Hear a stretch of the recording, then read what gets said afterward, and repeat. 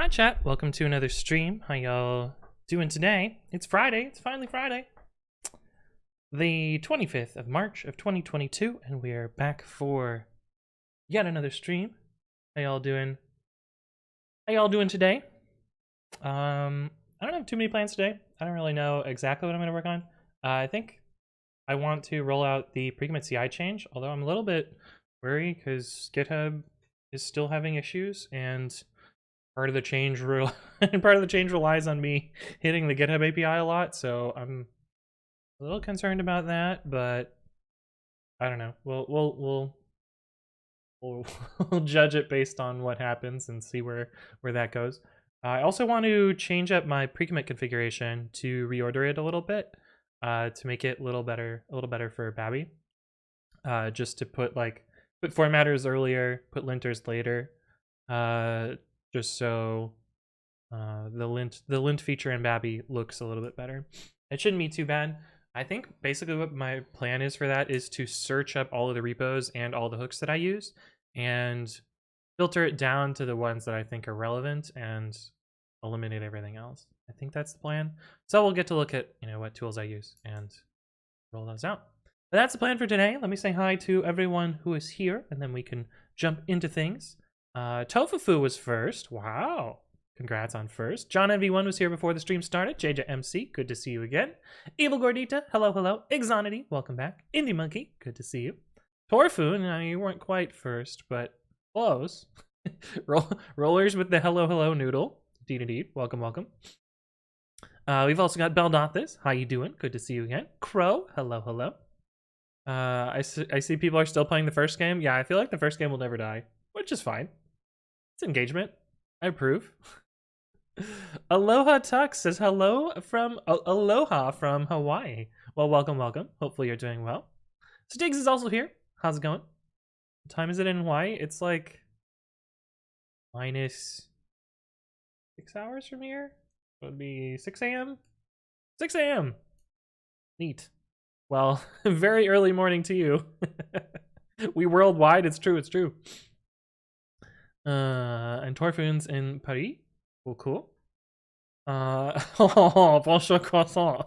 Says Beldothis. But you're in France, so that's you're allowed to be stereotypically French. These nuts, welcome back. Ormus, good to see you again. There's a chance I hit 50k babbies today. Whoa, that's a lot. View style. Look, I haven't seen you in a while. Welcome back. Make me feel motivated? Yeah, we'll see how well I am at motivating you. The best thing is I popped in a few seconds before you started the stream. I mean, you popped in right after I'd clicked go live, so we still angry today? I don't think we're gonna be angry today, although maybe people will be angry as I do open source review, which is what we will start with. We'll go over all of the things that I've done since last stream. These 3 patches are what I want to merge today. We'll see how that goes. I did a bunch of patches after stream yesterday because I found a bunch of repos that were missing. So I handled all of those. I had to do some manual changes for a few things. I also forgot about pre-commit CI, so I did pre-commit CI. I had to do something else manual. Oh yeah, I did a few little manual changes. This was also a change that I had to do, and this manually, that one manually. But I basically followed up on all of the branch updates from yesterday. Okay, these are all the ones we automated at the end of stream. So a few things that I had to do manually. There was this -- master branch, which is the name's not super relevant, and no one else uses this tool, so it's easy for me to just rename it, make a breaking change, and change it to -- default branch. 16C. Oh, I wonder what it is. I wonder what the weather is here today. It's supposed to get cold and snow on Saturday. Oh, maybe no longer snowing. But we had like a fairly warm week, and now it's back to being not so warm. But Vi says, do you ever use Golang? Yes, I do occasionally use Golang. Hey, what's up, Zabasnaga? Hello, hello, welcome back. Did you write a script? Yeah, that's what we did last stream. Glorious Musketeer, hello, hello, welcome back. Good to see you again. Yeah, we wrote a script last stream to do that. Here's what that script looks like. Oh, I don't know what that is. Workspace. What the fuck is it called? All repos and master to main autofix. So this is the script we ran last stream. Pay no attention to this terrible hack.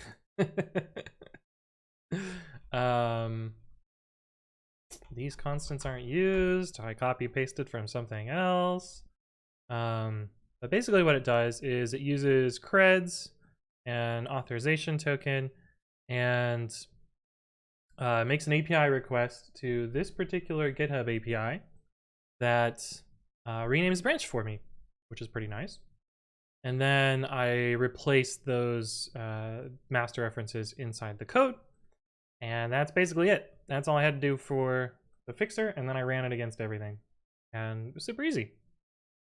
It's sunny, but not so warm here. Oh, well, at least you got some sun.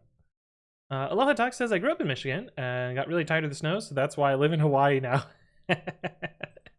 That's fair, that's fair. I actually just moved back because I missed the snow and thunderstorms. And I'm gonna get both of those this week, which is kind of nuts. Urma says, I think I'm nearing the end of needing to work on my Ansible playbook for my dot files. I think I'm pretty close to getting it all finished. Need to fix a few things, and then I can work on some config files. Oh, nice, cool. I mean, I think what you'll find is as soon as you've put it in place, you'll be like, oh, but then I could automate this thing, and that thing, and this other thing, and it'll never truly be done. Like, I think I have 15 or 20 things that I want to do in my dot file or my Puppet setup that I just haven't gotten around to. Some of them require me to write a bunch of code, so that's why I haven't done that. Like one of them is this color scheme.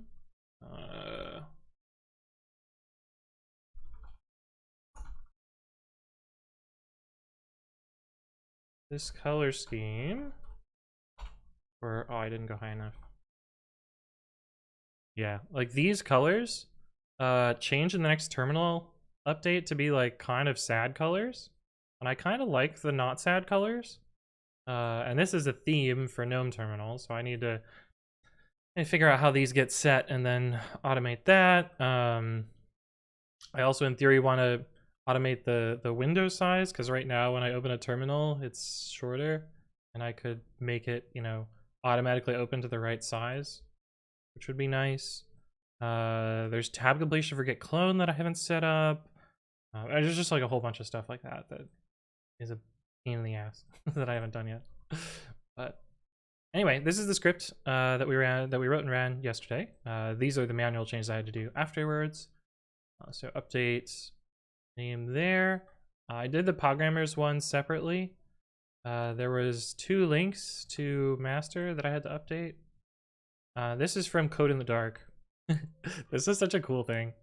So for Code in the Dark, we were trying to implement this page using HTML, CSS, and JavaScript, but we weren't allowed to look at it as we went. So we were writing entirely in the dark.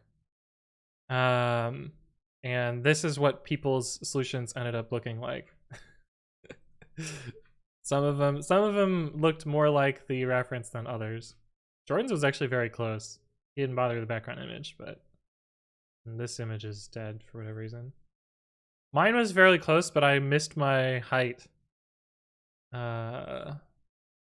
Juices was a little all over the place. Milky's was missing a little bit. Alto 4, I got something working. Initiatives was really good, but Initiative did it after the fact. Initiative might have been cheating.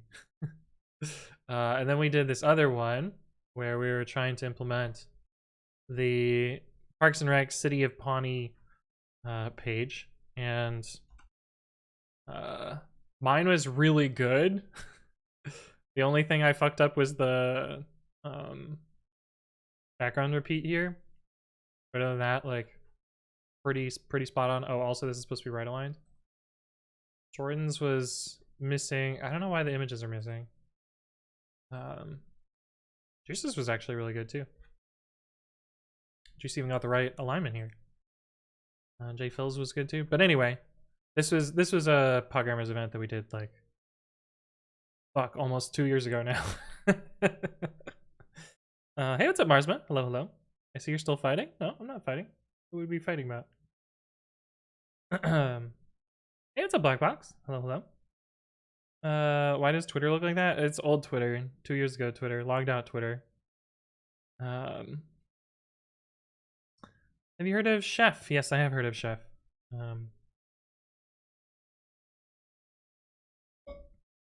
Another automation tool. But yeah, that was Code in the Dark. That was a fun event that we did a while back. I'm hoping we do this again. With your repos and their mastering? No, I'm all done. All done. I'm just going over changes from yesterday. And none of it was a fight. It was very easy. Very little effort.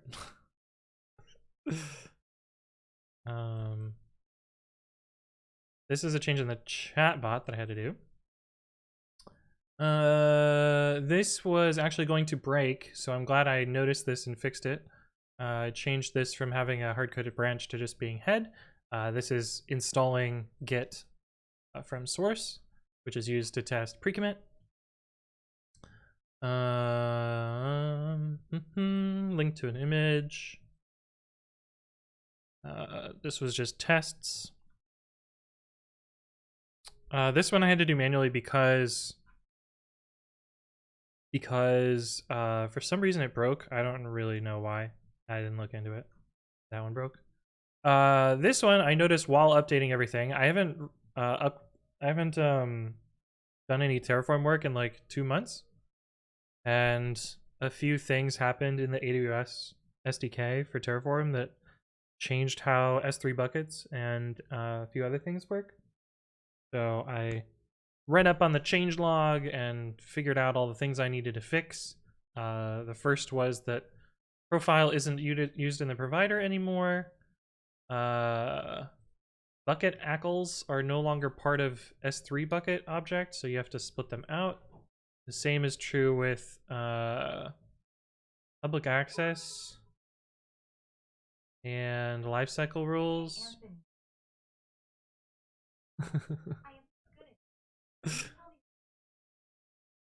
It would be 11:11 p.m. which is an AAR song. Thank you for the bit, Spelled Office. Appreciate that. Welcome back. Good to see you again. Wow, that was weird. Why not leave the branch hard-coded if master is effectively your main trunk? Because the branch is called main now. And with head, it's so that was referring to this repo, which they're in the process of changing the default branch and getting rid of the other branch. So by hard coding either of these, it would be slightly broken. So I just use head, which will always refer to the whatever the default branch is. It's 11:11 and now you want to talk? I like how you transferred that into my time zone too. That was pretty good. But yeah, I had to go through and update lifecycle configurations and server-side encryption to be separate resources. This is just, I don't know, this is a refactoring that they're doing. And my Terraform was broken without it. Did that. I had to do a little bit more work to libsass Python, partially because Azure Pipelines has dropped Python 3.6 on Windows, which is interesting. I'm actually surprised my repos haven't hit this, because, oh wait, no, I dropped Python 3.6. Why? But Azure Pipelines has been fairly aggressive in removing deprecated Pythons. They still have Python 2 though, which is confusing. Why would you keep Python 2 but drop 3.6? I don't know. Didn't realize it was repo specific. Yeah, it was repo specific, and not my repo. I didn't have any control over it. I know you already said that, but how do you keep your Python chatbot like that? Waiting for a message. I mean, you can read the code and see exactly how it works. It's basically just reading on a socket. It's very simple. It's like the IRC protocol. It's very, very simple. Isn't Python 2 unsported now? Yeah, it's been unsported for 2 and change years, so quite a while. I've been doing almost daily AR puns almost every stream for like a week now. Yeah, it has been like a week now. Actually, it's been longer than that, I think. Someone paying them a lot of money for Python 2? I don't know. I think like it's just people would get really real mad. And people are less mad at 3.6 going away. I don't know. I don't know. It doesn't affect GitHub Actions though. GitHub Actions will just download 3.6. It'll just be slow. But Azure Pipeline's never implemented the downloader thing. I don't know why they didn't implement the downloader thing. It should just be the same code copy pasted, but that's just life, I guess. And then we get to stuff that I did today. This is another GitHub Actions Azure Pipelines breakage. The name PyPy3 no longer works, so I had to change it to PyPy 3.7. Otherwise, actions were failing. I just yellow merge this because no one really works in this repo. Migration is a pain for some projects to trash 2.7. That's why most tools still support it. I don't think most tools still support it. I think most tools don't support it. There's a small minority that do. But also, I think it's pretty easy to migrate off of Python 2.7 if you support Python 3 already. It's just, you know, don't support Python 2. Run PyUpgrade and you're done. But yeah, updated that. And then this is a potential patch. I don't know whether it's going to get merged or not. Pretty funny. It's basically a revert of a change I made, which is removing the handling of type comments. As far as I'm concerned, type comments are deprecated, and there's no reason to use them in Python 3 now that the syntax exists. And PyFlex has a bunch of special handling for constructing tokens and then parsing them, and it's a little bit buggy and it doesn't quite work properly, but it mostly works. But it's kind of slow because running the tokenizer is kind of slow. And the original proposal was to switch to a different AST parsing, which has type comments. This is only available in 3.8 plus, which PyFlex still supports 3.6 and 3.7. But we could probably just remove the type comments handling. I don't know. We'll see what the other maintainers say. More likely than not, they won't say anything because no one will. No one will. No one really maintains the repo, unfortunately. Not if you have C add-ons. Are you talking about porting to Python 3? Yeah, porting to Python 3 is a little bit of work, but that ship sailed 2.5 years ago. It's too late to be talking about porting to Python 3. If you're just now porting to Python 3, you're in a world of pain. And CVEs.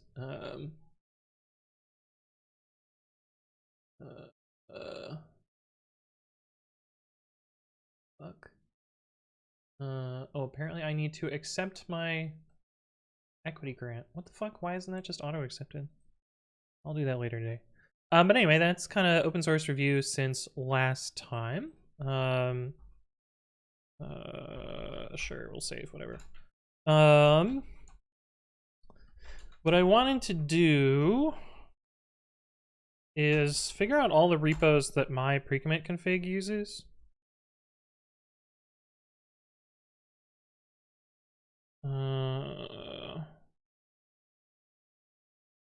Well, and these are going to be all of mine. There's clearly some that are not me. Grep this sort unique -c sort -rn. Okay, so these are the most popular repos that I use. I'm surprised that these I'm surprised that these aren't all the same, to be honest. Also, why are there GitLab ones?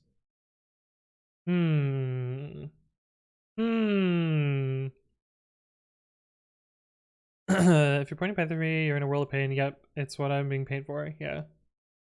Many projects don't have funds to migrate to Python 3. Well, many projects will die. There's no real issue. There's lots of real issue. They haven't been security patched in 2.5 years. There's like 50 open CVEs or something like that. There are very real issues. People don't address them. Who the fuck is Black coming into here? Oh, maybe.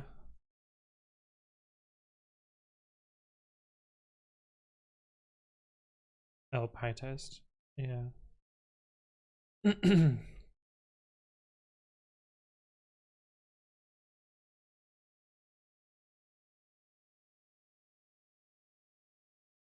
remove those out. Rubylint. Puppet. Oh, probably my Puppet repo is gonna be special. Oh, that's gonna be annoying.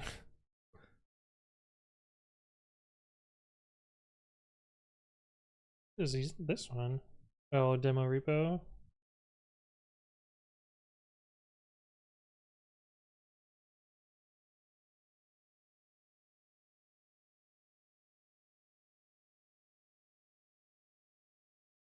Hmm.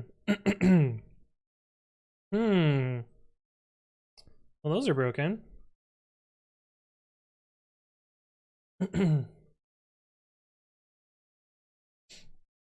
I mean, yeah, they will be broken, Marsma, because Mac OS doesn't ship them. DZNut says, what should one do in PyTest if one desire to catch info log level? You would use caplog, and there's caplog.setLevel or something like that. Wondering what the irc.chat.twitch.tv is. Yeah, that's how Twitch chat works.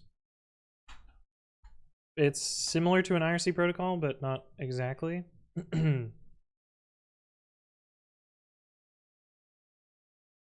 Yeah.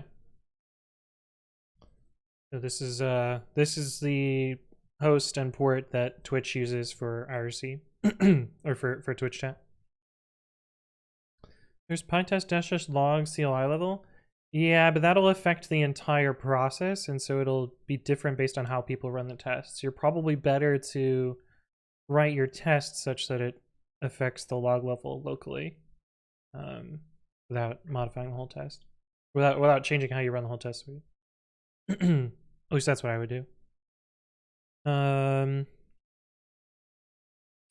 Okay, but I think the answer is, so these are special. Maybe we'll do these ones separately. What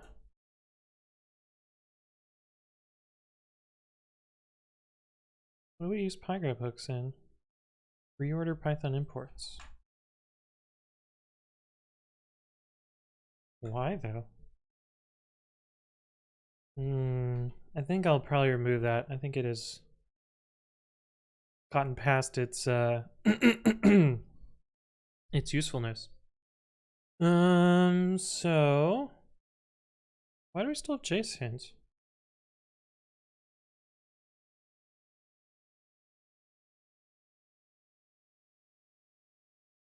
Oh, in this repo. I'm just gonna archive this.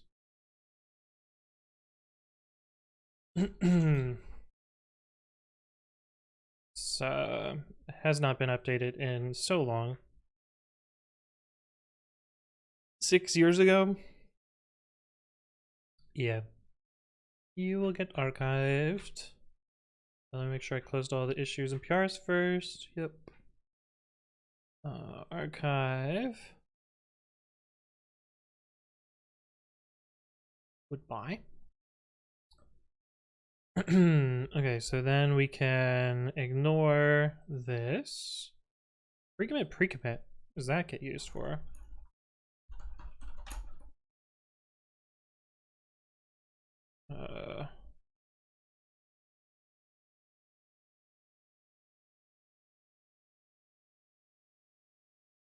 In precommit. Oh, right. This is the original dog fooding. I can probably just remove that. Yeah, I'd probably just remove that. Imagine having a rubber duck that talks back. Yeah. I know this should not be the case, but it still is. I write an app which is running on an old notebook with Celeron with Windows XP. Couldn't be me. I just want to use it on the spot while debugging my code and I don't see cap logs benefit. Oh, okay. I guess you're just doing it once. But yeah, if it's a non-permanent thing, that makes sense. Okay, so let's write down our special cases.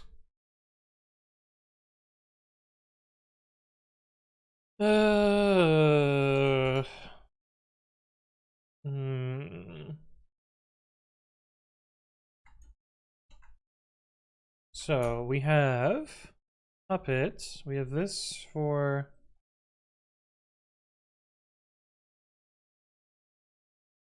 Puppet. We probably have two things in here. We probably have Ruby also.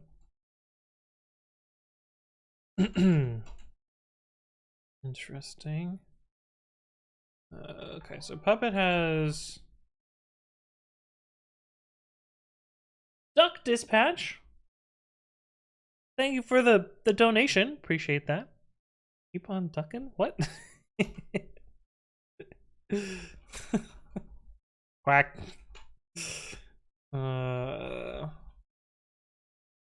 We have at least that. We also have this. This is also special in Puppet. Anything else special here? I think that's it.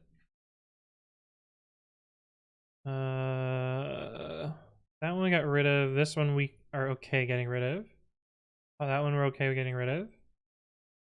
Repo meta. I think this is also just in pre-commit, which we can be fine getting rid of. Yeah. Just demoing a feature.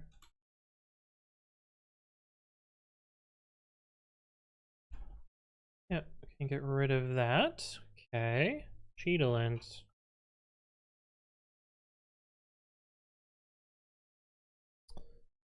In the two repos that are special. Okay.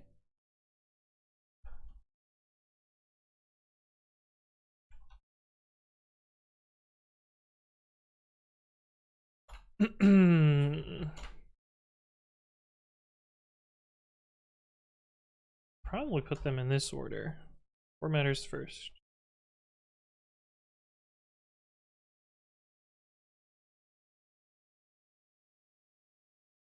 Okay, ESLint and SCSSLint.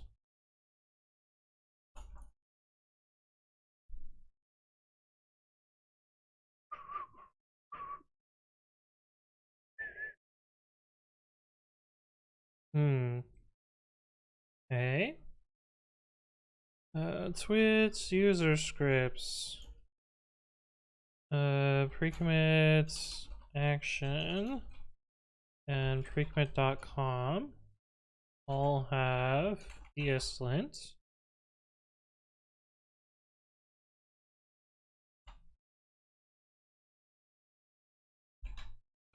Cool. What's precommit? I only know linter runner. Yeah, linter runner, linterrunner.com. Yeah, it's true. I only know linter runner too. I showed people work your git push video from yesterday's stream. They called me crazy. What? What? Why though? What?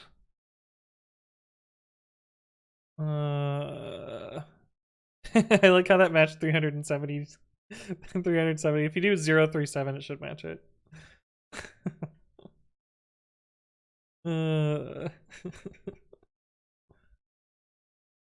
It's pretty funny. Okay.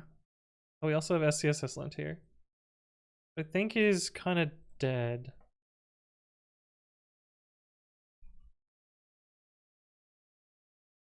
Like, I seem to remember that this project is just dead.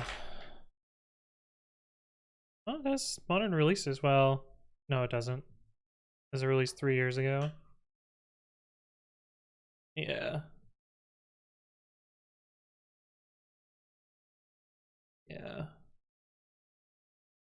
So I think I'm just gonna be okay dropping SCSS lint.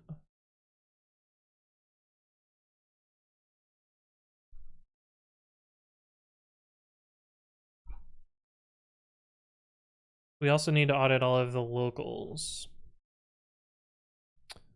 Oh, I didn't want to do that. I wanted to do this. Away. Why do I have a local hook for that and not this?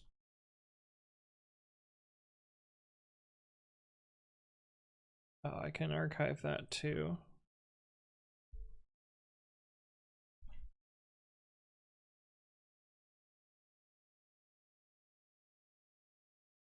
Yeah.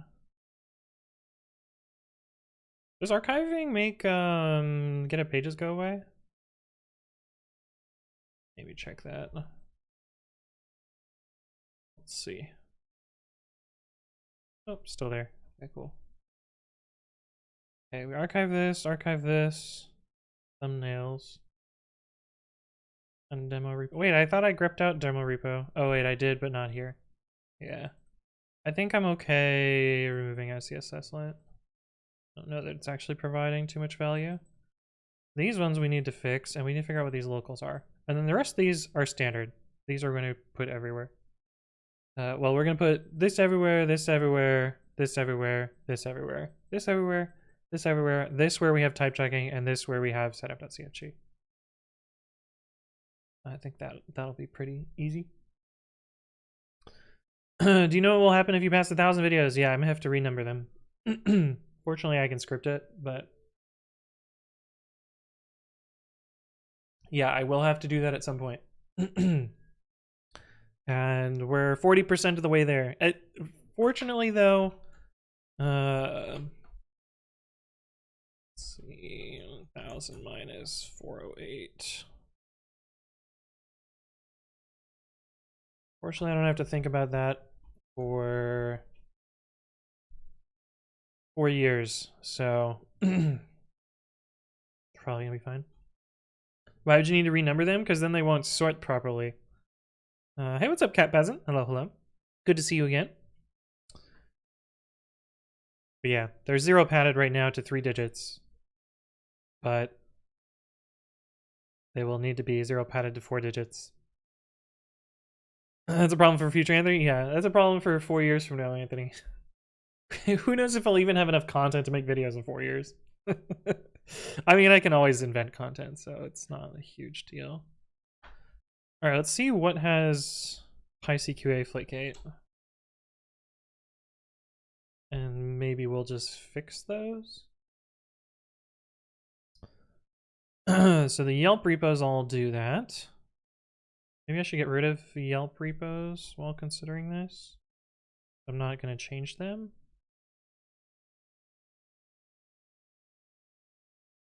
That at least reduces the number of these. But we still have all of these. I guess we can just fix those.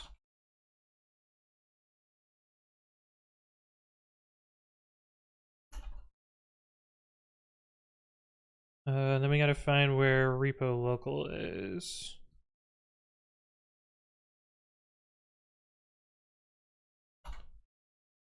Where's Marsha when one needs some thirst? Yeah. Of course, because you'd have 818, 819, 82, 8200. Yeah, yeah. 0 padding fixes that. Yep, indeed. Okay.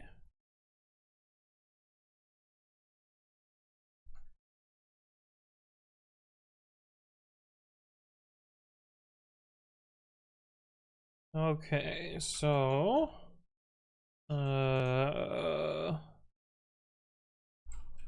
I've run the tests. Not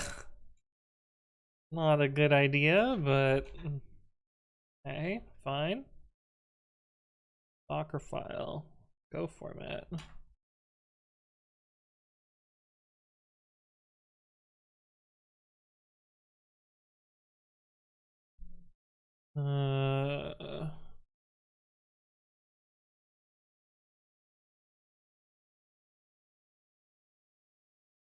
Rubocop.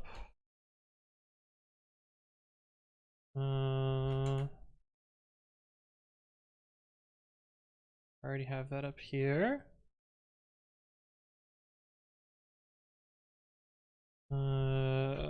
This is also setup tools Golang.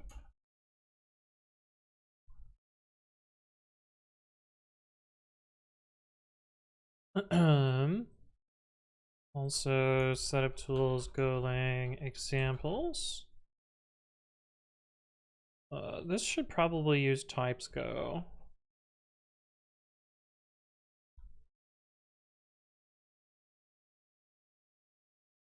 Repo local.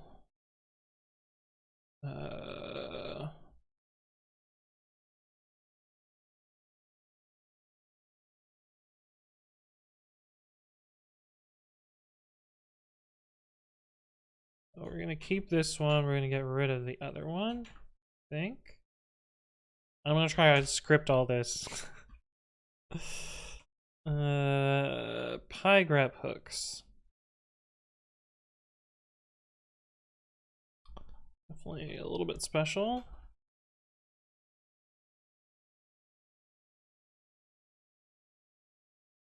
Okay. Don't care about PyTester talks. Okay. I think that's all fairly reasonable. 10 days until first contact day. What does that mean? April 4th? 1, 2, 3. Yeah, April 4th. I don't know what that means. Snipsy, hello, hello. We're almost on the almost in April, and feels like yesterday was the end of January. Yeah. Yeah. April 5th? 11 days. Okay. Maybe you're a time traveler, maybe you're already in tomorrow. So maybe it's 11 days for me. 10 days for you. I don't know. Okay, now that we have this list of things, I guess we need to figure out how we can script this.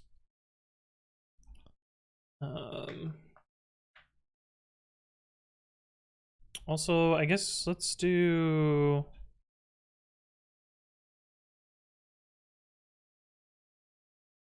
out what hooks we have as well.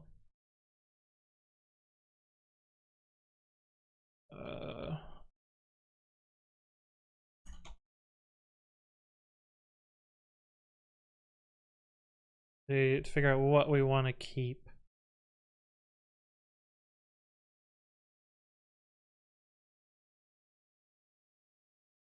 Okay, so we are definitely going to have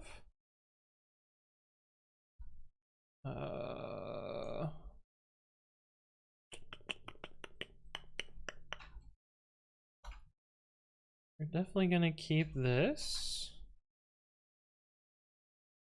But we gotta figure out what we want in here. We definitely want trailing white space and a file fixer. We don't care about this. We do care about these ones. Yeah, I think this is gonna be our standard list here. We're gonna get rid of this hook. I don't really care. Don't really use duck strings. We'll get rid of that too.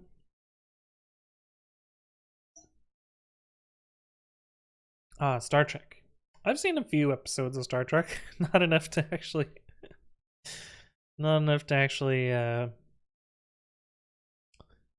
be considered tricky enough though, but okay, so we want this. We also want our formatters next. So I think we'll do py upgrade. We'll do all of these ones, but we'll do auto pep 8 last. So we want auto pep 8. Yes. We want reorder Python imports with those settings. We want add trailing comma. We want py upgrade. This is the order I want. We'll put this earlier. I think that's the order I want. Then we can run flake8, then we can run mypy.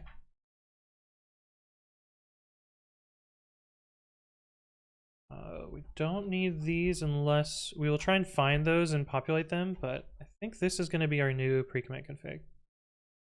Did I miss anything? Oh, set up CFG format. Yeah.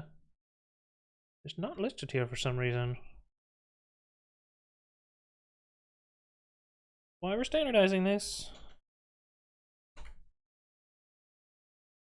Here we go. We can do setup CFG format here. Are we missing anything?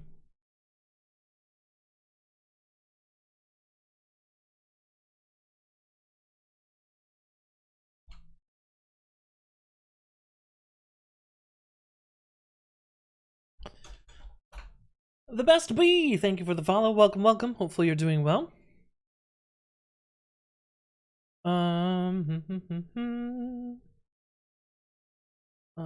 Hey, what's up, senpais? I don't think I ordered my pre-commit config. I just copy paste from different sources. Yeah, usually it doesn't matter usually. But now that I'm running linters with Babby, it matters a little bit.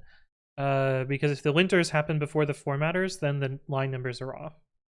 So that's why I'm ordering things. Put some thought into it. Most of it flake and mypy are last because they're the ones that are most likely to fail. Yeah. Surprised you haven't standardized your config. I mostly copy paste configs, so it is and isn't standardized. What is different about these two? Oh, this is lowercase GitHub. I see. Sort pre-commit hooks hook when? Well, rerunning YAML fucking sucks, so probably never. But also sorting them doesn't necessarily, like, there's no heuristic to know whether they're formatters or not. Like, I know because I'm looking at them, but it'd be pretty hard for a tool to do that. Orlin, hello, hello, welcome back. The best bee says I'm doing fine. What keyboard you got? Looks nice. Hey, hey, look at the bot. Look at the bot doing its job. The smorts, yes, the smorts indeed. Okay, we have pre-commit hooks. Yep. We have flake8. Yep. We have reorder Python imports. Yep. We have mirrors autopep8. Yep. We have pyupgrade. Yep. We have add trailing comma. Yep. We have mypy when needed, and we have setup CFG format. Okay, I guess it's time to start writing out what we're going to be doing here. Standardize config.py. Let's copy some autofixer. All repos. All repos. Autofix, and we'll probably copy one of these ones, like recommit, flake8 migrate.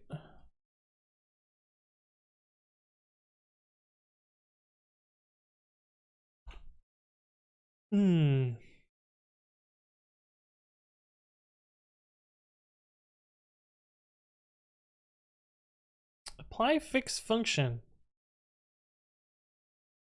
Well, that doesn't sound helpful. I guess let's find one that does actually what we want it to do.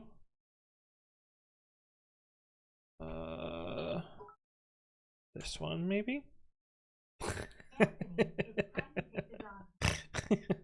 Thanks for the bit spelled out this. Did you all see the clip from yesterday's stream?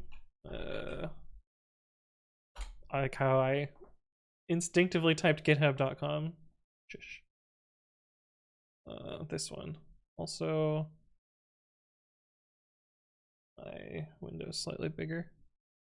Booked by 15-year-old code.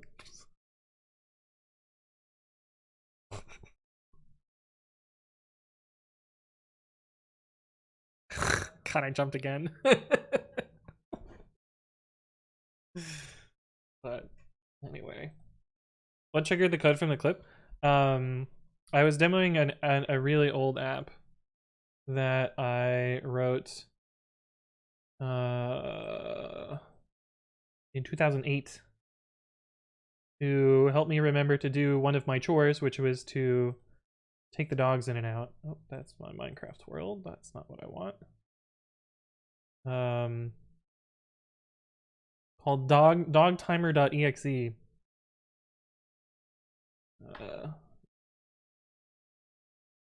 Oh shit. What do I want to do? Move. This is what the app looks like. It also has a little tray app as well. Yeah, oh yeah, I talked about it in the ReamD thing. I talked about it in the ReadMe podcast. Well, that's not the ReadMe podcast, but yeah. Anyway. Why is this blurry? Are you seeing this, chat? Why is this blurry? What? What? Censored, yeah, I guess.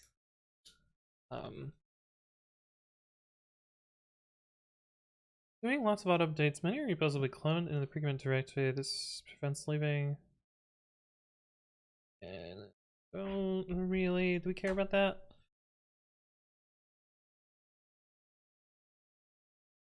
Do we care about that? Too many buttons undone. Yeah. Hey, what's up, MSR? Hello, hello.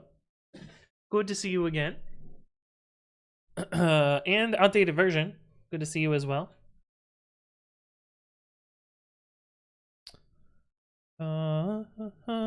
Okay. Yeah, so apply fix is going to do a thing. Yeah, so this will be what we copy.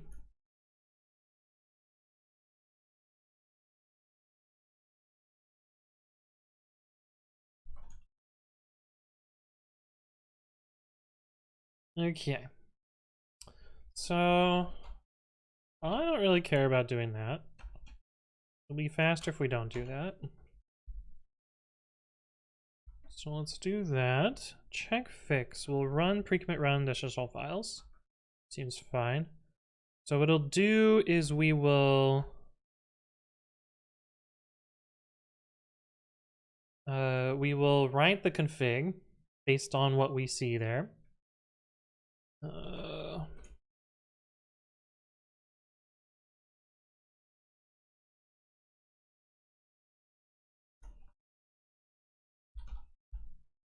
Yes. Okay.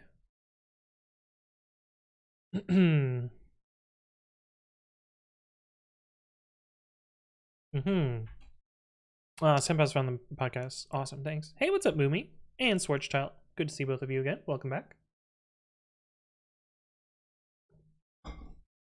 I'm almost out of water. Okay, don't care about this.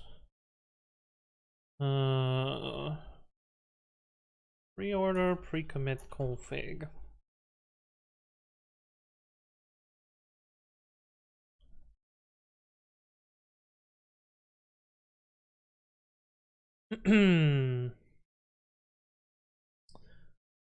Okay. Wholesome Thought. Thank you for the sub. At 2 months. Which gets you a fancy new badge. And yes, indeed, for those of you that missed the end of the stream yesterday, I have reached 10,000 subscribers on YouTube, which is pretty cool. Pretty nifty.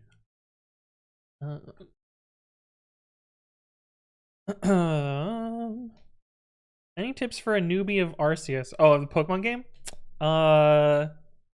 How spoiled do you want to be? Because the game gets real easy when you understand a few techniques. I can give you some generic stuff that's not super helpful. Like, you should catch basically everything. Research is really important in the game. No spoilers? Pay Pay pay attention to the catching tutorials. They teach you some stuff that's really important. Even copies of the same Pokemon? Yeah. Because a lot of the research is like catch a bunch of the same Pokemon. It's also how you get money. But yeah, I don't know. I won't spoil any story though. The story is not. No, I'm not gonna spoil that. Senpai says you're not subscribed yet. Yeah, go subscribe. But yeah, it's really fun. I really enjoy the game. Boosting levels by battling. You can. I think you actually get more XP from catching. I've heard the story's good from YouTube videos I've seen. It's worth experiencing. Yeah, I skipped most of the dialogue. I still found the story like pretty alright, but I skipped most of the dialogue. Okay, so we want to do that. We need a few things here. We need to figure out what additional dependencies there are for MyPy, and maybe for Flake8 as well. Actually see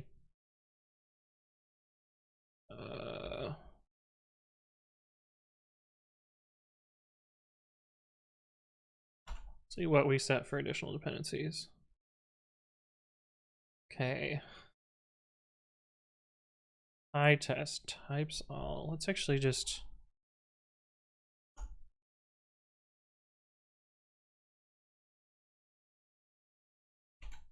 do this. Oh, this one is on a different line. What the fuck is this?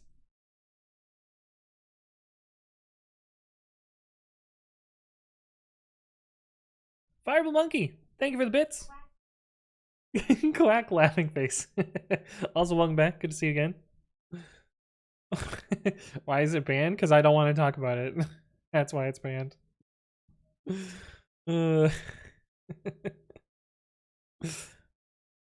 Mostly opposite of old Pokemon games. It's kind of like a mishmash between like Pokemon Go and a classic game. It's interesting. Types requests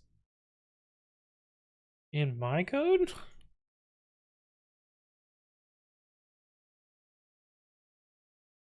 No.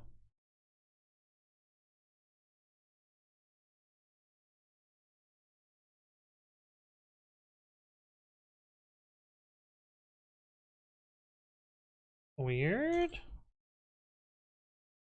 Oh, because it's this form, right?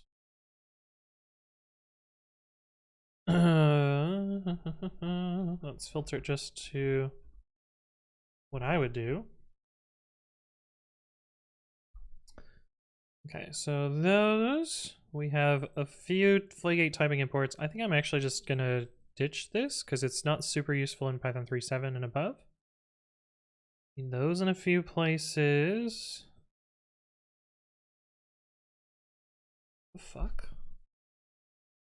Probably black and docs. I don't know why this one's quoted.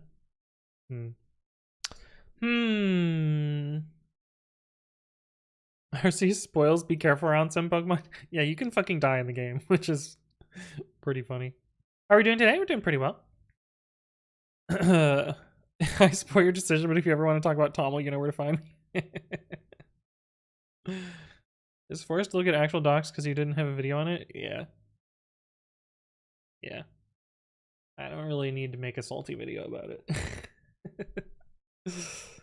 Okay. Yeah, I think we're okay dumping Flake8 plugins. We do care about MyPy additional dependencies, though. We'll need to do that.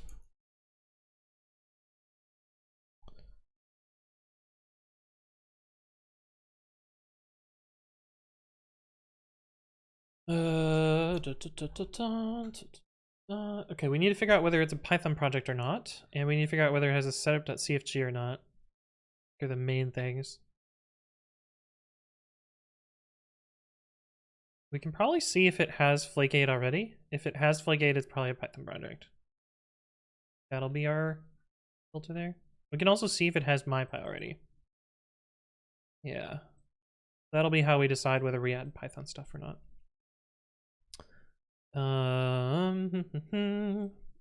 Yeah. Okay. With open recommit config.yaml.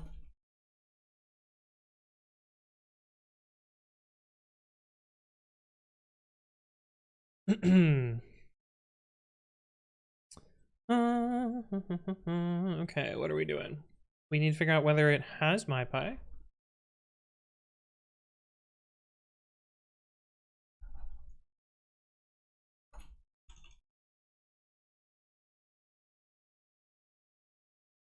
So this will be just how we decide whether it has Python, has MyPy, has setup CFG.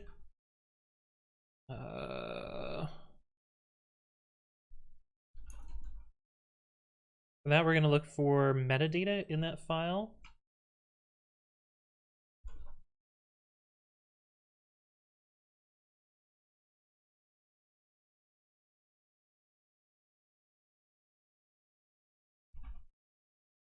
We need to figure out MyPy's additional dependencies. We need PyYAML.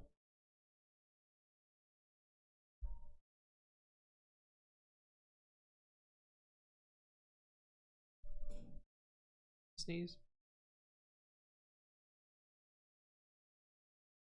And it's gone. Oh, I hate when that happens.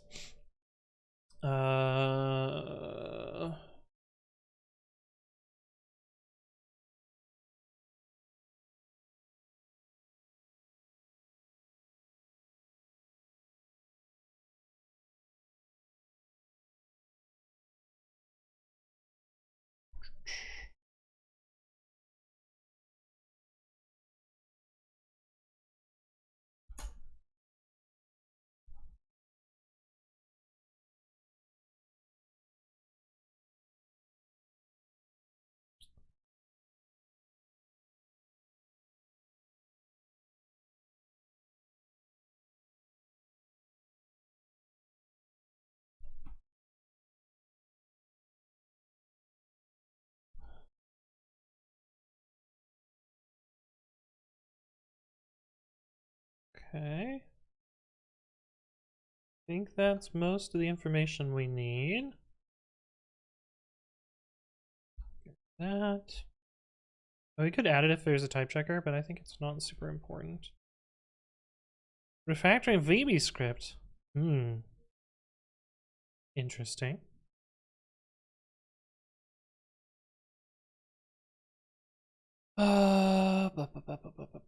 Okay. So now we need to start writing out our config, I guess. We need our special cases as well. Why am I looking at that?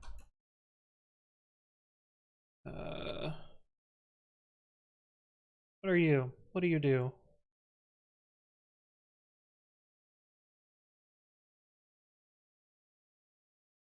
Not past the type checker, that's what you do. So this is counting my most important, most used imports. I'm just gonna move some stuff out of here.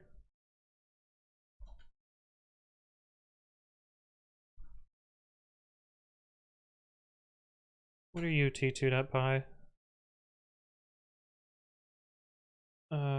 Most used standard library imports.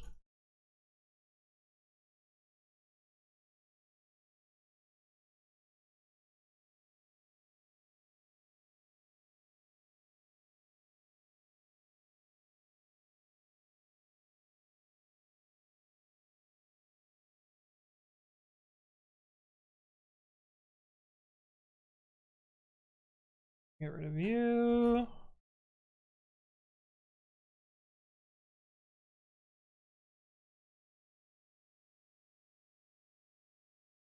Oh, this is the longest number of imports in a file.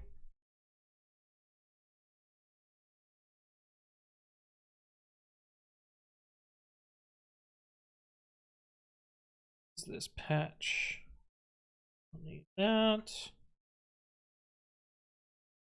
Okay. Clean up a little bit. Yeah, why are you running VB scripts? That seems like a bad idea. WSL, is it normal to have to install pip yourself via Linux package manager? I would argue that you should not do that. Check out this video explaining why and how you can set up your machine in a way that you don't need pip globally installed.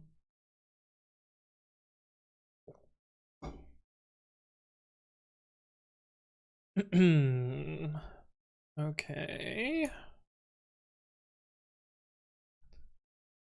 We need to handle our special cases here. I think I will reorder these two.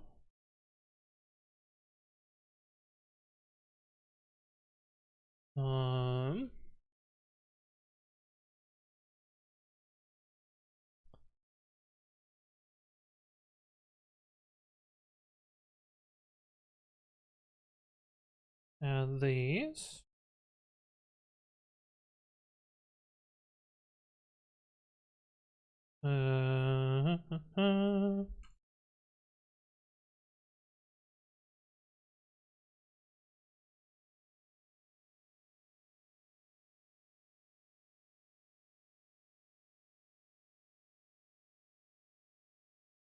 We can just check. We can just check these.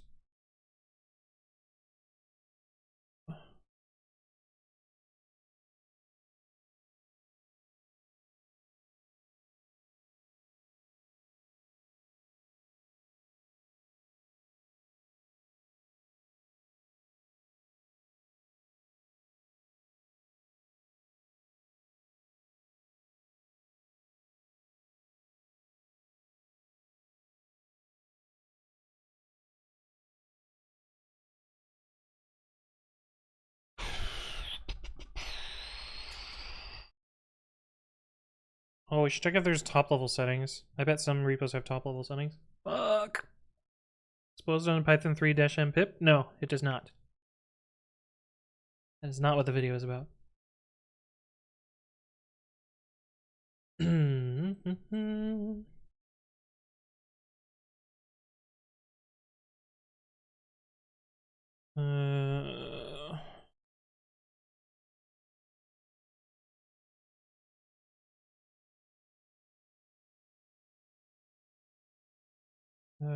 This will just go away. That'll get auto fixed. We do not need to worry about that.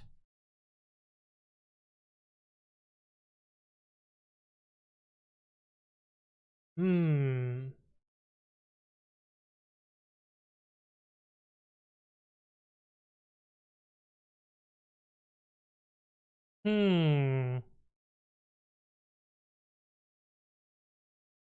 What do you think about P versus NP? Are they equal or not? What's your intuition? I don't have an answer because it's unsolvable.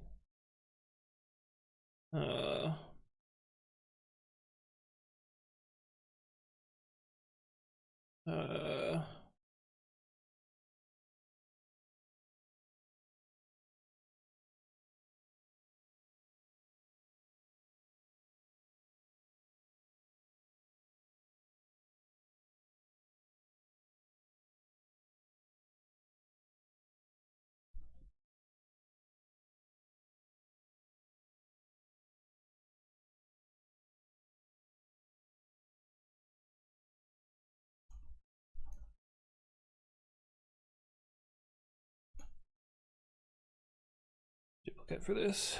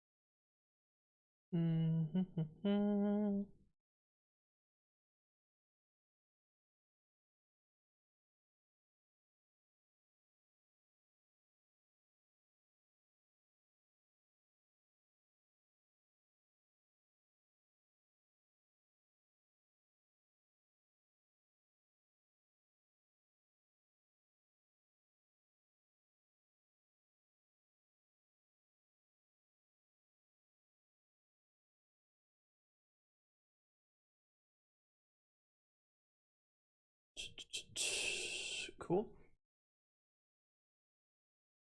I'm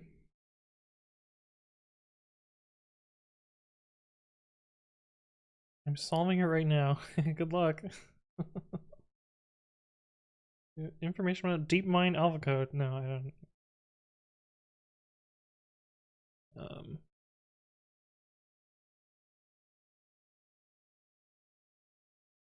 Okay, so we handle this. We need to figure out this. I guess we can probably do generate readme. Has generate readme equals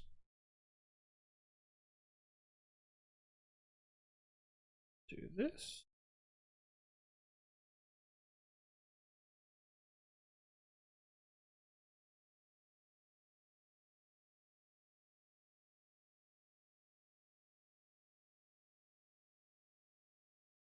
We want this PyTest thing here. Where's the PyTest one?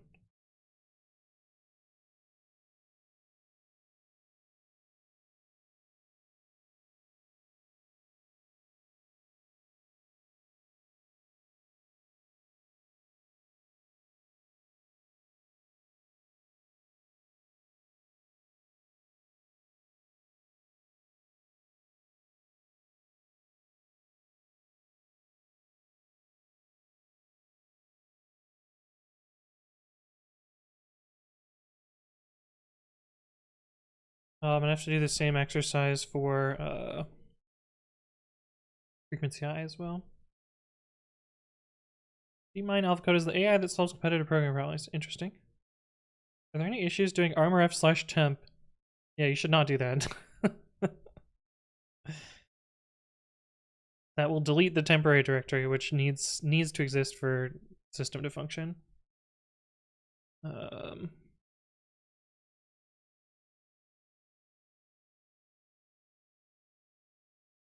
We have another Robocop here. I don't know what to do about this repo. Hey, what's up, Snipe Bunny? Hello, hello. Good to see you again. Hyperius says, do you think there's value for intermediate programmers to switch from an IDE to a simple editor? Can an IDE be a crutch? It doesn't fucking matter. Use whatever you're effective with. You're effective with an IDE, stick with an IDE. I do think that everyone should know at least the basics of some terminal editor, because there will be times where you're dumped on a box and you have to figure out how to get, work your way around. But I don't think that switching to a terminal emulator is necessarily a positive. Unless you derive value from switching. Use whatever makes you productive. Don't be a chunk of people that'll be like, wow, if you don't use Vim, then you're not a real programmer, and those people are just assholes. They're not right.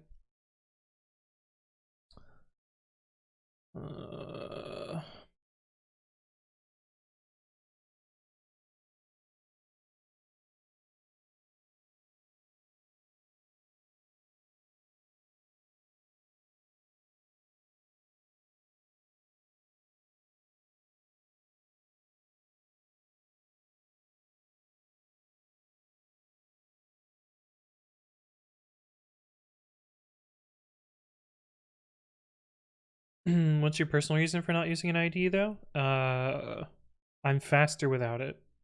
Personally, I am. Just watch the VOD. Nice, nice. I use Arch, by the way. And encoded nano is pretty fucking hardcore. I mean, it is and it isn't.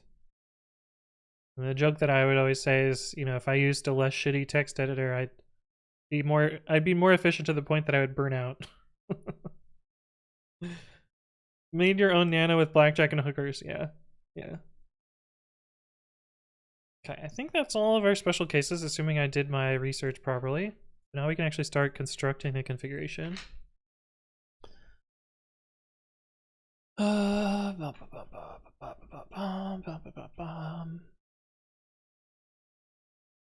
Yeah.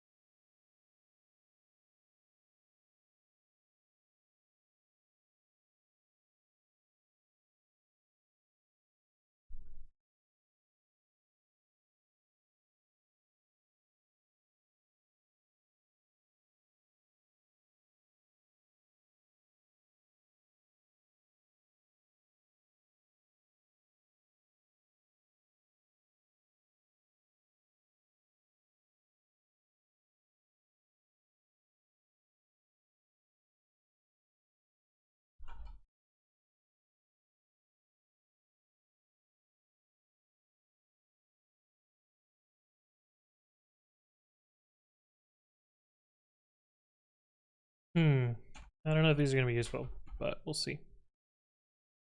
Real programmers use ed.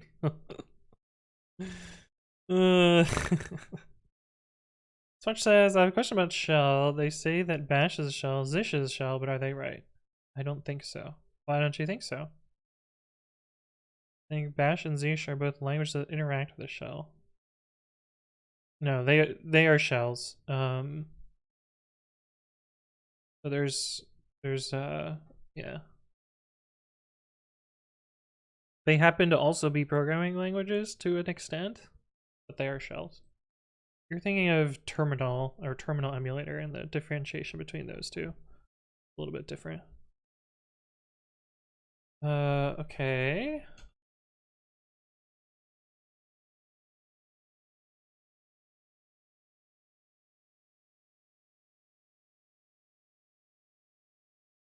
I think we use this anywhere. We might use this though.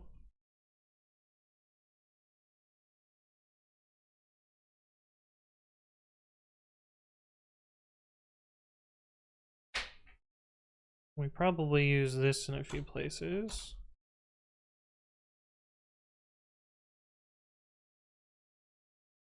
Which, what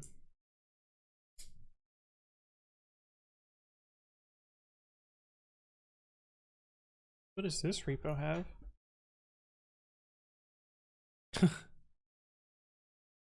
Basically nothing.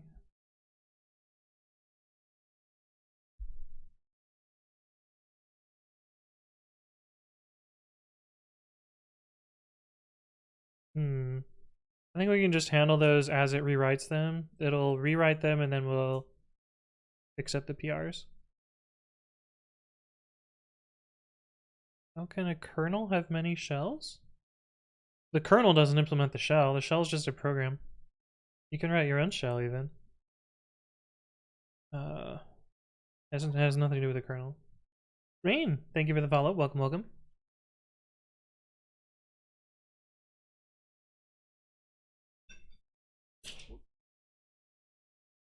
We could probably do the ones that exclude. Like,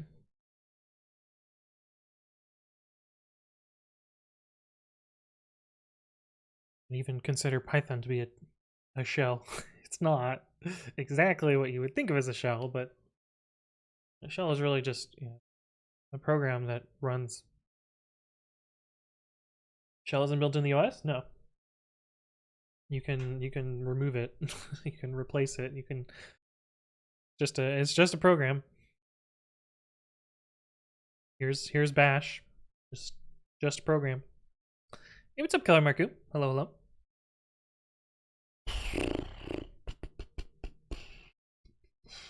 Okay. Guess we start with pre-commit. Figure out what we're gonna do here.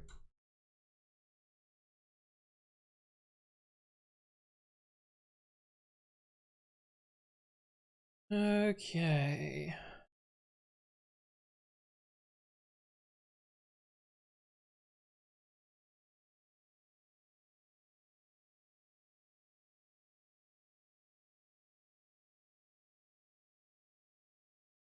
I don't know how I want to write this.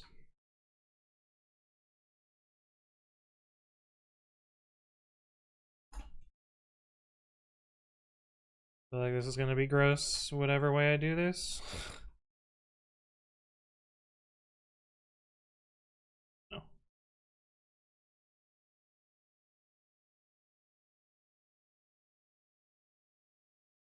So we always want these. I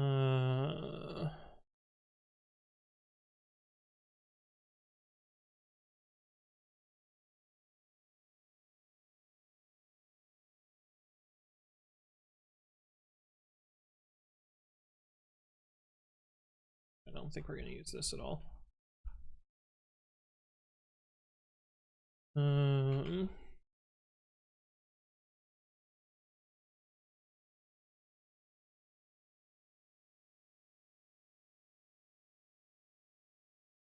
These.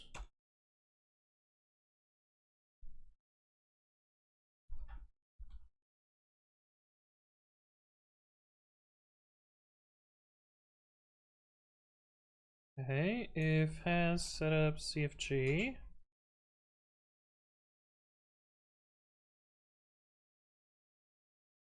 Should just inline this. That'll look gross though, I think.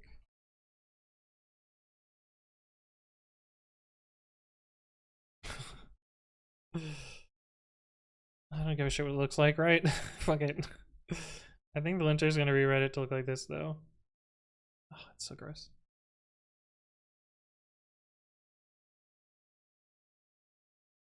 Do this.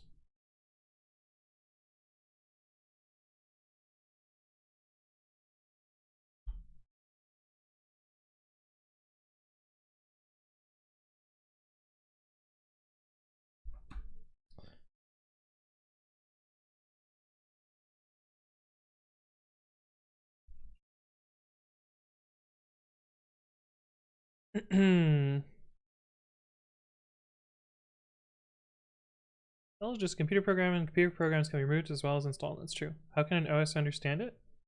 It's in the format that the OS understands. The binary in that format, you know, exe on Windows, elf on POSIX, etc., etc.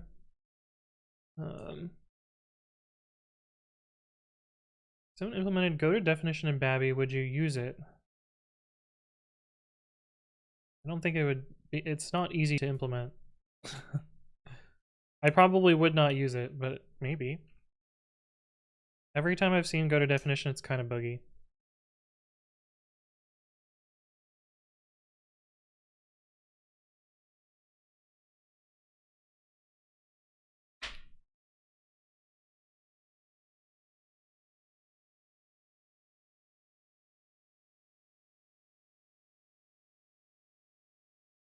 Okay. This big chunk next.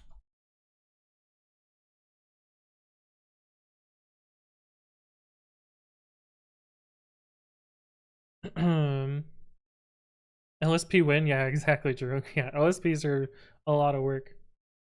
That's that's the thing. You write a shell for the explain series? Writing a shell is a fucking pain in the ass. I could write a very bad one, but I don't think that's gonna happen.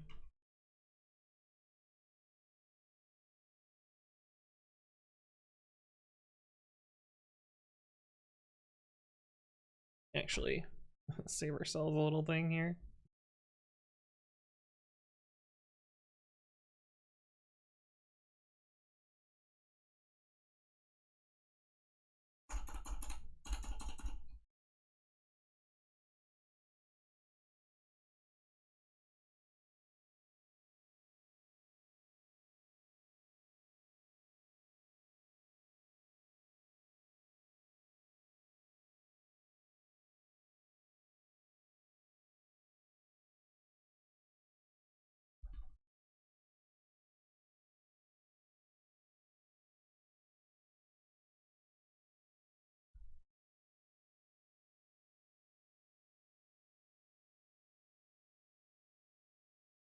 I don't know your opinion on using the logging module. I hate the logging module. Why are you using your own logger for your bot? Well, I just want chat logs. I want them to look nice. First sao.write has a different argument.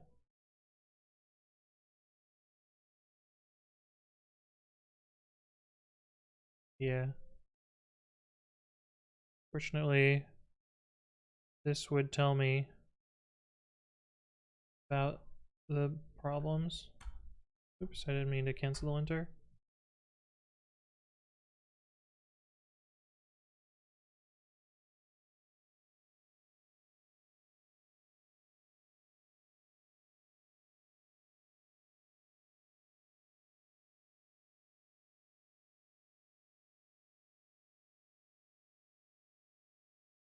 And we will use those eventually. Yeah.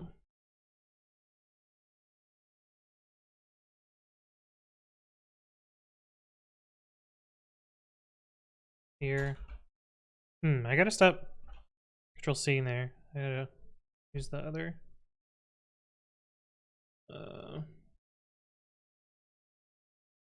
PS.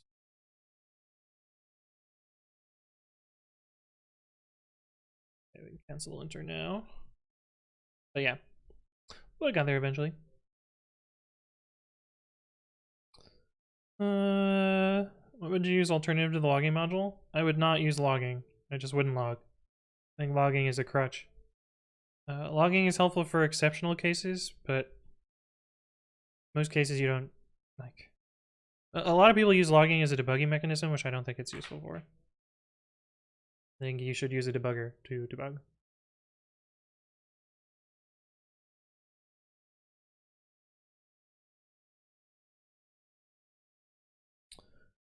Okay, that is our MyPy stuff. Now we need to do the additional cases. So we have handled these two.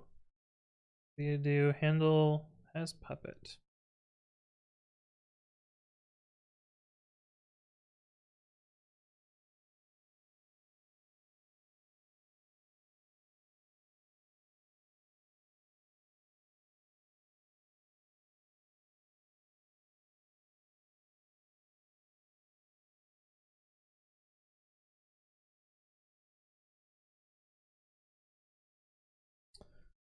Lif has Rubocop. Actually, I would just do that later, I think.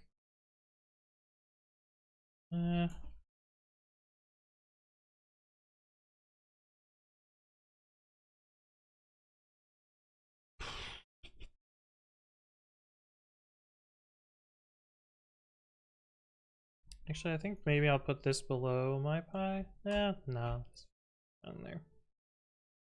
Okay, we've done has puppet. We need to do has cheetah.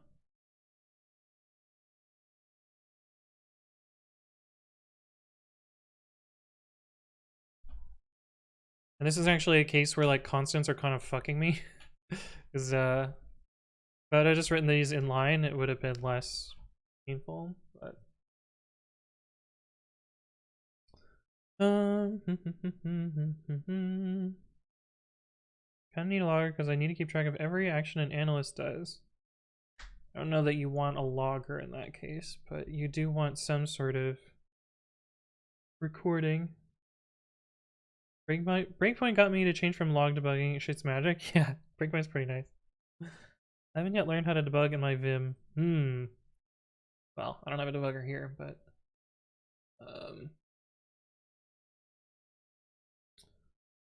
when I have to debug a loop, I still prefer lots of logging instead of lots of breakpoints. I mean, there are some times where like you can't really use a debugger, like real-time situations. And so sometimes sprints can be helpful, but I think those are the exception rather than the rule. Okay. Then has cheetah. We need to do has ESLint.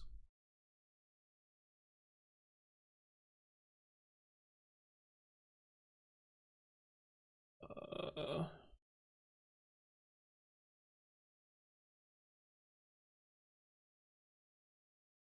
that?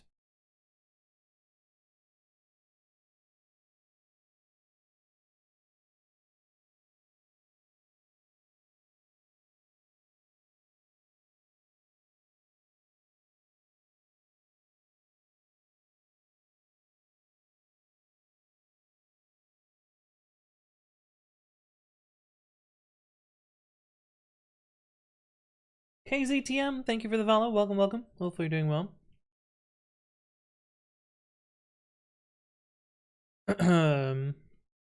Generate readme.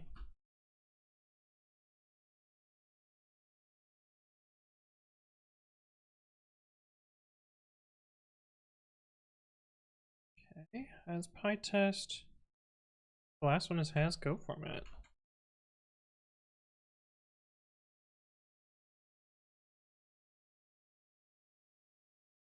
Linder's happy. I guess we can try this now?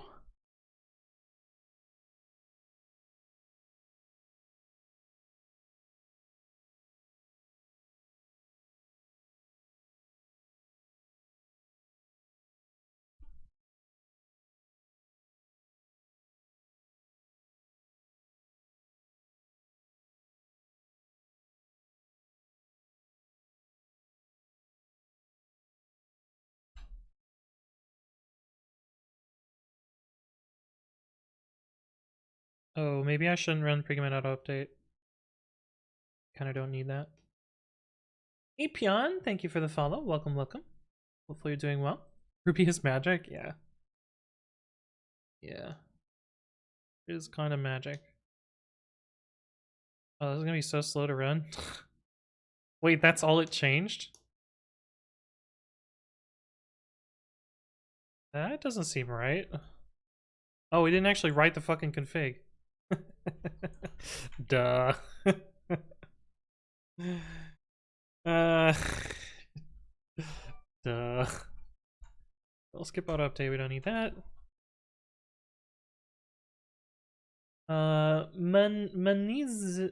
Manizian, thank you for the follow. Welcome, welcome. Hopefully you're doing well. Sorry if I mispronounced your name. Wait, as f dot write, I say I don't get value. Yeah, let's try this again.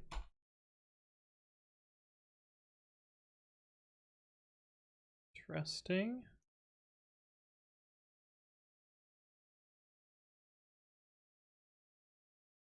Cool. I mean, that's kind of cool.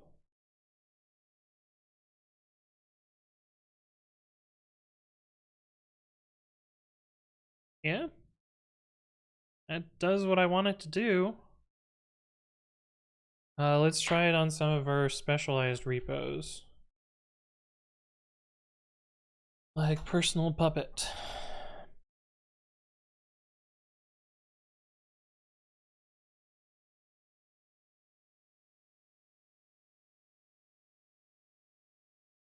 Oh, it's gonna fail the check.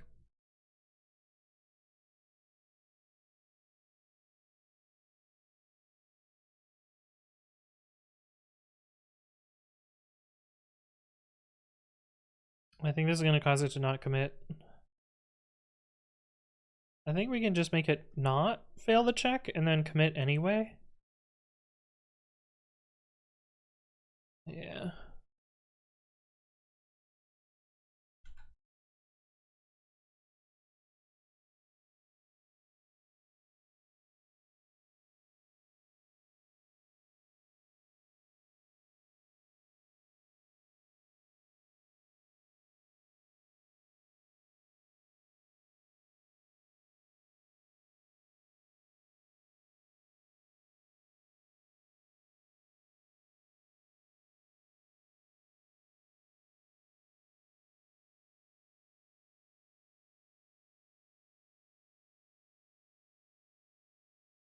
Yeah, we'll just do this.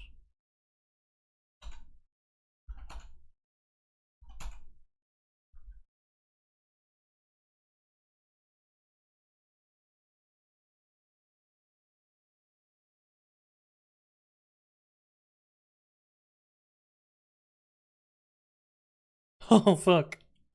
Hey, we found a bug!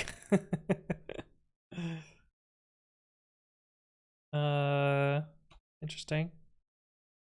Okay. Well, we gotta fix Babby.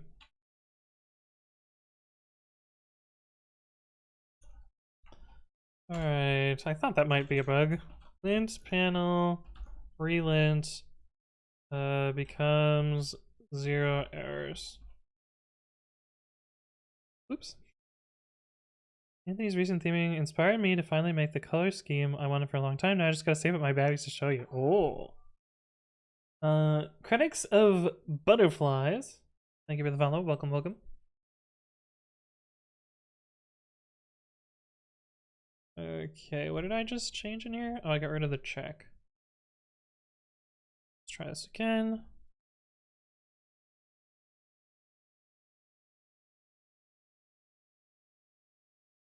It's fine. We will be committing a bunch of bugs, but or a bunch of potential breakages due to unused imports, but I think that's fine.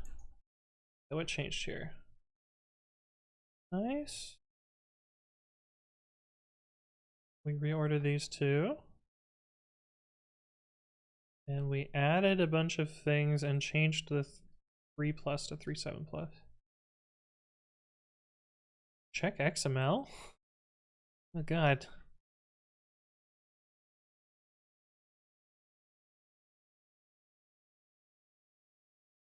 Should probably, Why did it have check XML? Is there XML in my Puppet?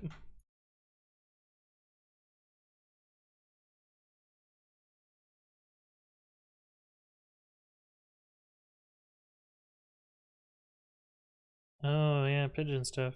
Yeah, whatever. Deal. Nothing's stopping you from sharing right now. I mean, yeah, if you posted your theme in chat, someone would probably use their points to promote your theme. Okay, but that seems fine. Right, let's try anthonysatilia.com. Oh, yeah, that would be a problem.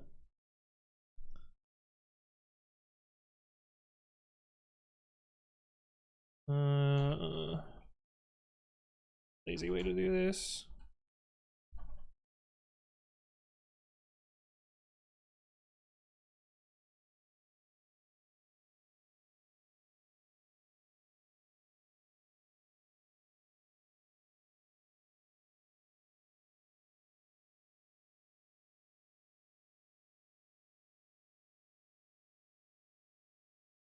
Making myself some tea. Sounds good. Sounds good. Tea's pretty good.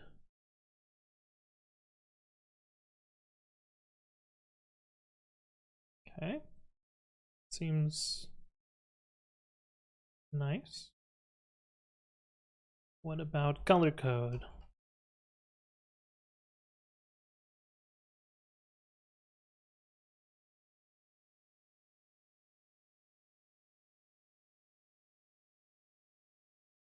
A lot of changes happened here. What the fuck?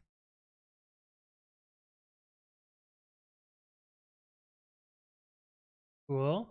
I mean, it seems cracked. Nice. Alright, Twitch user scripts.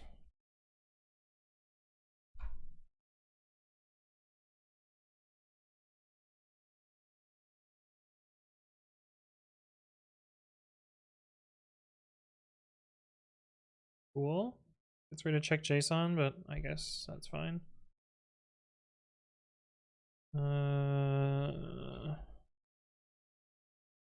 Pre-commit action. Crow says, why did you decide to eat fish only? So it's always, I've always kind of been, that way. The stem of the reasoning is from philosophy that my dad told me about, which is that vegetarianism, or at least pescatarianism, is much more sustainable in that consuming plant matter is more efficient for people in general. Like if beef production ceased, we would solve world hunger 7 times over just from the current corn production. Okay, so a lot changes here. This is going to break this script. So we'll have to manually refix this, but that's fine, I think. We can automate it and then fix up the automation. It doesn't have to be perfect on its first shot. I get rid of SCSS lint, but I think that's okay.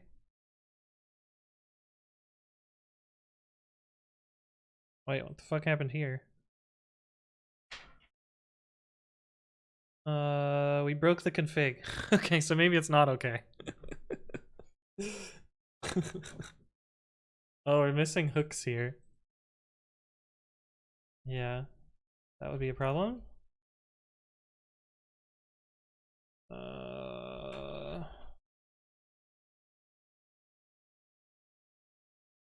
that again.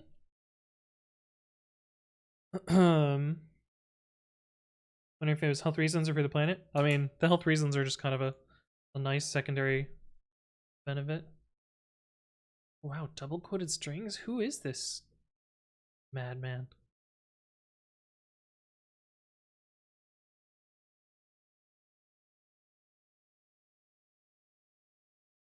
Oh yeah, and we'll have to undo the changes to that script. I'm planning to just delete that script. Okay, but that seems fine. What's we got here? We already did that. Oh, we want to check on the config. Got rid of SCSS lint.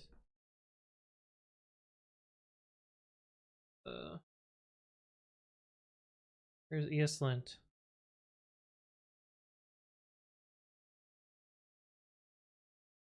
Oh, right here.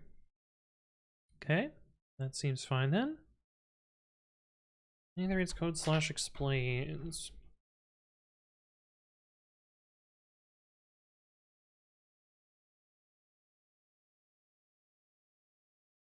Oh god.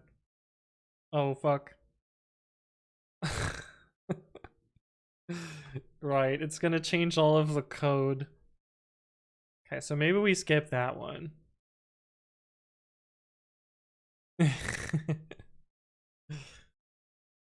Yeah.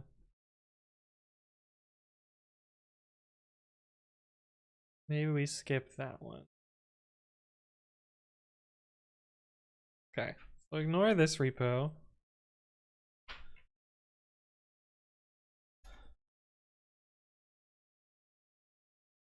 I don't want to change the code there because it's historical, based on the YouTube videos. Okay, let's see about Docker file.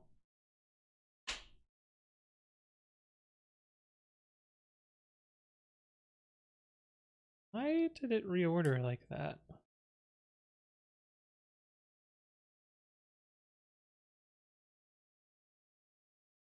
Oh, because Docker file is a... Do I use the flag here? Yeah. I'll have to add this flag back. That's fine. Montesinos, thank you for the follow. Welcome, welcome. Hopefully you're doing well.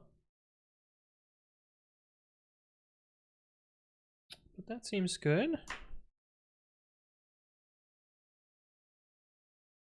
We will have to tweak a few of these configurations, but fine.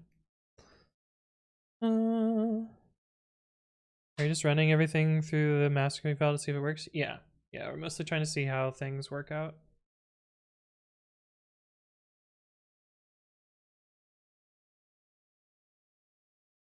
This is what the exclude is for.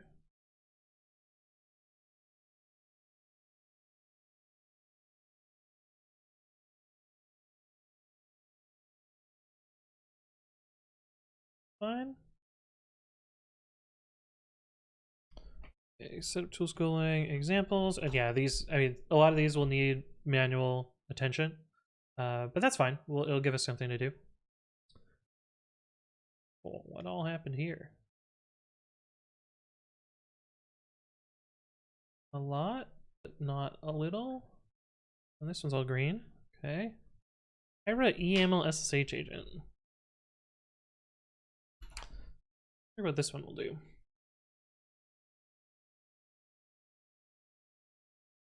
Nothing. Cool.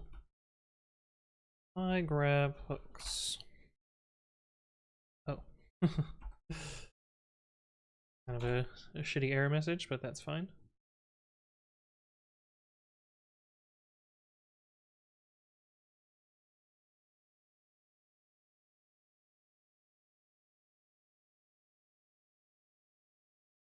Interesting.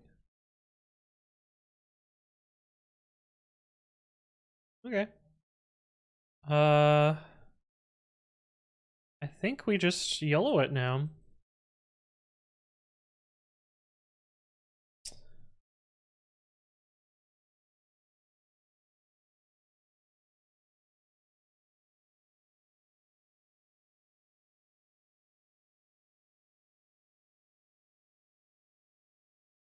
I'm gonna get rid of the sleep here because it'll be slow enough because it runs pre-commit in between. Cheeky freaky! Thank you for the follow. Welcome, welcome. Hopefully you're doing well.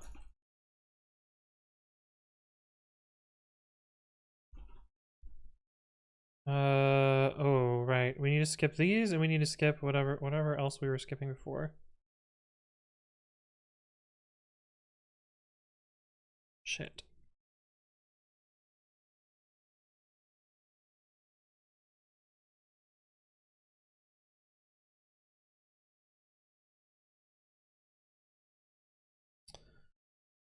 Yeah, so we need to skip PyTest talks, demo repo, Yelp. Actually,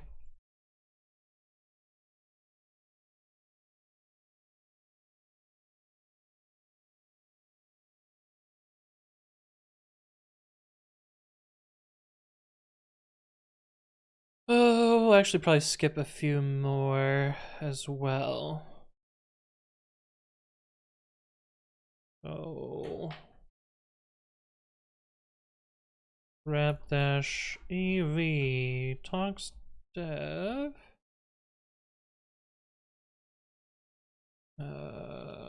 PyTest dev.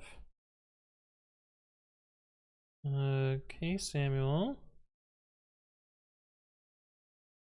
Skip Chris's repos. And we'll skip Yelp's repos.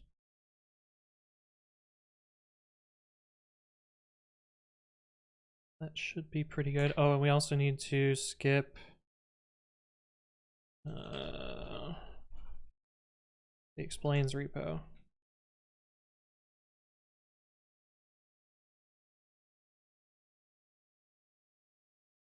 Yes.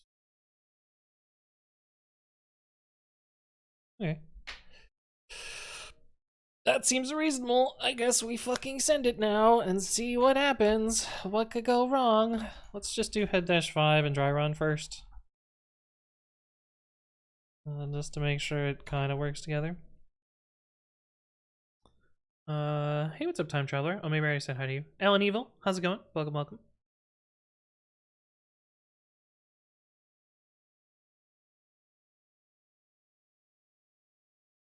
Investment. Hello, hello. Welcome back. Okay, seems fine. I guess we just fucking send it now. No wide peepo? Yeah, I don't have any peepos.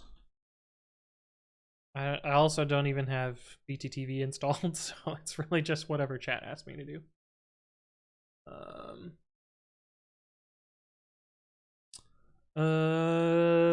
Fuck it. What could go wrong?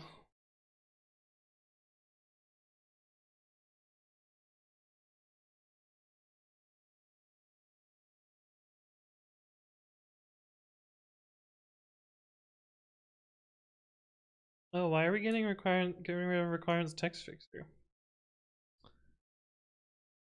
Weird.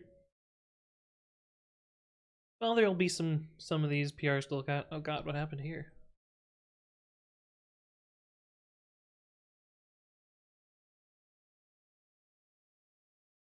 Oh, I archived the repo.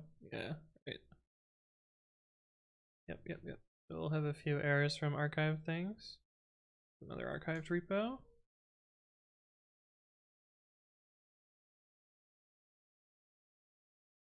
Nice comma there. Cool.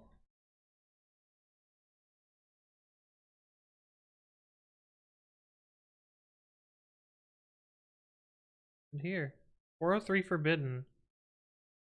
It's going too fast. Shit. Okay, I gotta put that sleep back. Oh, that's annoying. Frequent is too fast, apparently.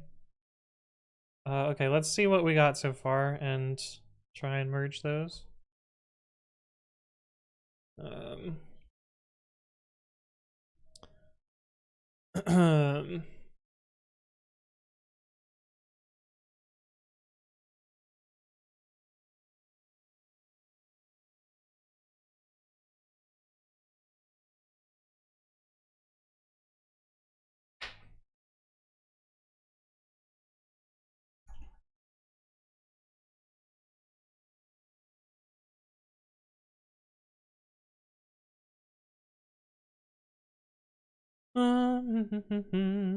Eldot says about the new Lambda 10 gigabyte limit on ephemeral disk. Would it help pre-commit CI? I was actually thinking about that. I think it might be possible to completely get rid of EC2 and run pre-commit CI entirely in Lambda, which would make everything way cheaper, but I think it would make it less reliable.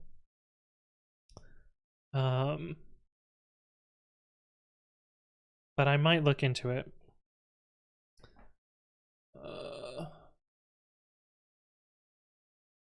GitHub grumbling about my token again. Okay, let's see what damage this did.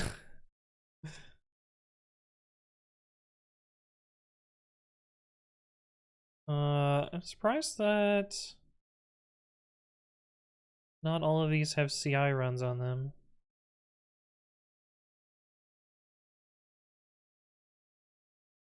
Like, do I not have this set up in Freeman CI? Or is this GitHub having trouble again? Or rate limiting me, which is certainly a possibility. I do not have it set up there. Okay, well. Then I should make sure it actually passes before merging. Fuck.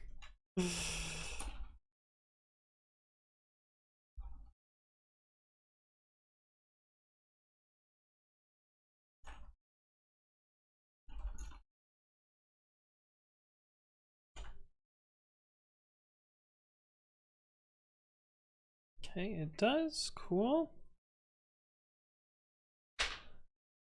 How about Clipper?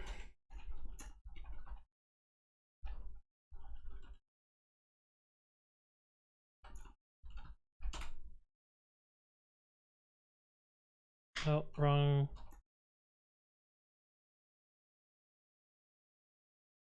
Wrong thing. Python 2, yeah. Yeah. Okay, that one also works. Episodes Pi 3. Well, this one has CI. Cool. As does this one.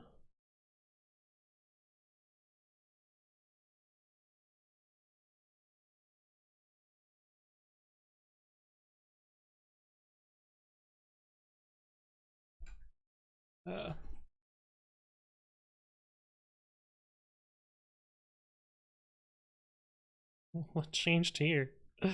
Oh, we just bumped the version. Cool. Oh, this is old code. I'm just gonna archive this.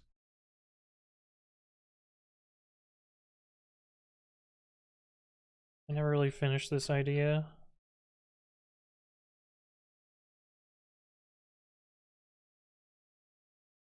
Gonna be a like learning puzzle thing.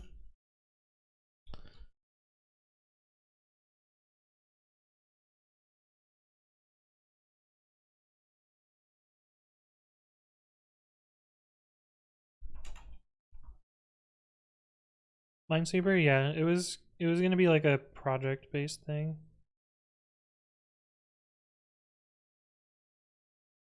Chatbot.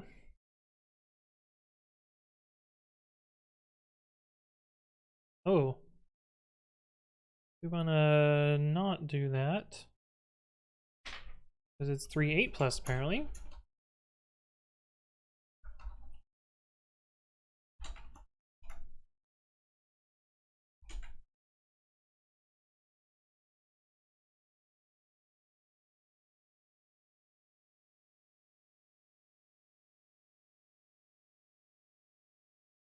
Looks like school learning things. Yeah, I was gonna make a course, and then I didn't.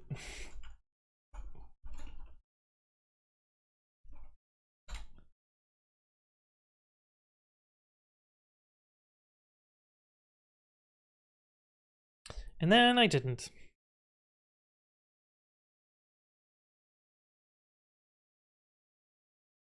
Wait, why is it plus 11 minus 10? What did we add? Oh, these two things. I guess that makes sense. I guess that makes sense. Twitch user scripts.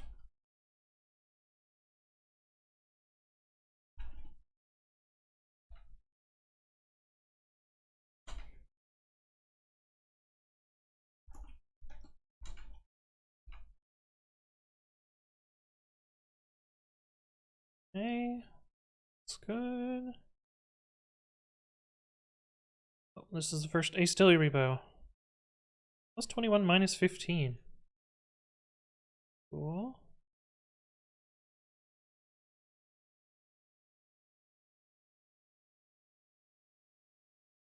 Oops.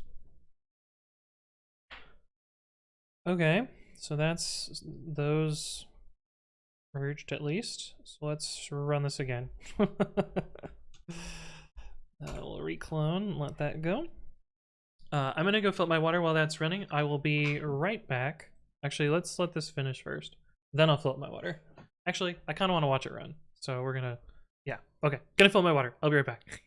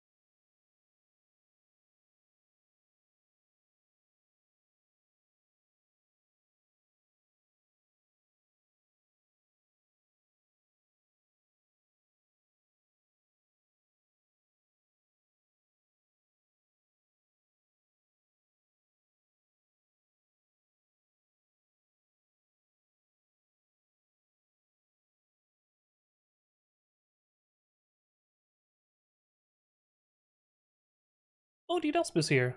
Hi, D-Delsp. Good to see you. I'm back.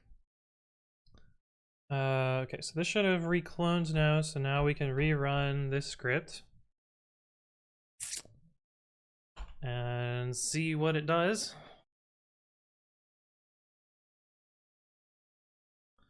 So it should just skip over these first ones since we've already merged these. So just get a bunch of greens.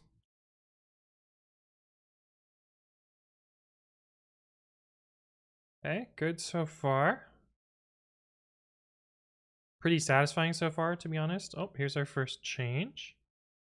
Oh, we want to not... Fuck. Right. We want to not do that one. We want to close that PR. Where did...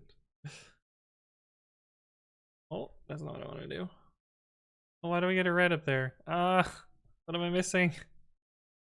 I need to scroll up, but I need to close this.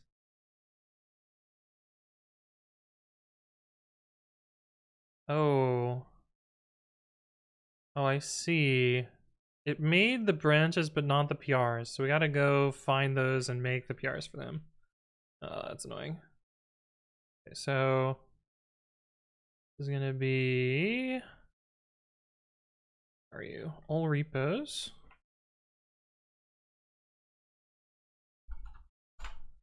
Sorry, we're in a bit of like hurry up and panic and wait mode. All repos and add trailing comma. Not ash trailing comma. Okay. And YouTube description change.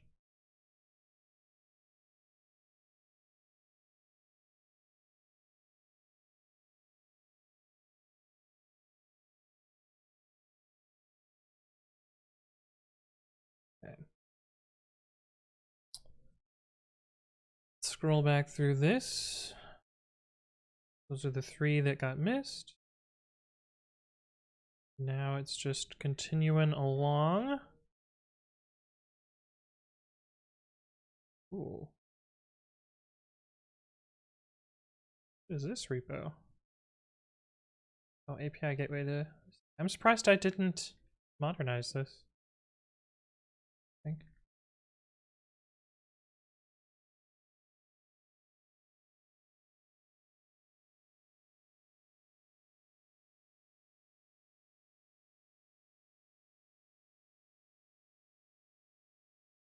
Okay, blah, blah, blah. Looking good so far. Cool. Quick question on the virtual and pip thing you have set up. How do you go about adding Python packages if you're not using global pip? I just install them in virtual environments. I assume like things into bin if I need them. The fuck is this code?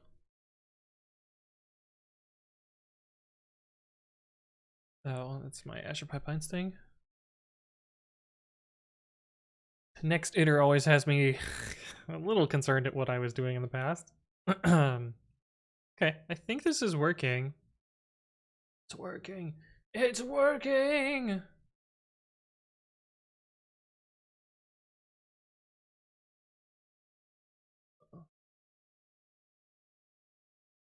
What the fuck is this?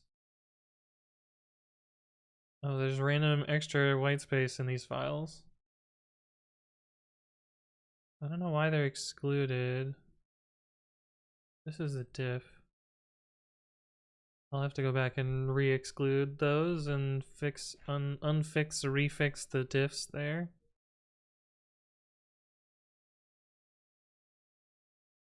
But we'll just let this go. Next iter looks like a modernize thing. No, I'm pretty sure I wrote this code. I don't think I've run modernize on any of my open source. I've done all my Python 3 migrations manually. Alcatraz says, do you have any tutorials? How can a beginner in programming try to contribute to open source? I do. Explains getting started. Oh, Artemis has got you. Thank you, Artemis.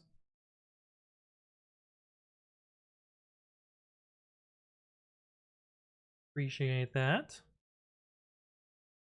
Oh, you have to do explains getting started open source. Or just explains open source. I can't remember the title. Oh, it's so close. Yeah, that video, number 24.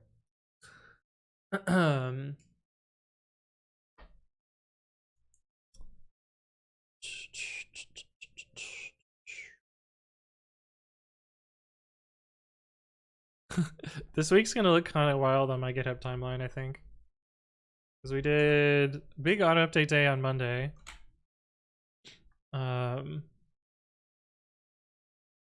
If my profile's even gonna load. Yeah. We did auto update day on Monday. We did holy shit, why is this number so much bigger? What? GitHub must have changed how they count contributions. Because I was hovering right around like 9,000-ish. This number is way bigger.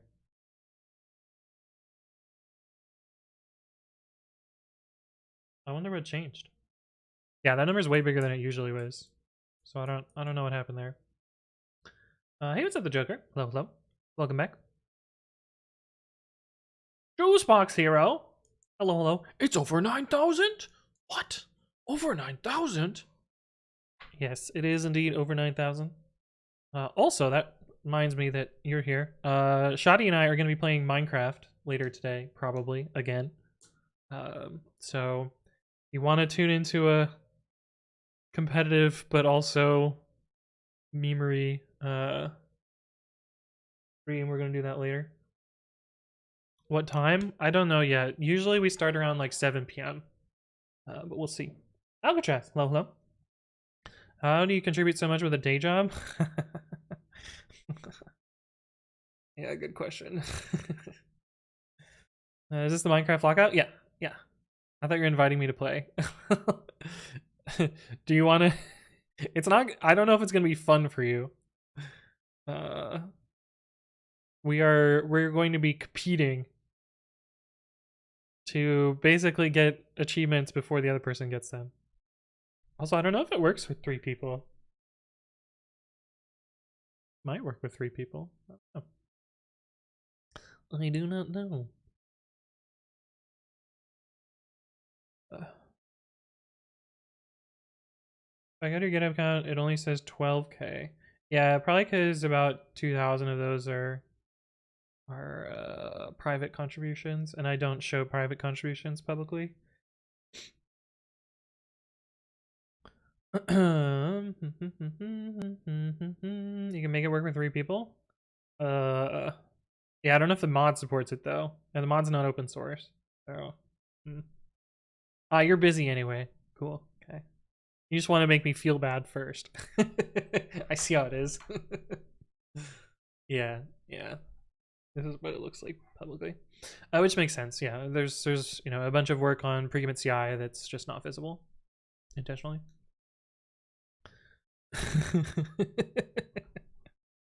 Eat goofball juice.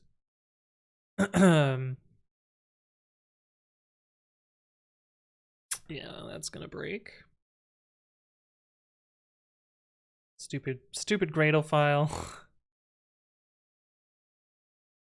But we're gonna have to undo some chunk of these changes, but I think overall it's gonna be positive. It's gonna be a little bit of work. It's gonna be a lot of work.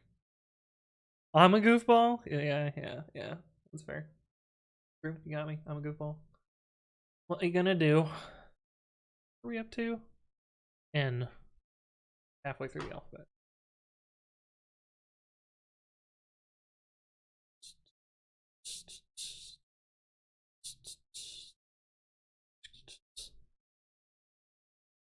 Oh, did I hear Gradle? Yeah, my Ken game is in Java, well, Kotlin, Android Studio. Let's see if it loads this time. I'm gonna do another horror game. Yeah, we can do another horror game night. Play some Phasmophobia. Play some whatever the other game was. The fuck around and throw throw glow sticks on the ground game. Let me run. Sometimes it works, sometimes it doesn't. Oh, it's booting the emulator. Oh, it looks like it's gonna work today. Let's go. Anyway, this is my Ken game. It's similar to Sudoku. This is based on a real game. I didn't invent the game, but I did make my own implementation of it. In Ken, there is not the same number in the same row or column, similar to Sudoku, but there are these cages with numbers and a math symbol, and the numbers that you put into the boxes must, with the math symbol, become this. So 30 times must have 3 numbers that multiply to be 30. And this can only be 156 or 235. Let me not put it in hard modes while explaining. Hard mode off. So normally what you can do is you can mark the squares as to what they might be. So this is either a 4 and a 1 or 1 and a 4. The nice thing about when you see two numbers next to each other in a line, you can't see these numbers anywhere else. So even though this could be 1 plus 4, it cannot be 1 plus 4 because this one is 1, 4. So this has to be 2, 3. Yeah, and so this can't be 1, 2, 3, or 4. So this has to be a 5 or 6. Oops, what I want to do. 5 or 6. So because that's 5 or 6, this has to be a 1 or 2, etc., etc. You basically just play the game out like that. And eventually you learn more of the numbers and more of the patterns, and you get faster and faster at it. And like I happen to know this pattern here, there is a 1 here or here, or here or here. So there cannot be a 1 here. So this has to be a 5, which means this has to be a 6, and etc., etc. And that's kind of how the game plays out.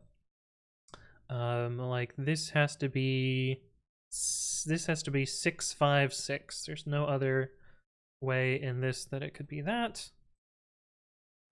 This has to be 4, 5 here, but I don't know what they are. It has to be 4, 6. So 1, 4, 3, 7, 2, 5, 3. Should solve the rest of it pretty quickly. But yeah, that's my Ken game. I made this because the original version of this game only had like 1 puzzle every month, and I was like, I want to play more. I want to play more. And so I made my own Latin square generator, my own puzzle generator, and my own game. This was to I was actually introduced to this game thanks to, as Juicebox Hero calls her, Cool Melissa, who was a friend in my discrete math class in college. But she showed me this game, and I was like, "This is great! I want to do this all the time." But yeah, source on GitHub, yes. Acetilly/Ken. That's right, Ken in Python with cursors? That would be possible. It would be too tricky. Nut says I might have ignored my internet bill for too long. Oh no. Is this available on the Play Store? It was, Strange Sorcerer. But then Next Toy, who owns the trademark for Ken, and you'll notice that the word Ken does not appear anywhere in my app intentionally. Next Toy, who owns the trademark for Ken, issued a takedown notice when I was in college, and I didn't have money to hire a lawyer and fight it, so it's not on the Play Store, unfortunately. But if you want to play it, you can build it locally and rent it that way. It's not as good, but it's at least a workaround. Give me more. Do you want to play another game? So we can play this in absurd mode, 9x9 hard mode, where I basically have to do a lot of mental math.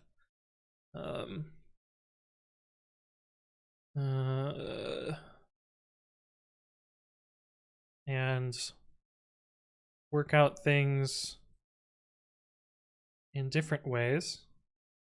Can you zoom in, please? I don't think I can. The numbers are just going to be tiny.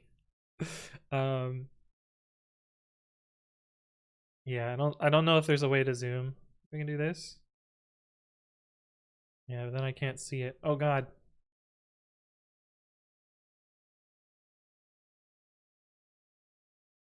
That's at least a little zoomed in. How do I make it scroll? There we go. But now you can't see the bottom.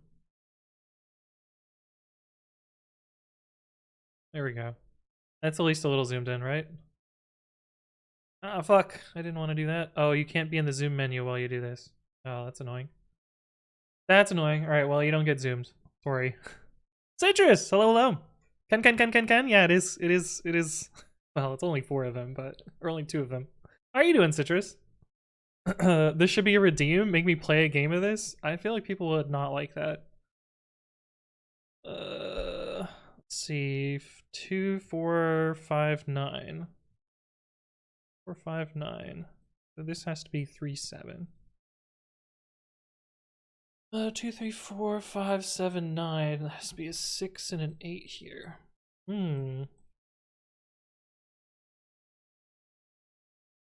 Which means this has to be a 7? No, it could be a 5. 324, that's usually a good number to multiply. That's 80 times, or 81, no.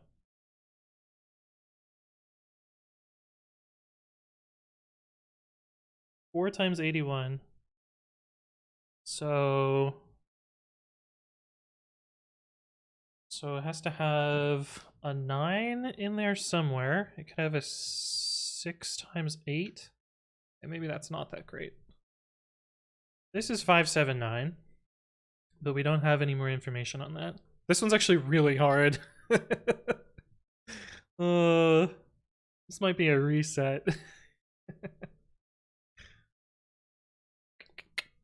Usually there's a little bit more hints. The game doesn't ensure that they're solvable, unfortunately, so it's kind of a mess. I'm tired, I forgot to charge my phone. Oh no.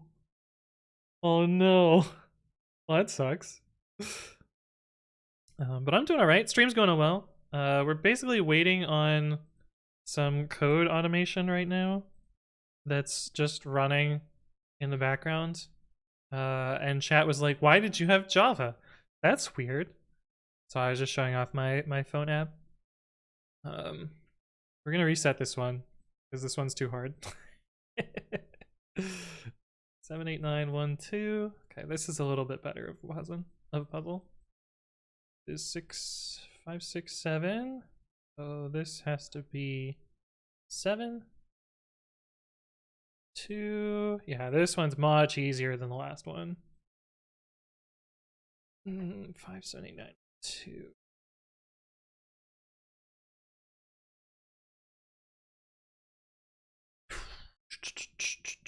This has to be 4, 6. Has to be big numbers. So this has to be a 1. Onomatopo. Thank you for the follow. Welcome, welcome. Java or JavaScript for server-side? Java, FX, or Electron? Neither. It's an Android app. Hey, what's up, John NV1? Hello, hello. Welcome, welcome. This is 6, 7. This has to be 8, 9 then. 17. 5. Yes, this one is much easier.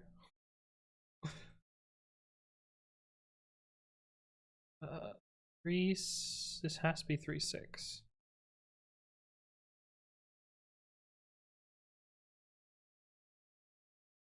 We got another 8, 9 here and here. And here. Oh, these are all 8, 9s. Interesting. It's 5, 6, 7, 8, 9. So this has to be 1, 3, 5. Wait, no. 5, 6, 7, 8, 9. Be 1, 3. Oh. Not super helpful. Except it is.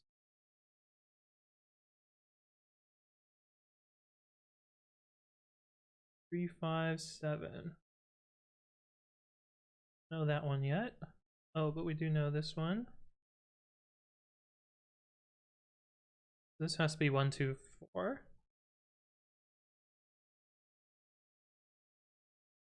2, 4, 3, 5, 7. So this has to be 8, 9. Oh, we got another 8, 9 here. Interesting. 2, 9. Game's also like kind of great and kind of terrible for ADHD because I jump all over the fucking place. Oh, so this has to be 9. Solves a whole bunch of these. The reason this has to be a 9 is because this has to be 5, 8, and this has to be 8, 9, so there can't be an 8 in the first two columns, or first two rows. Little bit of math. This has to be a 1 something.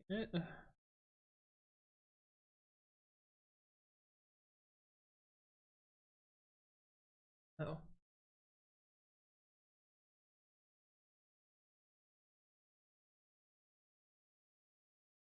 Mm-hmm.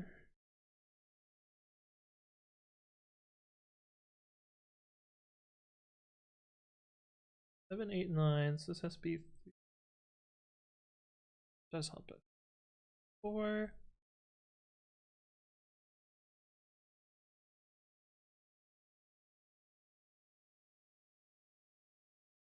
Be 3, 4. Has to be 5, 6.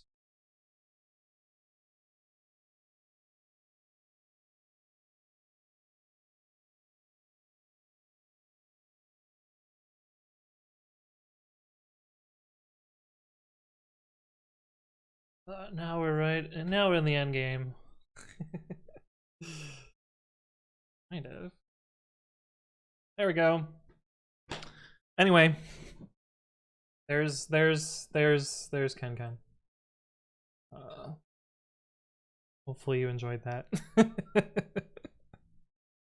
D of the Snuts family. It's true. It's true. This looks hard. It is hard. It's a bit of a mindfuck. But I don't know. I enjoy it. Okay, let's see what damage I have created on GitHub. I see 1 PR already. For 1.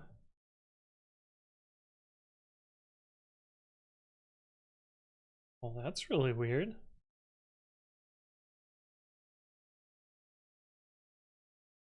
Okay, well, let's look at our pull request, see what we need to fix. Did I make that? I did, m2dev.net. I did indeed. Oh no. Look at all the red. Oh. Oh, that's not good. Okay, well.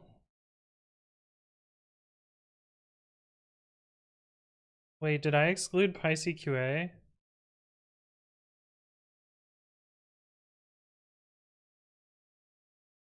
Yeah, I did. Okay.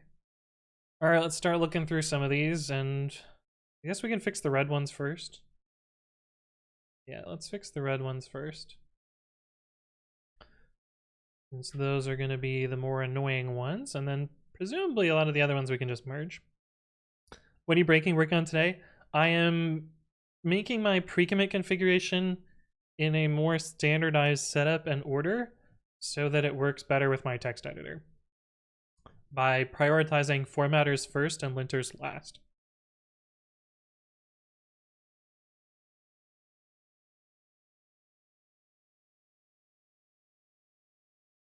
Okay, so these are all the broken ones. Start here first. T.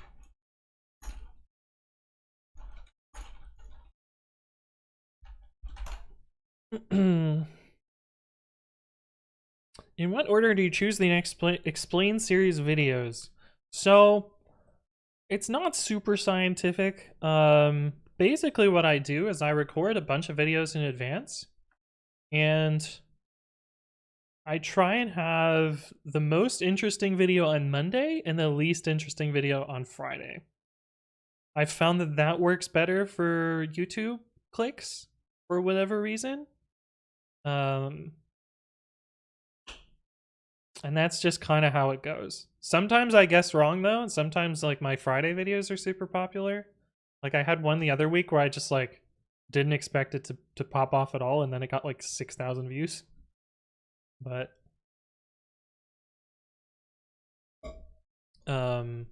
yeah, so I just record a bunch in advance and then upload them on Sundays. I have a video or an ideas list, which is unordered in any particular way, but has lots and lots of things to talk about, unfortunately. And yes, there is the shells one on here somewhere.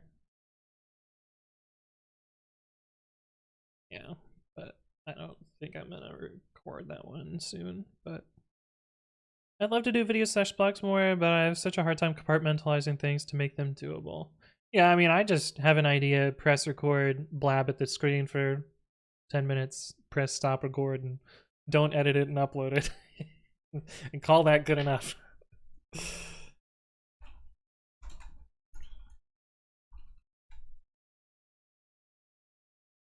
Mm-hmm.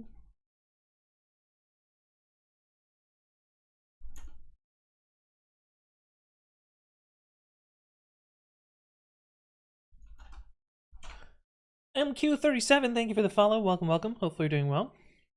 I noticed something that now bothers me. The explains ideas need to be ordered. No, they don't. No, they don't. They're roughly ordered by sections or when they got added. They're mostly a pinned at the bottom, and I usually prioritize things at the bottom, but it doesn't really necessarily work out that way.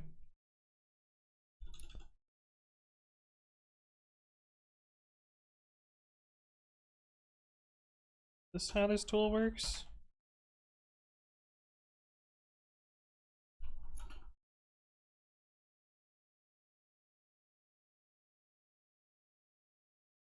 Why didn't you remove that?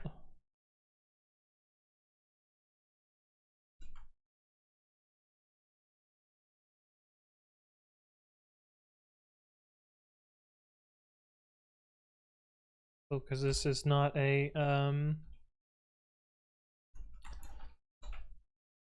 not a .py file.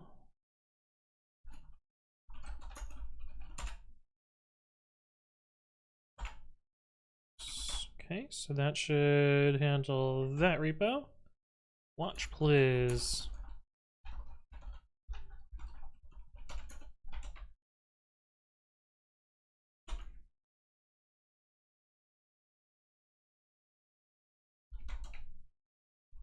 Checked out the wrong branch. What? What do you mean these nuts? Tick list tuple optional tuple. Oh, also there's an Easter egg in this script. You guys could have known so much sooner.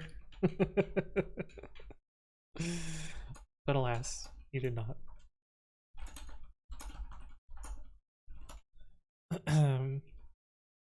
Could have totally spoiled my announcement.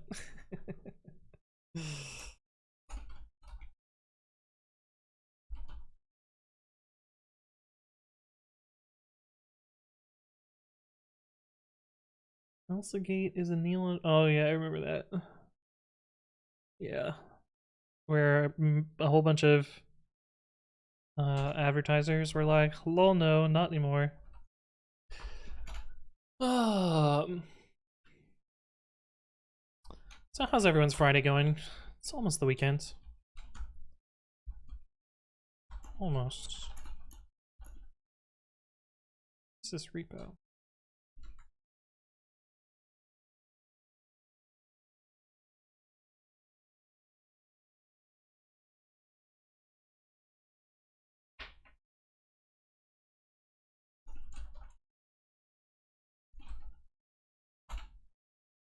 I remember seeing one video about the YouTube's kids who was so cursed. Yeah. Are you still off next week or back to work? Yeah, I'll be working next week, so we'll be back to like normal schedule. Normal schedule. So unfortunately, fewer streams. But that might change. We might get to a situation where we can do more streams again, but at least for next week I'm working at Stripe for my final week. Yeah,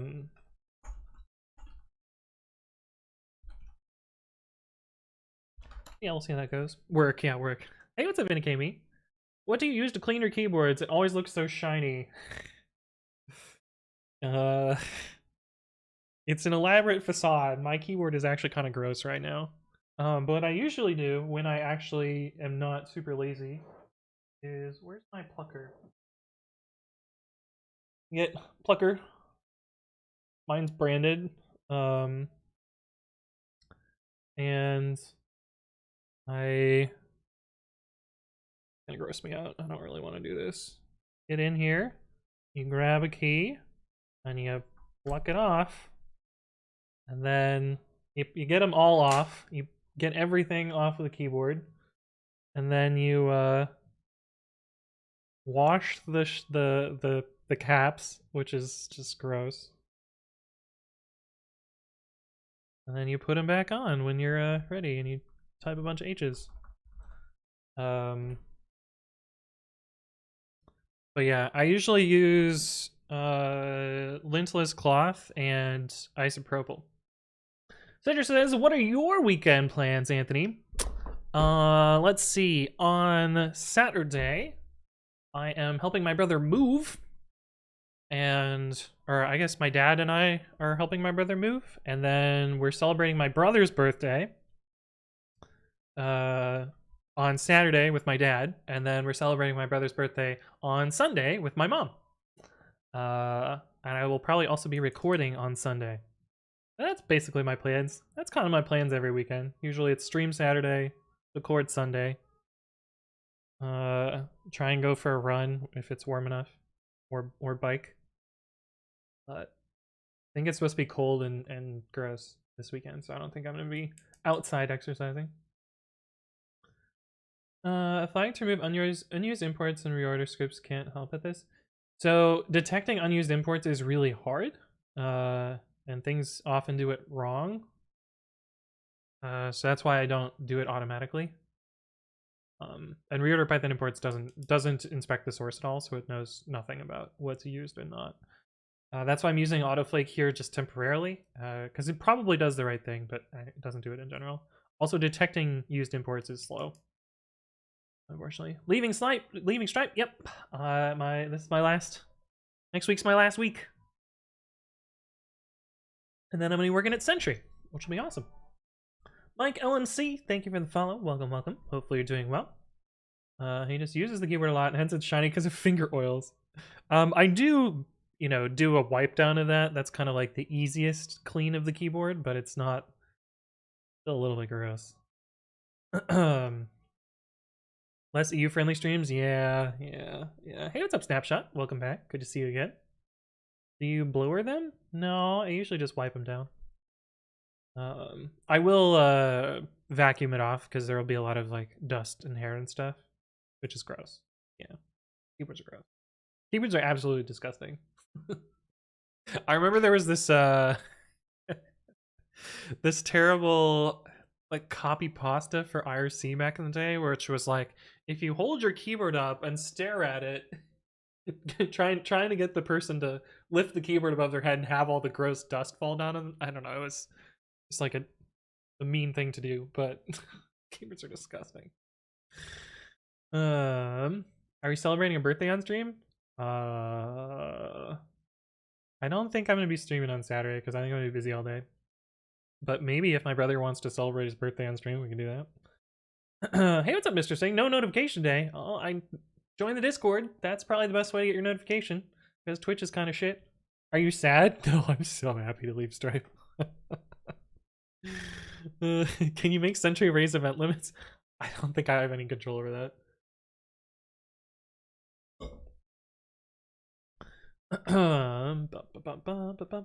My keyboard is clean, you savages. Okay.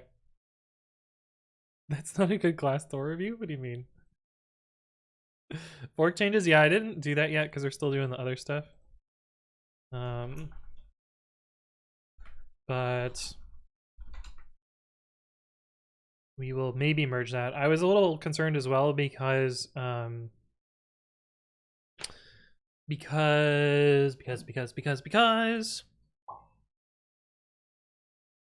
GitHub was down today, and I didn't want to just jump into that and potentially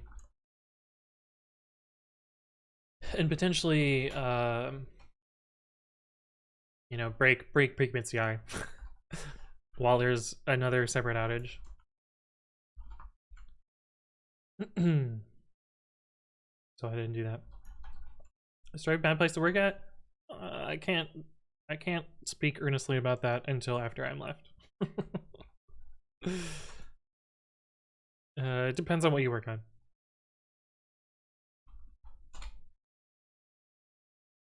I'm happy to leave this company 10 out of 10. Yeah.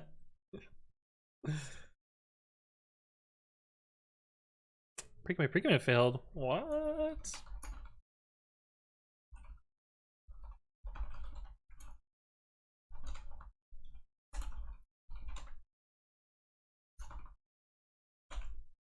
Why though? Must be mad about duplicate setup.py modules. Gonna call it. Yep.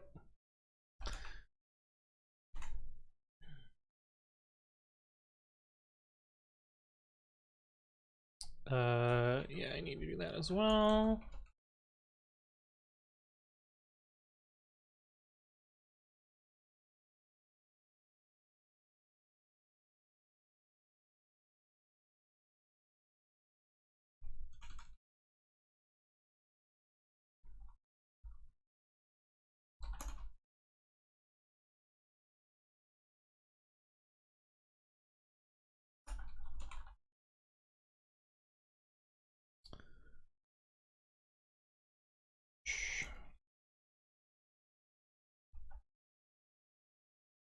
I'm gonna check out.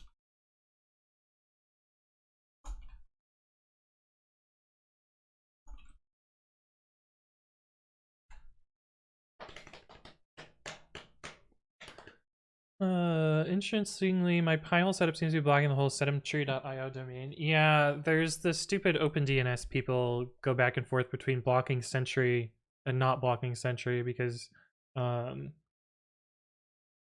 it, depending on how you think about it, it can be considered tracking, even though it's error reporting, it's not tracking. But try and convince the neckbeards of that. Good luck.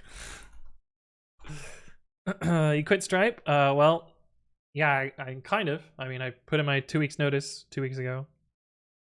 Ish. So I'll be done. I'll be done by the end of next week.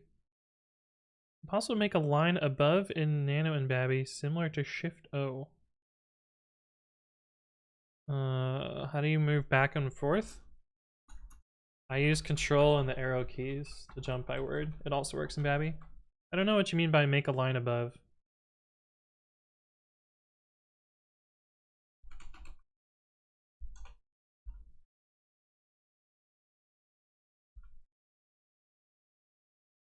What the fuck did that do? I mean, you can press enter and up. I don't think there's an equivalent in Nano or Babby. What am I 2 weeks yesterday? Nice. Shift O in normal mode. Yeah, that's what I did. It lagged a little bit. Trinity! Hello, hello, welcome, welcome. Okay, on to the next one. Freaking Mirror Maker. What am I developing? Everything right now. I am trying to upgrade my pre-commit configurations to be more standard, quote-unquote standardized.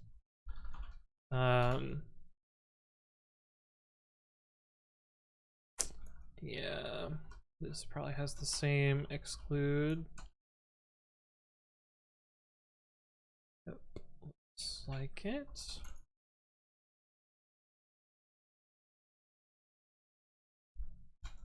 That should fix this. Can you tell them not to use a ton of JavaScript? They also say there might be issues with ad blockers. Yeah, that's the OpenDNS and ad blocking people being grumbly. Okay, that one is done. Freeman.com. Really? Oh yeah, because it has that script that is supposed to be Python 2 compatible. Actually.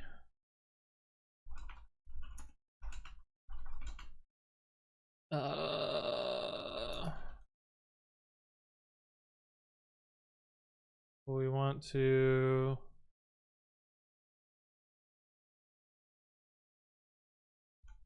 this.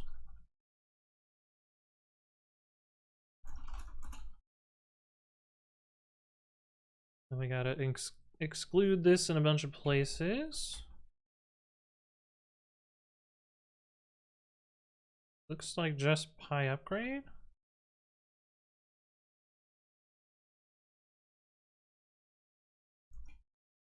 Oops. And probably reorder Python imports.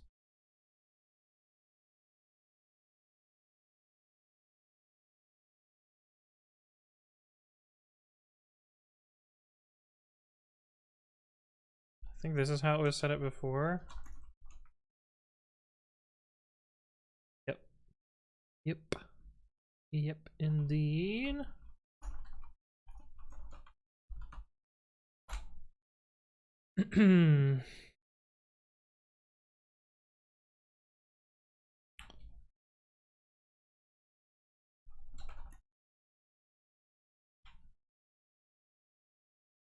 Cool, cool. My new team uses Sentry heavily, and I find it awesome. Nice! Juicebox Hero says, I literally forgot yesterday that regular expression is pronounced with a G.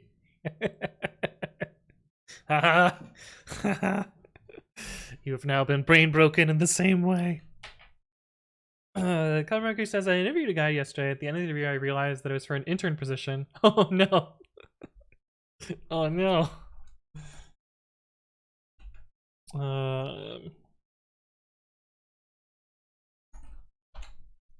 Hey.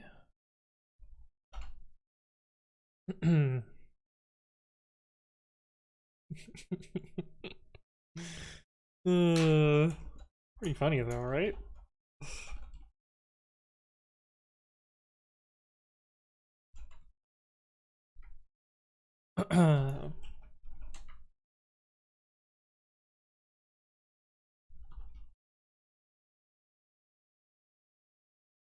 Oh god.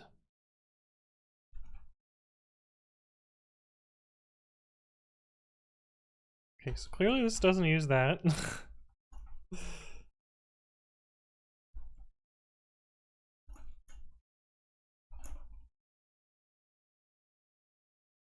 What changed here? Exclude the docs from Flake8. Oh, and it's still 3.6 plus. Oh no! Oh no! Oh, this is a disaster. Well, maybe it's time to just drop Python 3.7, right? Or Python 3.6?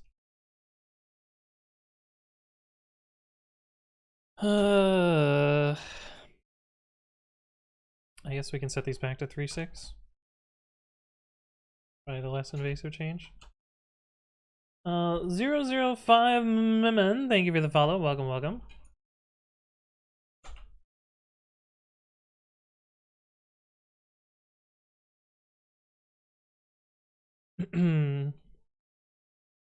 Regex, but like Reggae X. Oh no. Oh no. Oh no. Boba the next day is not so bueno. Yeah, they all kind of melt together. These Nuts says, is regular an issue because Americans can't decide how to speak American? No, it's me being a fucking troll. Because regex, because people say regex instead of regex, which it would really be. So I say regular expressions instead of regular expressions because I'm a fucking weirdo.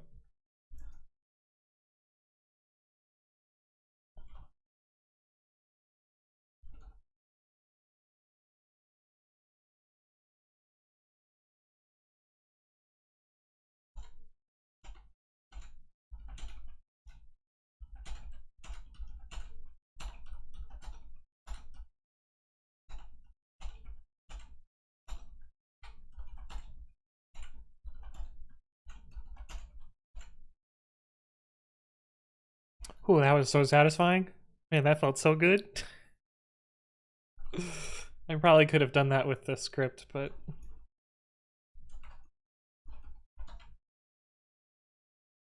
it felt better that way.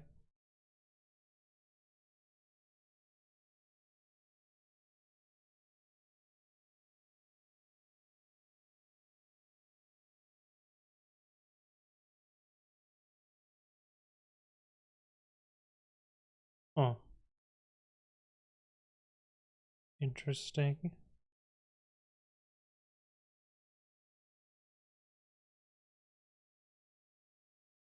I accept your weirdness. Good. Well, you don't have a choice.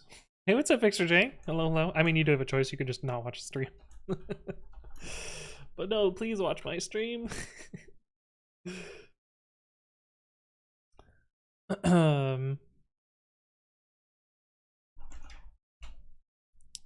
Yeah, we are breaking a bunch of my repos today. That is what we're doing. Wow, shell check pi, bro.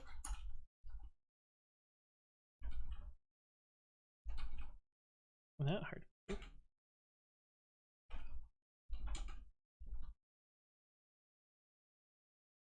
Oh.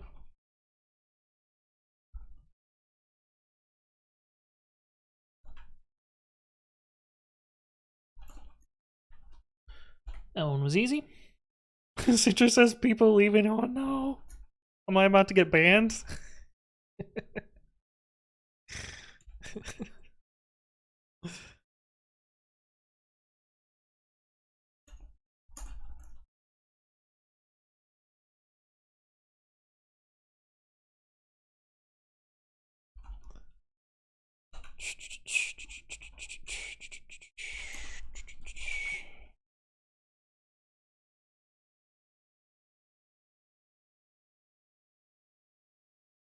List tuple type. I think this is 3.8 plus, so we actually want to change these to be 3.8 plus as well.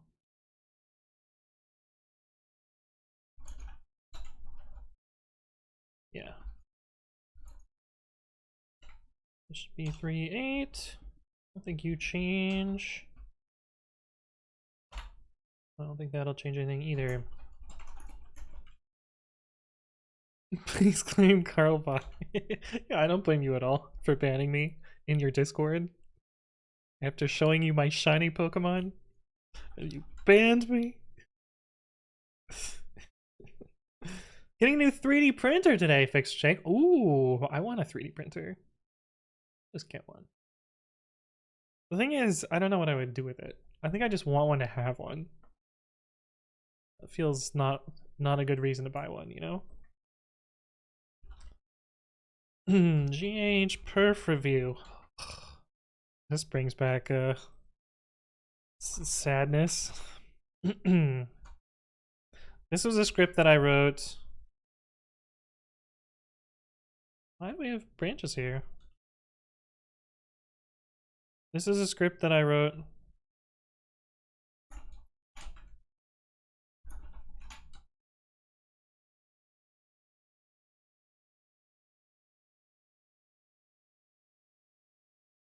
I don't know why that branch is there. This is a script that I wrote to make performance reviews easier at work by outputting the work I did organized by repository and by month so that I could easily sift through all my pull requests and figure out what I did in a quarter so that I could make you know, write up my self-reflection of what work I did. But I haven't used it in a while. Carlbot, yeah. Yeah, Citrus times bang ban Anthony writes code and it snapped me from the channel. I just want to print random stuff. Nice, nice. Don't make sex toys and 3D printers, they're unsanitary. Yeah, that seems like decent advice. Does Flagate running via pre-commit respect to .flagate config inside of CFG? Yes, it does. It's literally just running Flake8. There's nothing special about it. There's no reason that it wouldn't respect a configuration. But this is probably, yeah. Dict list optional tuple.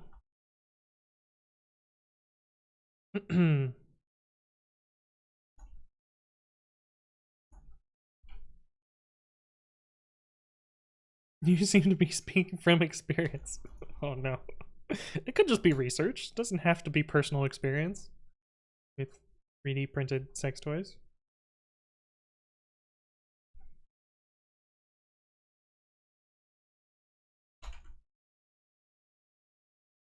You know too much, says Snipsy. Hmm.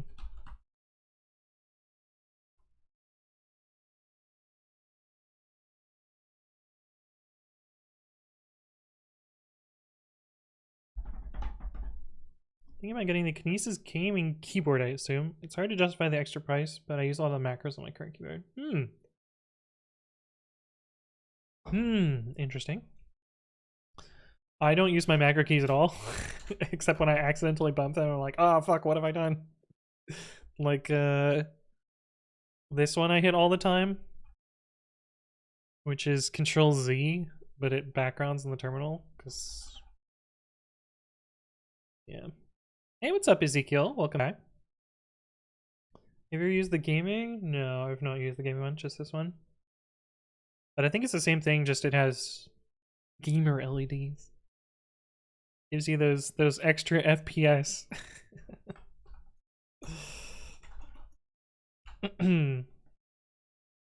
Wait, what do you mean?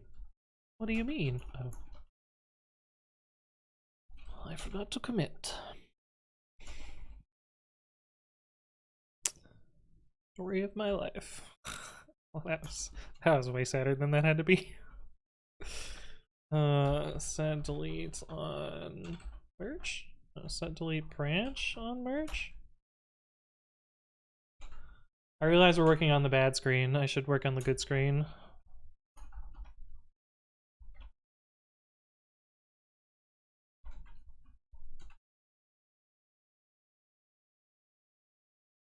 So that you can actually see what I'm doing.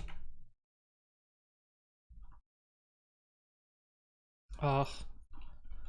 So now my tab completion is not there.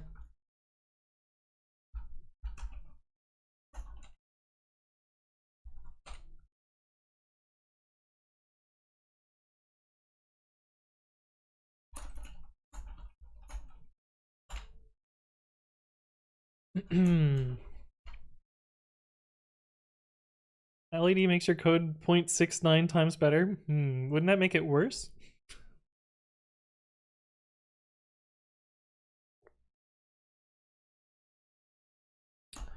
Also, I might do a baking stream this weekend, depending on how the timing works out, because I have bananas that I need to make banana bread, and I figure if I'm gonna bake banana bread, I might as well bake banana bread on stream? Question mark? So there might be a baking stream this weekend. Maybe. If chat wants me to do it. Otherwise, I won't. You're eating banana bread right now? I fucking love banana bread.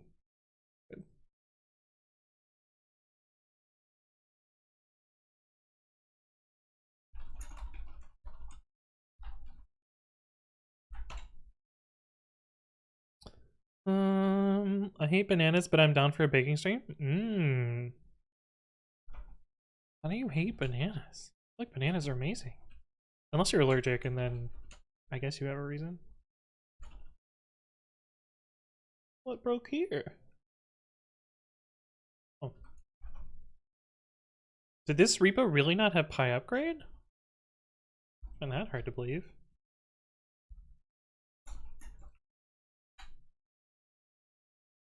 Well, it does now. Oh, God. Oh, there's a type alias. Excuse me.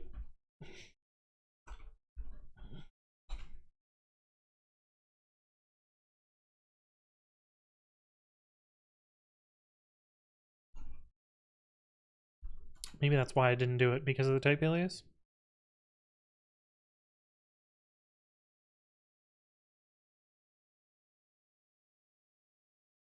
And then ship it to all the viewers. Yeah.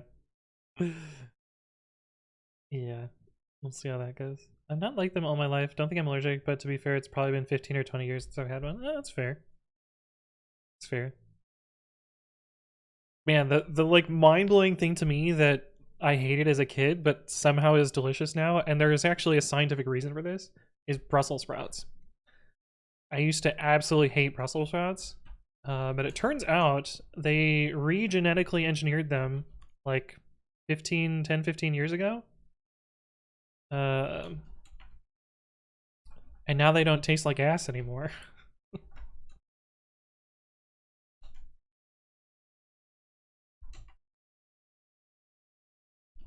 Which is just wild to me. Still ew? I don't know. I think they're alright. Especially if you like fry them or what is that sauce called?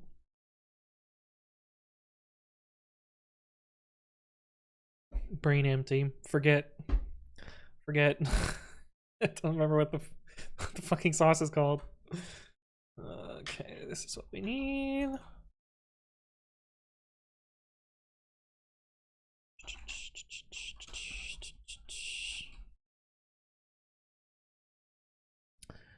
Kenan says, which should I choose from if I were to pick one, Nano or Vim? Don't worry, I'll try Babby out once I'm acclimated to either of those. You should probably use Vim. I know it's blasphemy, coming from the person who uses Nano.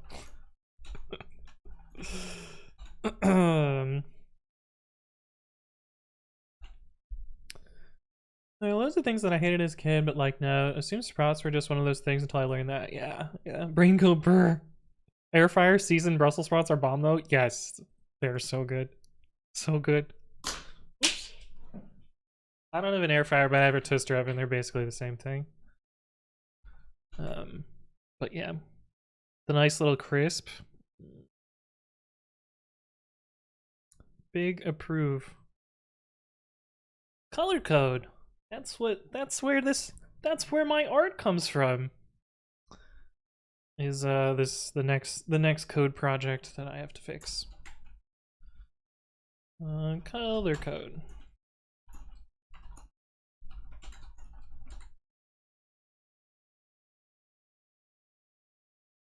Hated broccoli, but not anymore. See, as a kid, I liked broccoli when at my house, but I didn't like broccoli anywhere else. Well, more specifically, I didn't like broccoli at my grandmother's house. She was just terrible at making vegetables. For whatever reason, whenever she made vegetables, they were never green. They were always some sort of like slightly brownish color. They were extremely overcooked. And so I would like not eat vegetables when I was at my grandparents' house. Parents made them, they were fine. Except, I don't know, I didn't really like lima beans just because of the texture. I should revisit lima beans and see if they're actually okay. But yeah.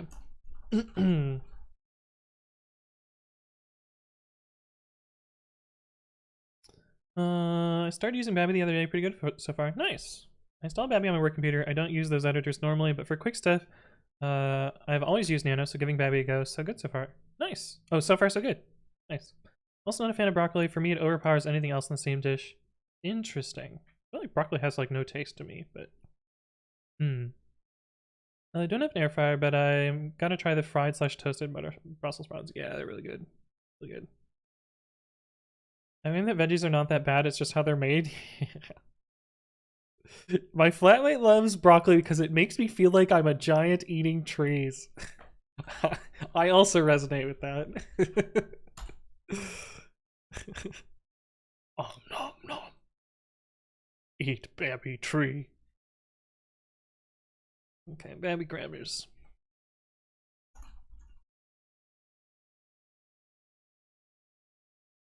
So there's one file in here that's fucked up that we have to fix, which is the patch file.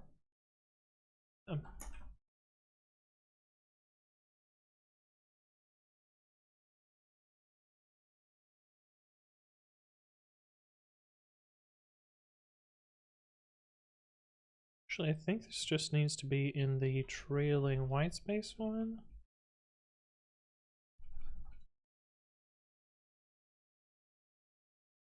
So the patch file broken, yeah, that's fine.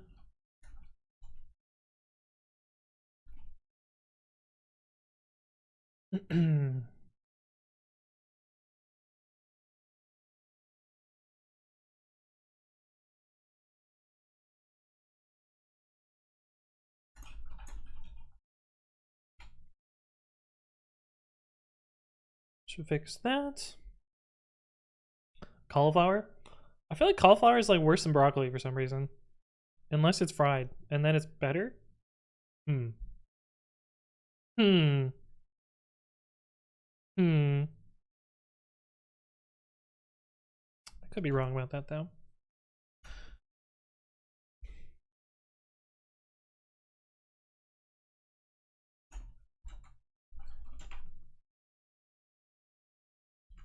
Today is a bit of tedium. I've been putting this off for so long, so I'm glad I'm finally doing it.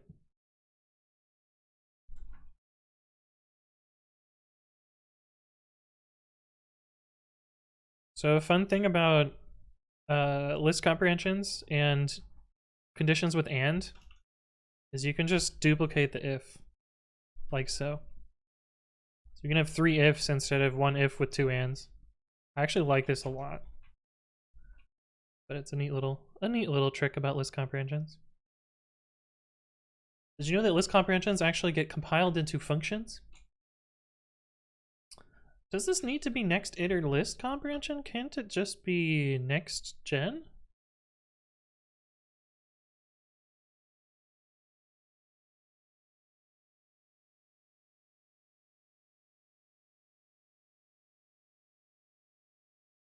Yeah.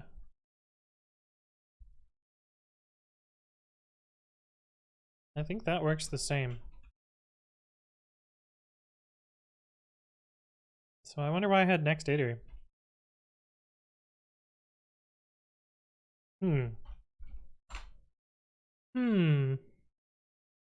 doesn't auto-commit changes, but precommit CI does. Yes. But it also doesn't auto-commit to a permanent branch, just to your feature branch. Boop. I don't see / taste any difference in cauliflower. Looks a little bit different. Citrus says meeting time. Gotta go. Well, thank you for stopping by, Citrus. Always good to see you. Hopefully your meeting isn't too bad. And I'll see you around later. The neat trick also works with regular if statements. Yeah, but you have to nest them there. You can have beautiful code. Yeah, big arrow-shaped code. Is there an APK for the KenKen app? I'm having a lot of trouble building it on my own. I could probably grab an APK, but I don't have one on hand. Hey, what's up, Inspired Dev? Hello, hello. Or sorry, New. Welcome, New. Welcome to the stream, New. Hopefully you're doing well. I'm infinitely funny.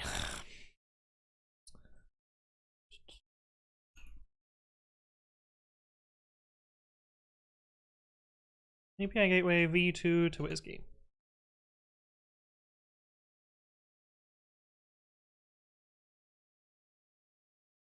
And then we get to read through all the diffs. It's gonna be a lot. List optional union. Why is type? Oh, because of this. Yeah, there's a type alias. I feel like it would almost fit here, but not quite.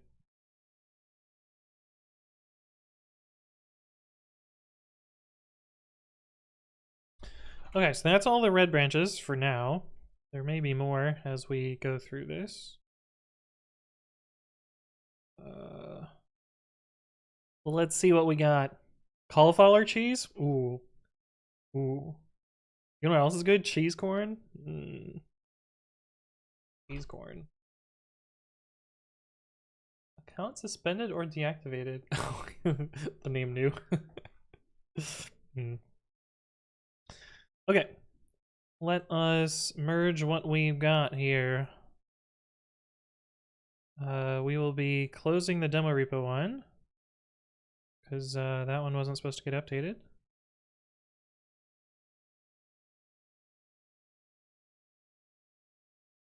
Okay. Why is this here? This diff is so messy. Okay, but It's fine. That's probably because Ryan set this up, not me. Okay, this is libsass Python. We already looked at it. I grab hooks.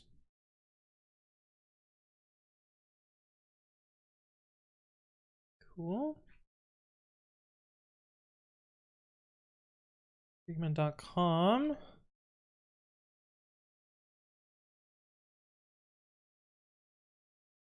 Cool. Freeman mirror maker.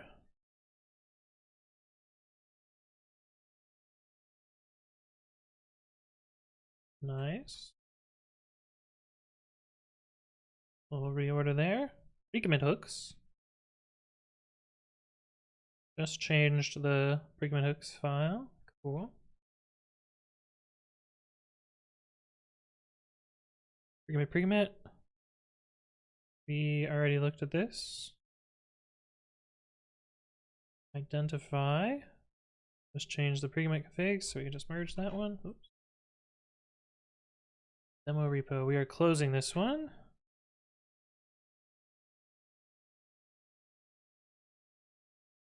Just changed one file. Just changed one file.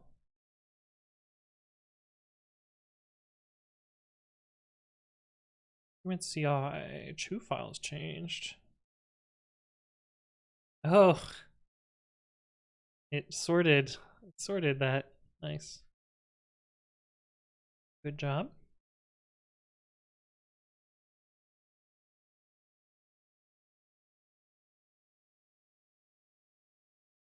Cool. The demo repo.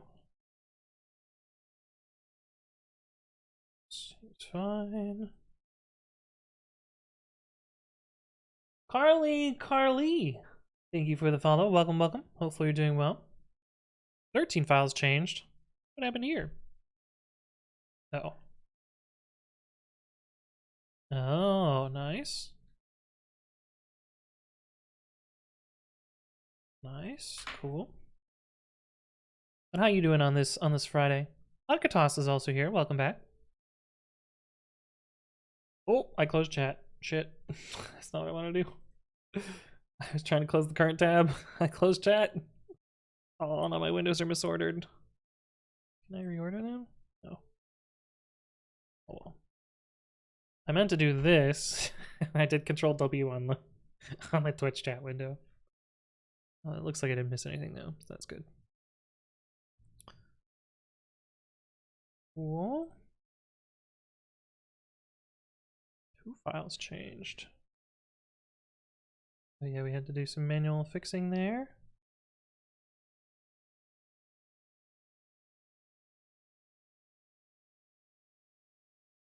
Nothing there though.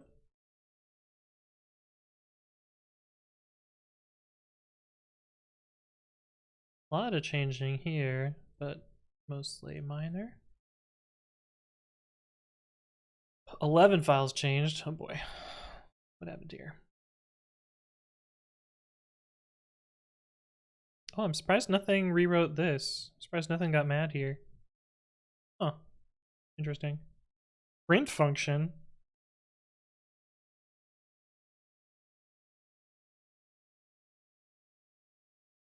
Interesting.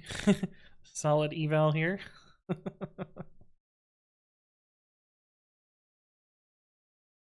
Oh, these are some Python 2 objects. Oh, can't do that anymore. Oh yeah, half triple quoted strings. Look at that.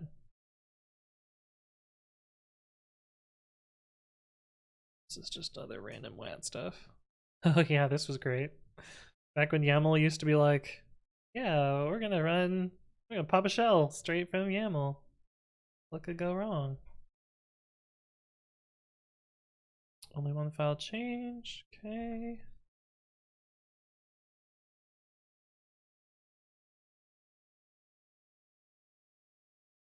"18 files changed. Oh boy. Half triple quotes? Yeah. Yeah. The reason this works is because it's actually this. But you can butt them up next to each other and it looks silly. You can't do it the other way.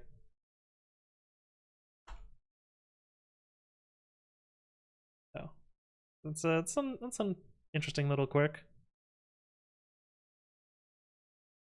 Oh, look at this.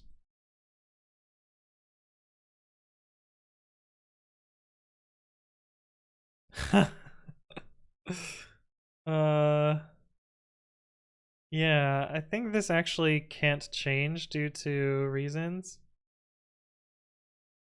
This is like historical, so I think I actually should close this PR. Because this intentionally has historically Python 2 code. I think I'm actually just gonna close this.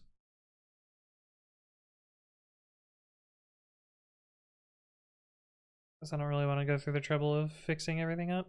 And shiny Pokemon scraper. Cool.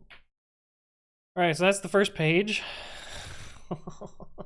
This is so much work. On to the second page. Oh, there's another one that's still red.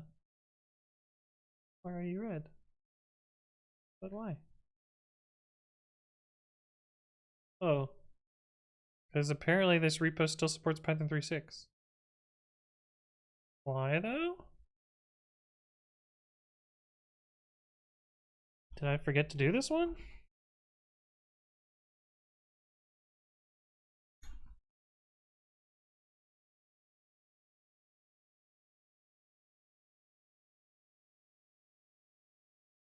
Yeah, that's weird. I wonder why. I wonder why I forgot to do this repo.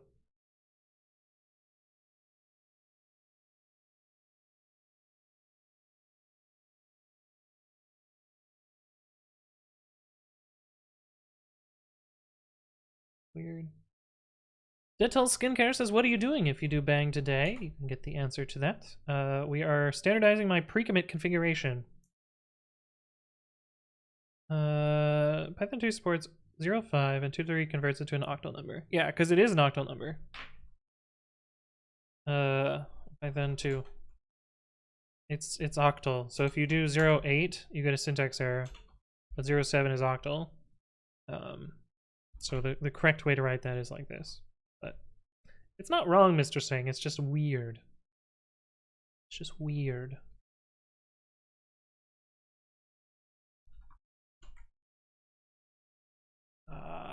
This probably still has 3.6.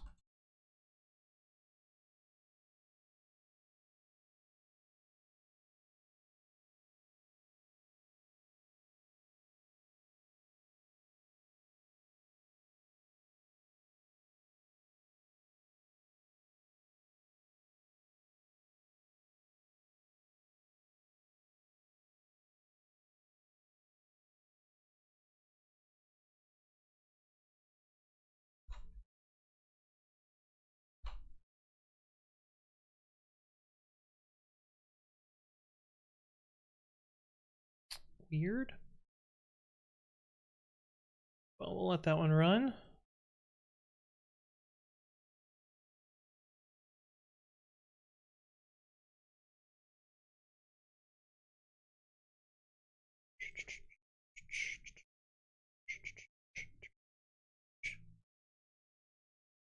Okay, that one's running. Let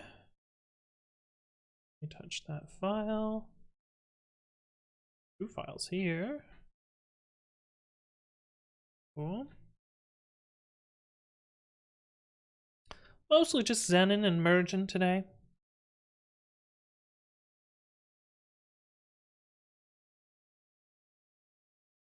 Wait, we had another one. Oh wait, yeah, no, it's here. It's just reordered. Okay, I understand. It's like, what?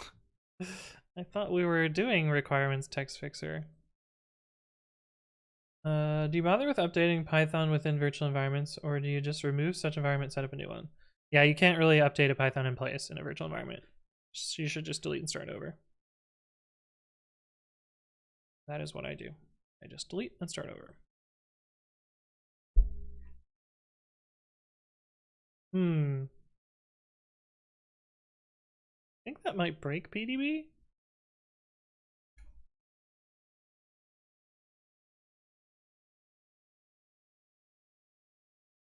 Kind of curious what it does.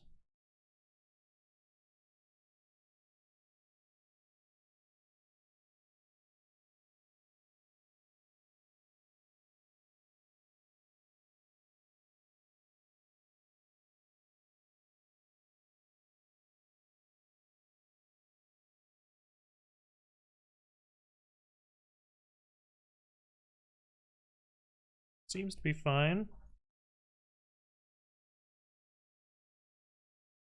A little weird. Seems to be fine.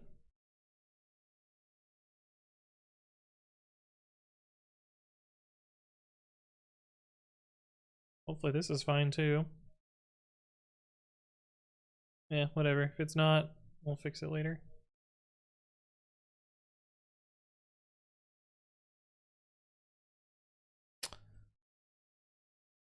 It's my dad's website, which I need to update still. Well, he needs to send me copy, so it's not my fault. I also showed him how to do it, but I also don't really expect him to edit his own website, so.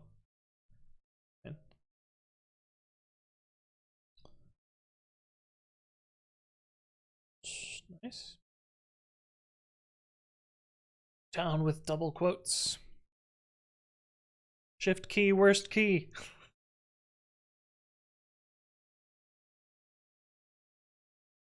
It.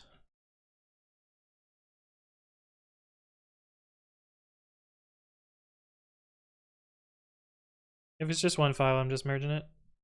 Really only reviewing this if it changes. Oh, this one we need to fix.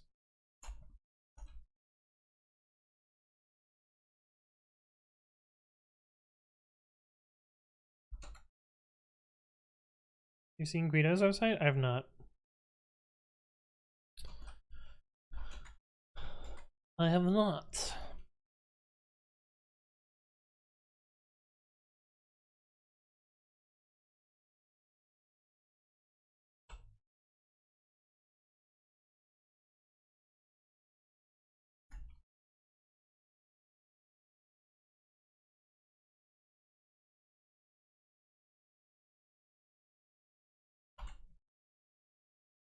Oh, it's a github.io website?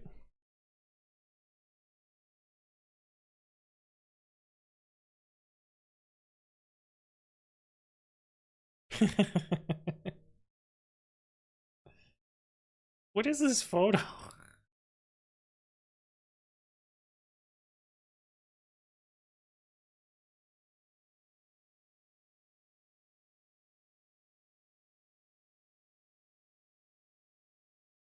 Shift is one of the better keys. It's a nice size. It's not too small, and the letters are not too big like spacebar or enter.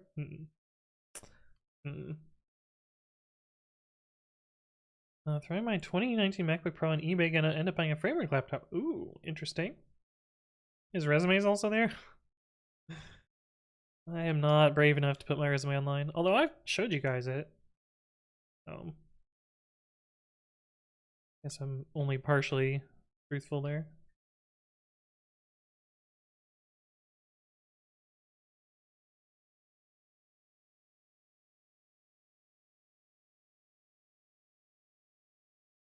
Tonfair, thank you for the follow. Welcome, welcome. Typhorius says, how do you see which branch is currently active? I'm new to this and all the git terminal and stuff. Git status and git branch are the two commands that I run all the time. And they both tell you which branch you're on. Gonna take a nap. Thank you for stopping by, Black Box. Good to see you as always. Have a good sleeps.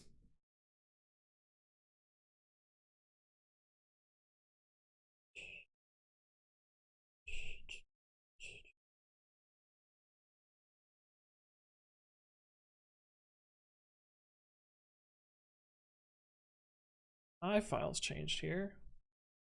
But why? So that's fair.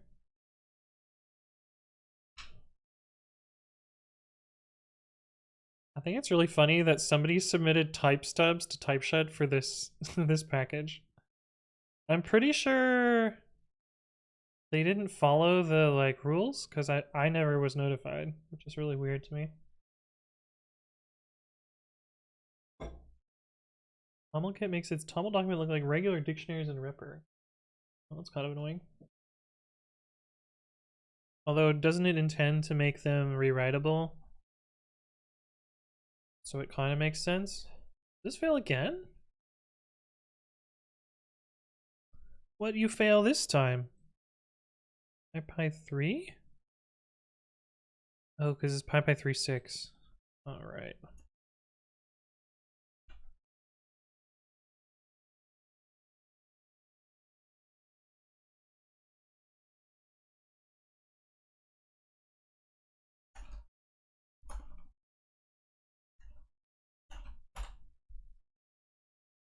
Right. Reserves comments and everything, and doesn't show any of that in the dictionary.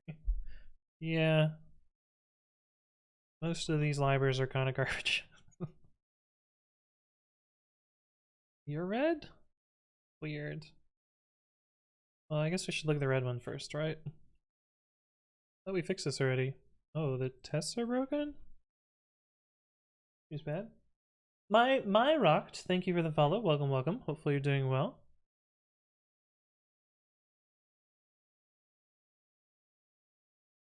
Multiple top-level packages discovered in a flat layout.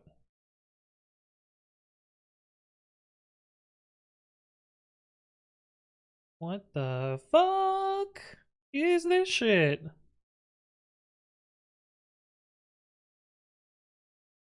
What? How did that possibly...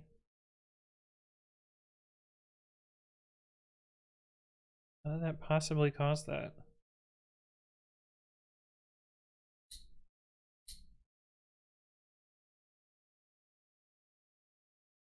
What the fuck? Setup tools, you piece of shit. Multiple top-level packages discovered in a flat layout.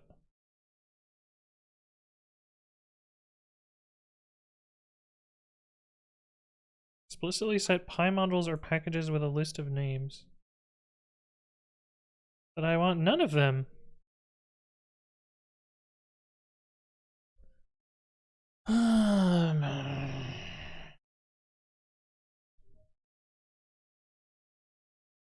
I'm pretty sure if I set the empty value here, I'm pretty sure if I do PyModules,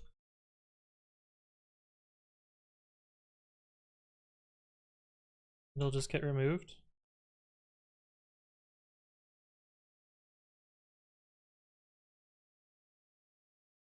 Huh. So we can create an empty file.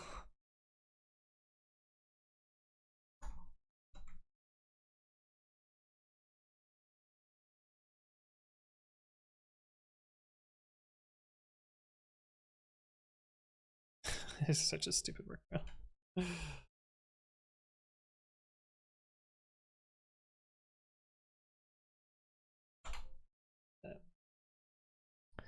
Backchop says RIP Python 3.6. Yeah, it's been dead for a while though.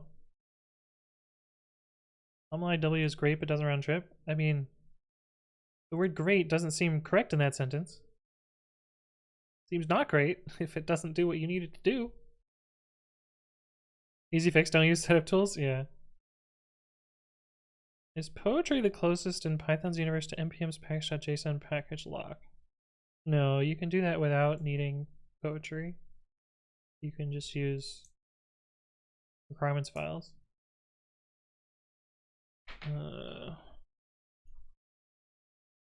believe it is this video. Oh, it's not gonna be able to. It's not gonna find it exactly. 64.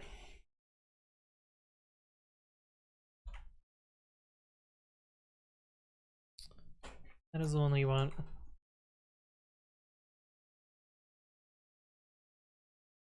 Workarounds, setup tools, changing.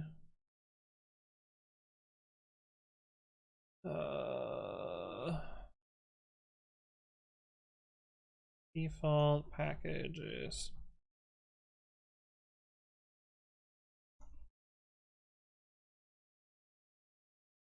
Am I supposed to file my taxes this year if I didn't work last year? Did you make, well, this is not financial advice because I don't know what the fuck I'm talking about. But if you didn't make income last year, like bank interest, stock, dividends, selling of stocks, W-2 income, 1099 income, then you don't have taxes to file. I think you can still file an empty tax. Didn't make any money than what my parents gave me. Yeah, I don't think you need to apply. You need to file. Pretzel, thank you for the follow. Welcome, welcome. But again, I'm not a financial advisor. Do not take this as financial advice. I don't know what I'm talking about. Please don't sue me. Okay, this is working now. Oh wait, do we just this? Oh, this is the other one. Okay.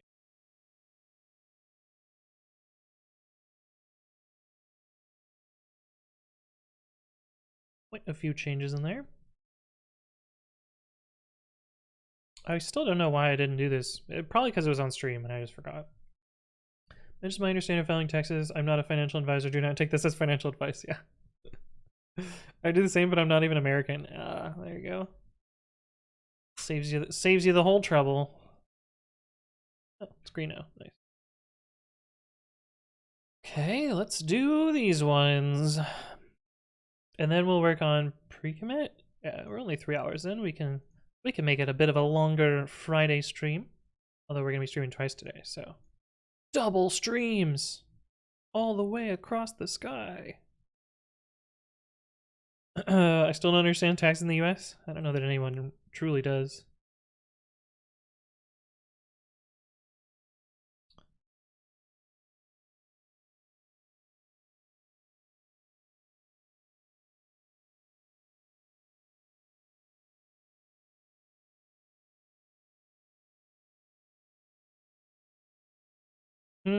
Oh yeah, this one's a problem. Good thing we looked at the code.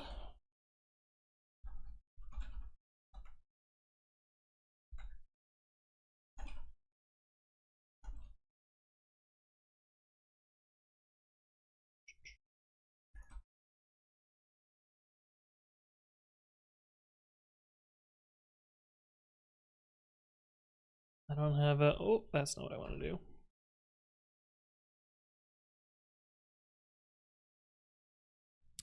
I don't have a thing for rectangular select.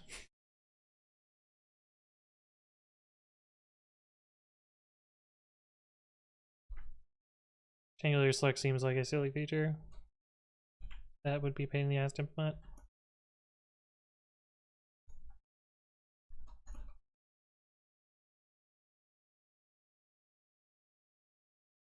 Okay, so we'll ignore that one for now. File, 2 files. Dad got an update? Oh, I guess. Setup.cfg.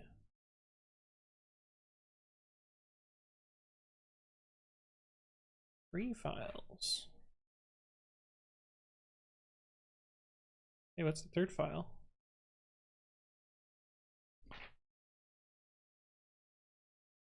Five files here.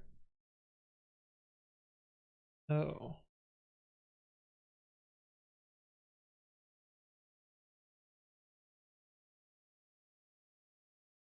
I don't think the trailing white space there is intentional, so I'm okay killing it, I guess.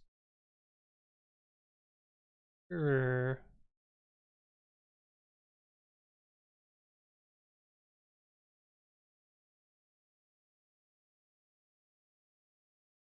Oh, that changed in this. Oh, because I don't have types in this repo. Yeah, I should type that at some point, but MyPy doesn't quite love what I'm doing there. So know that will happen. I gotta keep Intuit in business, yeah. Yeah, more Minecraft later, in theory, hopefully. you ever considered being a financial planner, Anthony, for all the financial advice you get? No, I'm not giving financial advice. No. Do you apply to speak at conferences like EuroPython? No, I'm not super interested in speaking at conferences right now.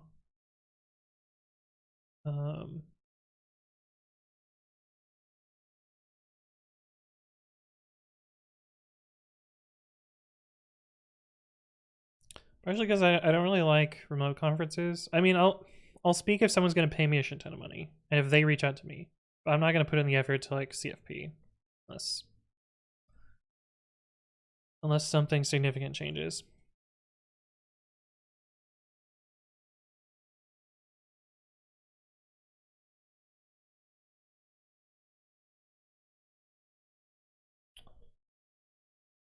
Oh, then I have to do this for Pregament CI as well.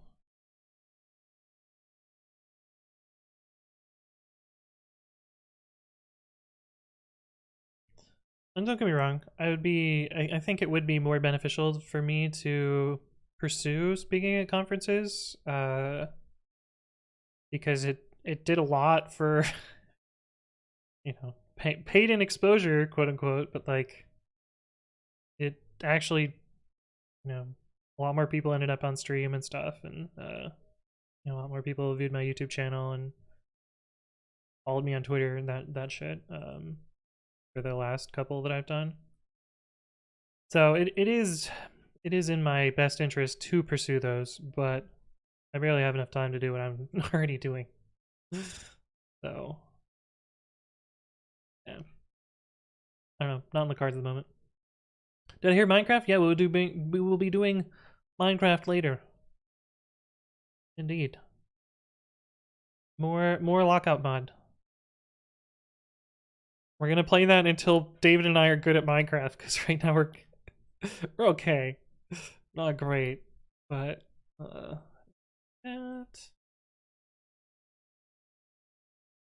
this one. Yep. But hopefully we will actually finish this time. Actually, what we said, Dave and I had dinner yesterday, and we were like, yeah, we don't have anything to do on Saturday, so we're gonna stream until we finish, even if it takes like 12 hours. So, it might be a very long stream later today that will eventually end in delirium, but yeah, it'll be fun. You could talk about linting and Babby. I could. Hey, what's up, Coder? Hello. I don't know that anyone would find that super interesting though, because it was just like, yeah, I did a bunch of curses stuff and layout engine and blah blah and parsing and blah. Have you seen this cool website? Data text / HTML. Yeah, nice data URL there. I have seen that website, but I'm not going to look at it right now. Okay. In theory, we have, yeah, given how many times I died, yeah. Yeah, we don't talk about that. I was a bit inebriated there. Unproductive these past couple days? Why is that? Don't want to study? Then don't. Fail. Easy solution to that.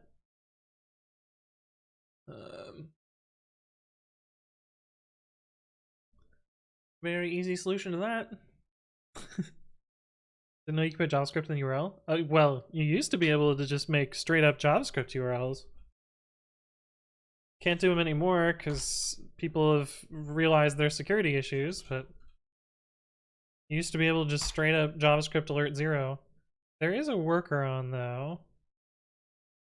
New add page? How do I...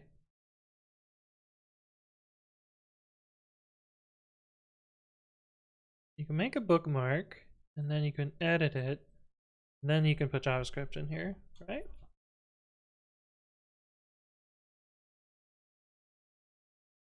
Hey, yeah, you can still make JavaScript URL bookmarklets, but they removed them from the address bar because people were phishing themselves.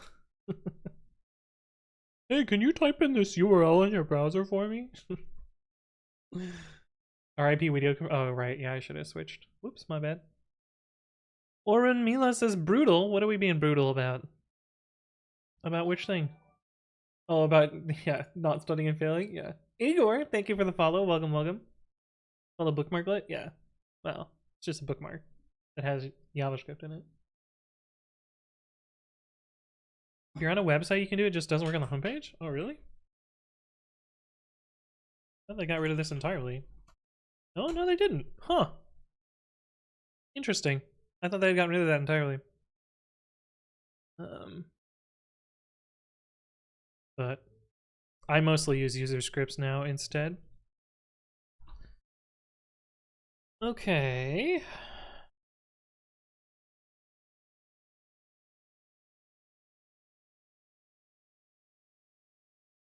So we have we've actually made it so we won't get an auto update next week.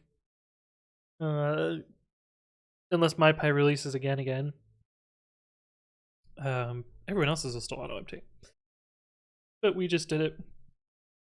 Oh, we need to do pre-commit CI. Yes. And then that'll be basically everything.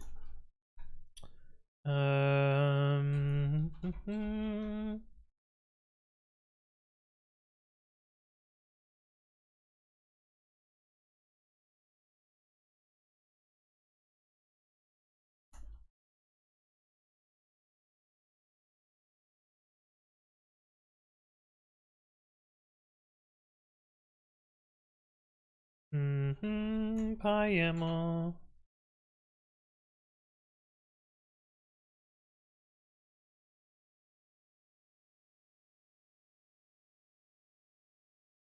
Oh, except these are 3.8 plus.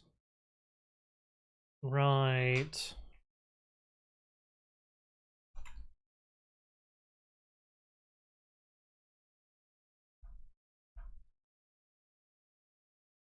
Yeah.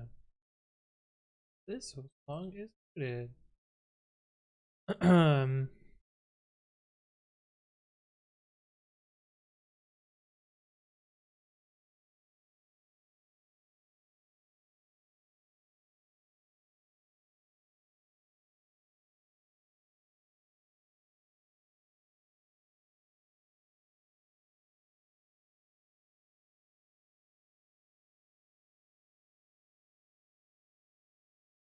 Just make sure this looks right. Grep out issues. We'll grep out CI config also. Wait, what did this do? It upgraded it. Well, that's fine.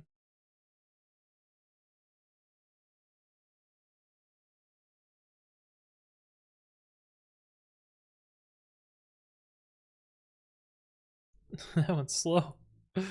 Oh, it's real slow. Hey, what's up, Shin Myth? Thank you for the follow. Welcome, welcome. Hopefully you're doing well. Oh, that one's broken. Okay, so we'll skip Terraform.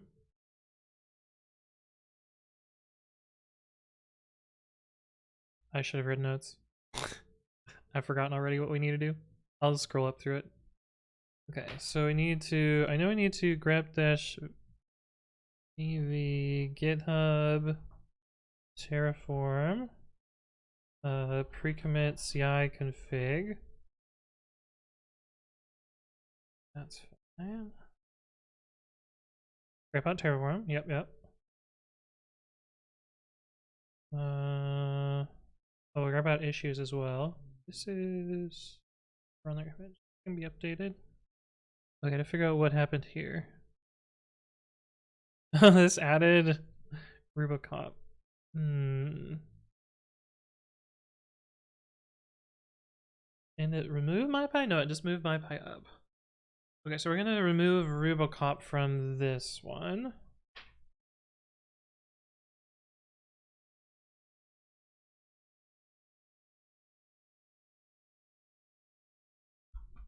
Don't need to add that.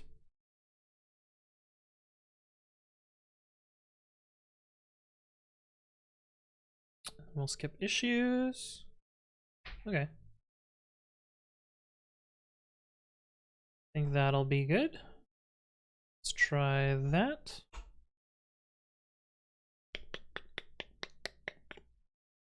Yeah, fuck it, why not? What are your thoughts about Jazz Band and the Python package maintainers community? I was thinking of joining. Jazz Band seems like give everyone the keys to the castle and trust everyone, which seems like a bad idea.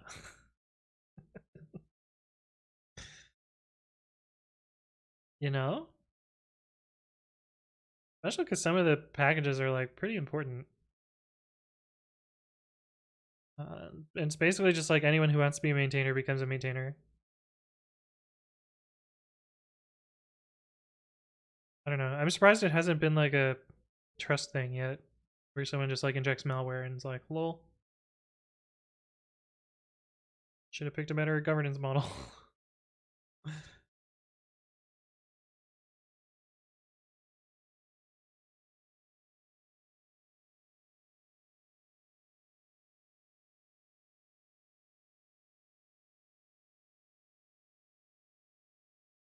3.7 dead, long live 3.8. Predicament CI is only it only runs one version, so I can pick 3.8 and be happy with it. Although when 2204 comes out, we'll be upgrading to 3.10. Does Lambda support 3.10? Python Lambda AWS versions.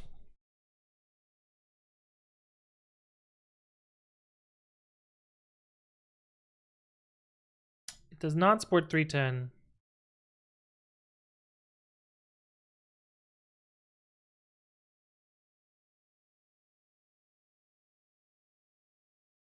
That'll be a little bit annoying. Maybe I will wait to upgrade that until it does. 3.x is dead to me. It's all about 3.xy. It's fair, it's fair. Recently, has GitHub with 150,000 stars. Got fucked over because some maintainers started putting their paid APIs on it. Interesting.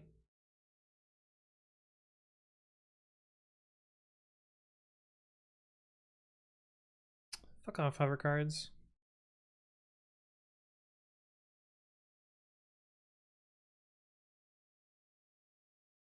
Okay, let's look at these.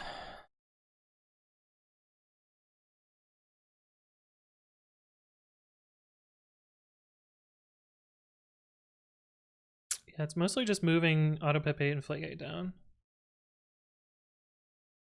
Seems fine. These should all be the same change, realistically. It's just the runner that should be different. These are all copied from each other.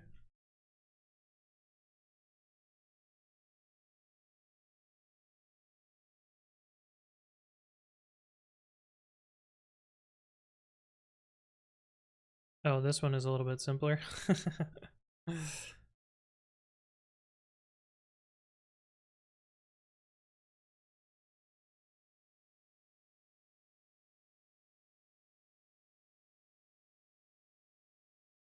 Yeah, this one will be a little bit different.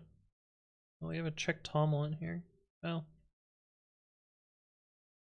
Fuck Tommel.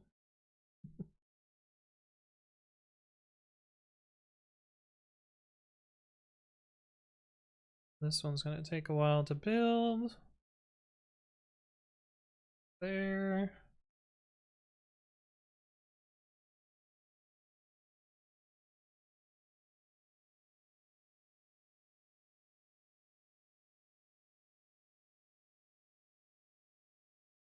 This is probably my deploy system being like, hey, I've helpfully deployed everything to your staging environment for you. Thanks, deploy system.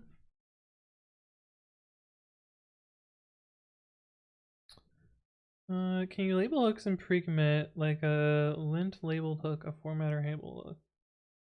No, there's no such thing at the moment. We made a sorter? Not really. I just hard-coded my ordering that I wanted. Not really possible to automate. And even if you were to label them, there's no way to guarantee that the tools are actually doing the right thing.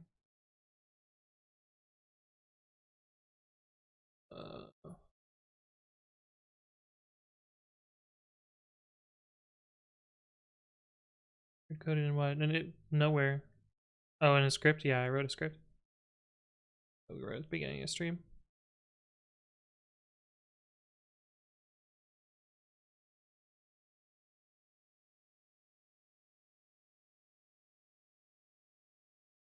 I'm just gonna merge this. It only touches the pre-commit config. Pre-commit already passed. I'm not gonna bother waiting for the build. Could probably change the build so that it only runs on the particular relevant files rather than everything. Okay. Now I want to roll these out. Pre-commit store config. No, I just told you why it's not possible. No.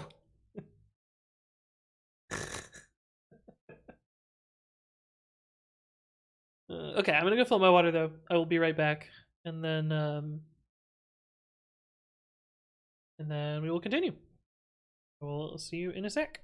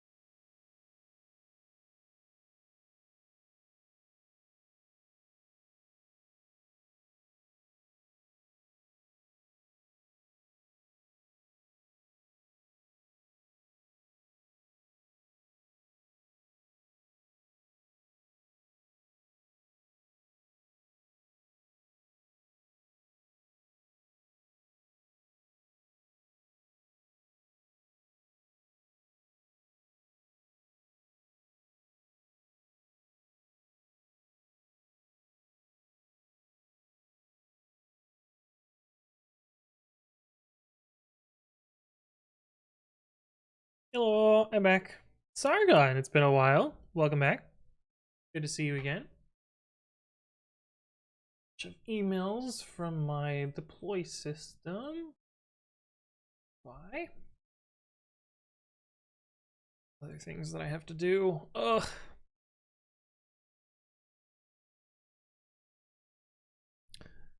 Okay, so I need to remember what the order I need to merge these in is. Actually, I think maybe these don't matter, the order. But let's double check. So we're doing a 3-stage migration where I'm doing a data update. Add the fork attribute to repo and repo install. This one is required. So I'm not gonna merge this one first. Merge that one last. Handle when fork is present on install repo. We wrote a test. This is optional. Wait, that doesn't look right.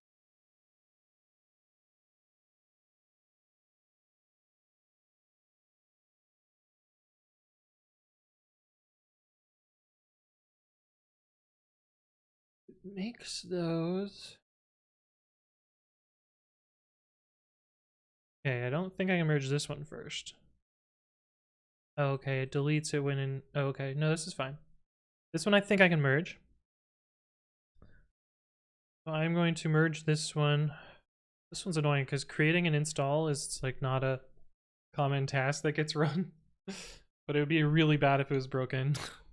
Let's not merge that one first. Let's merge this one first. This one matters the least, I think. Yeah, this is just making this default initialized. Merge that. And we will try it in the staging environment. Hey, what's up, Pari and Zero? Welcome back to both of you.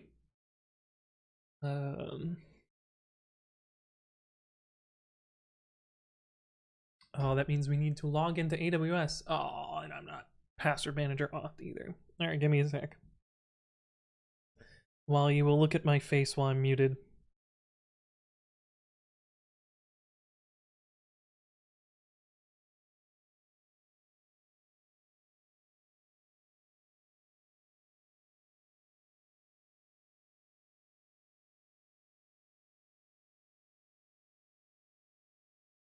Hello.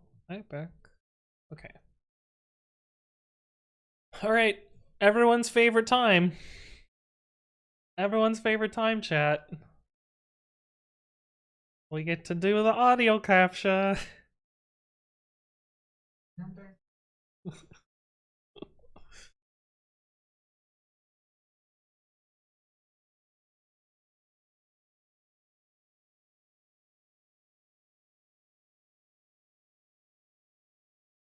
Four. Whoa. That was new. Root user? It's only me. Not gonna be different than my own permissions.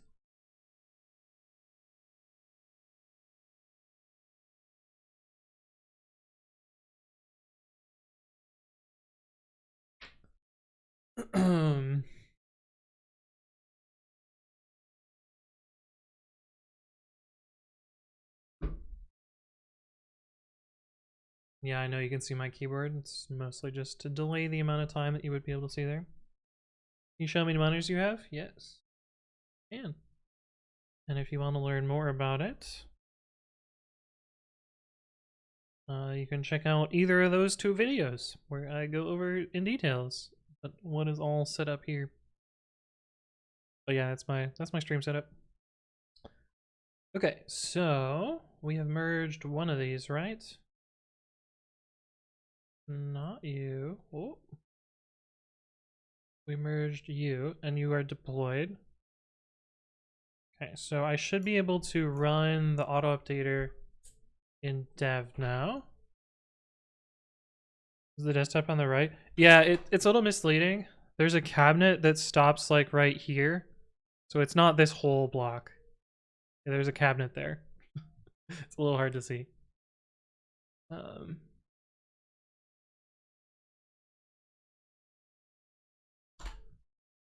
Log in to GitHub here. Second account. I didn't force something out of date so that it actually gets auto updated so that we're confident that it still does that.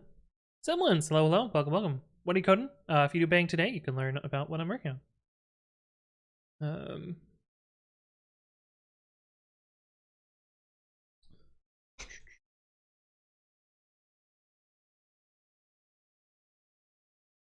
One of these repos has a pre-commit config that's out of date.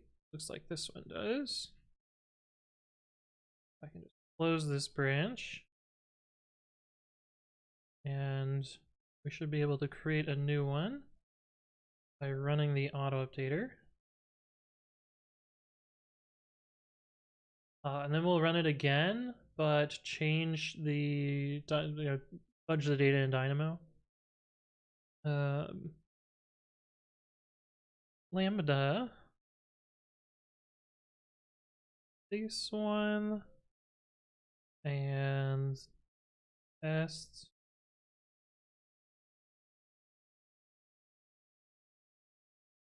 Okay, it seems to have succeeded, and we should see PR here pretty quickly. We'll wait for that, but we'll also open up Dynamo. Oh, it's right up here in the top bar. That's convenient. Tables. Repos. Oh, actually, we want installs.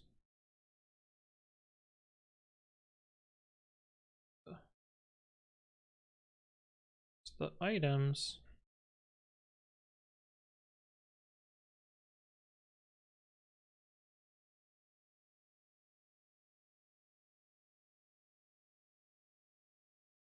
How do I edit the item? They're not a thing? I feel like there's a thing. Oh, they changed everything. Edit item. There it is.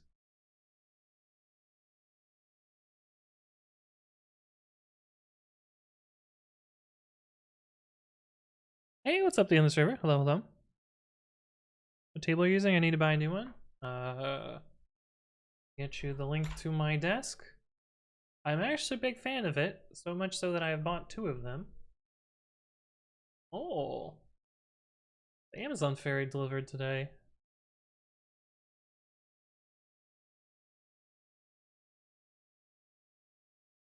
So, this is the desk that I have. This what it looks like. This one is this 65 rustic brown. I also have the espresso 55. This is what I use for work. But it's a nice easy standing desk. Will Tabby? What am I reading that right? Can't really tell. Oh, it's Wee Tabby. Okay, I see. The text is gray and small and not good contrast on dark mode. Welcome to the stream. Hopefully you're doing well. Did we get our PR here? We did. Okay, cool. And if we close this and edit one of these items to have a false in here.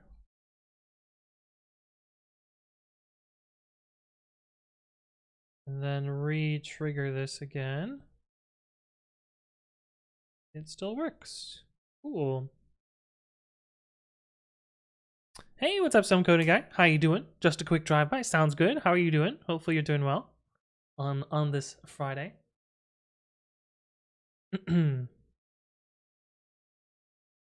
doing pretty good. We're doing a data migration for pre-commit CI. I'm very carefully testing the rollout of each piece. Oh, did that maybe get skipped because of duplicate checking? That might have got skipped because of duplicate checking. SQS. Yeah, I think it got skipped due to dupes. Ah. Stupid FIFO-Q. Unless it has just now gone through. Ah, that's annoying. Okay, well, I'm gonna assume it worked because we got the output that it worked, rather than actually super it in there. Okay, that one's good. We're gonna send you to prod. Not this one, this one. Deploy prod, please. Psych for Friday. Nice. Gotta be careful. Yeah. I am being as careful as I can be. Transylvania says, have you done a setup video on YouTube? I think I remember something like that, but I can't find it. Yeah, if you do FAQ setup or FAQ computer, there are 2 videos there. Wee Tabby says, I really can't understand none of what you're doing. So you understand everything? You must be the only person in chat. I was uncareful on the game dev stream yesterday. Nice. Yeah, I wouldn't worry too much about understanding everything of what's going on because you would have to be inside my head. And even I don't always completely understand everything that's happening. But I'm trying to update a model to know whether a repository is forked or not, so that I can use it as a filtering credential for other stuff later. And I need to do this in a safe manner because I'm not going to take downtime. So I am doing a 3-stage rollout. And generally the way a 3-stage rollout works is you first make the code okay with the new format and the old format. Then you introduce the code that writes as the new format. Then you're kind of in that hybrid state where it's handling both and it's writing in the new format. Then you run your migration to update everything to the new format, and then you remove the backwards compatibility code. GitHub not done yet, or is it recovered and just about to go down? You never know. Yeah, it went down earlier this morning, although they claimed it was maintenance, so I guess whatever. I don't think any of us fully understand everything Anthony does. Yeah, I don't think I necessarily do either. I'm saying this because I don't know much about Python or programming at all. I'm a newbie. Well, that's fine. You're still welcome nonetheless. If anyone really does understand Anthony, it's because there's another Anthony. Oh no. Someone has cloned me. Okay. I think now we can send this patch out. Because right now, I think this page will be broken. And this is only because I edited the database manually. This page should 500. This page should 500? Yeah. Okay, this page should 500. And that's intended, because I fucked with the database. I shouldn't have fucked with the database, but I fucked with the database. So now if I merge this PR and deploy it, that should fix this. And it'll also validate that things work correctly. I guess I would have to delete the install and recreate it.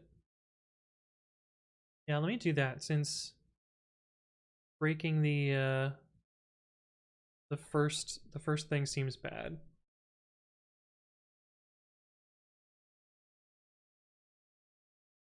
Learned while loops yesterday. Nice, awesome.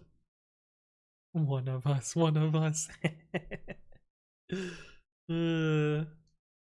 Waiting for this to deploy.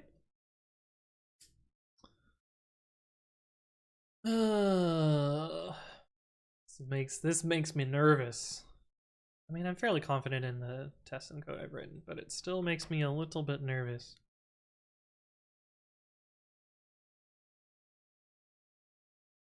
Come on. You're not done yet. Oh, it is done now. I should have a little comment here. And now if I refresh this, it should be good. Nice. Okay, so I am going to delete this install. And then reinstall it with the same set of repos. Oh, why is that still there? We deleted this. Oh, uh-oh. GitHub, you're drunk. This doesn't exist. That's kind of weird. We're gonna do this though. Now this should 404.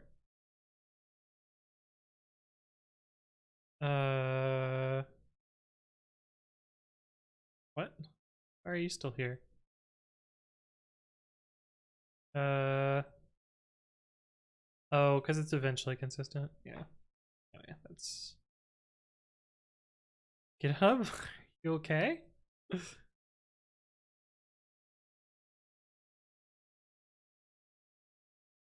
the fuck is going on? Click this button.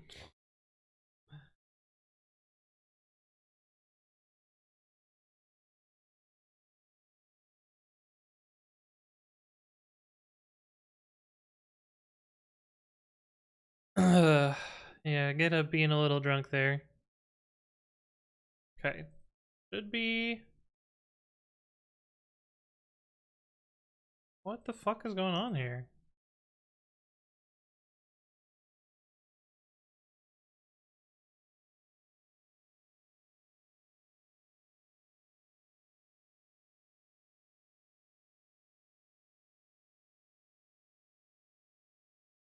GitHub 244-23274. 244-23274. Yeah, what the hell?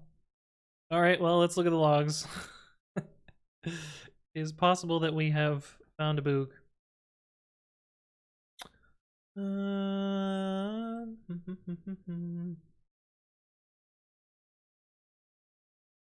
In which case, I'm glad I tested this before rolling it out. That would have sucked. Web logs would probably be the first place to check.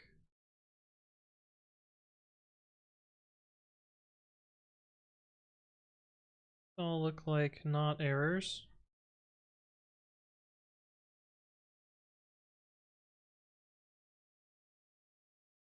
Probably not here.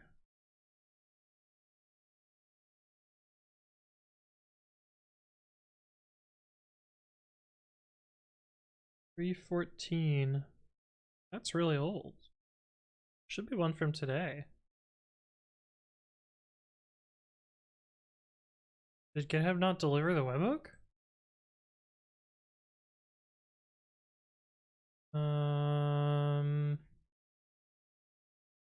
Let me look at the audit log.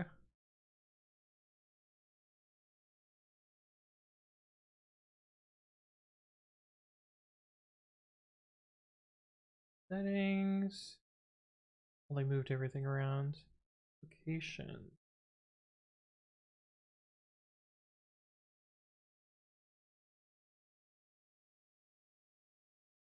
App set. There we go. Advanced webhooks. We did get a 500 here.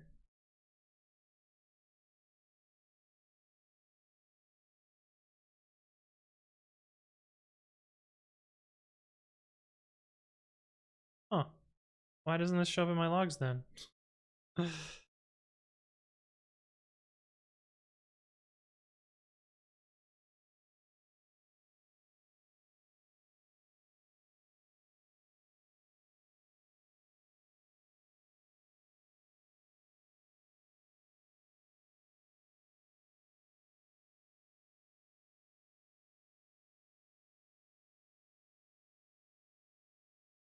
Maybe it's this log group?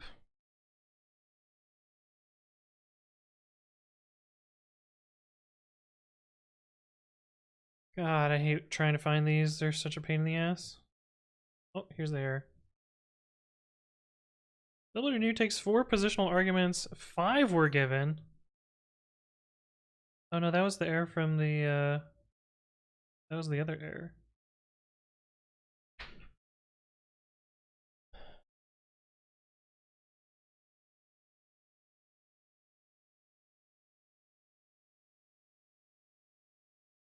Key error fork. Whoa.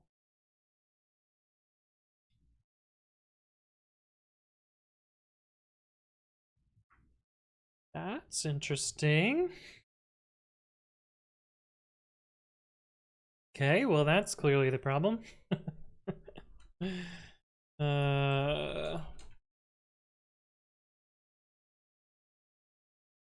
Payload, installation, create.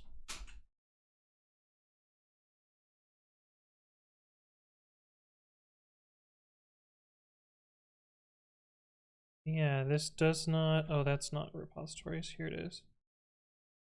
This does not include fork. Interesting. So I guess we will set fork false and then have it recreate. Interesting. Okay, well, good thing we tried it, because that would have been bad.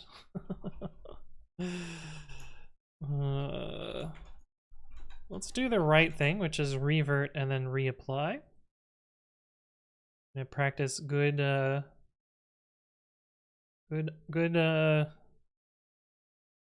hygiene here. Revert.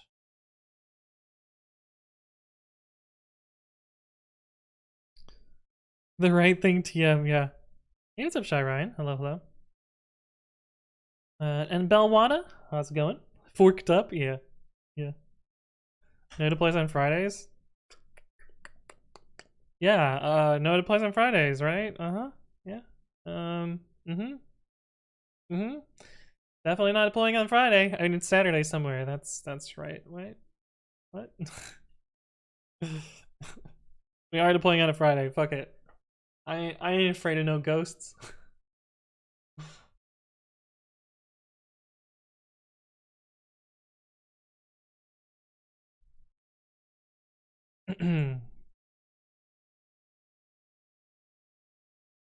OMG Friday deploys? I know you have opinions on these.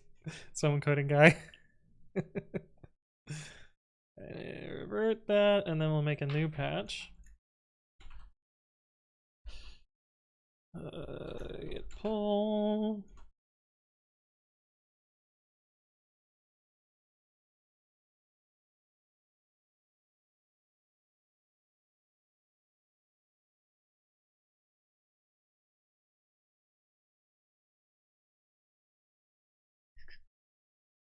Web blueprints, GitHub, create. That's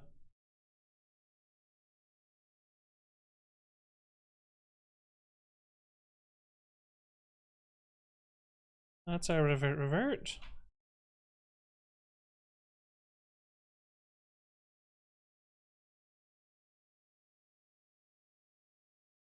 So this is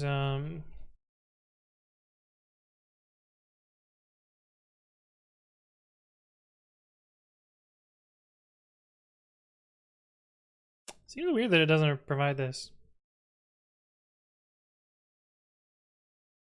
Seems a little unfortunate.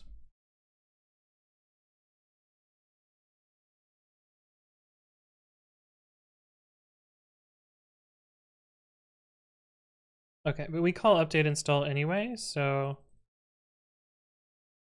that's fine.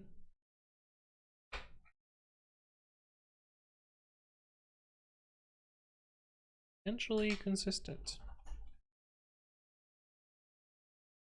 And I probably should add a test for this, but I kind of want to merge this anyway and just deal with this later. Yeah.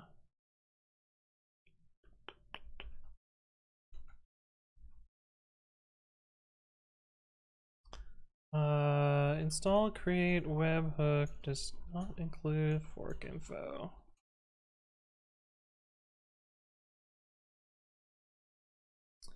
I deployed today as well. Went well. Nice. Hey, what's up, Joe? Hello, hello, hello. I have no idea what you're talking about. Okay. All right. I started the tradition that if you deploy on Friday, you get support coverage for the weekend.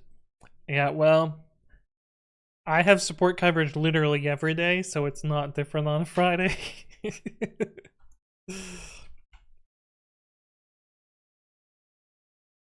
So, I am not afraid of the ghosts.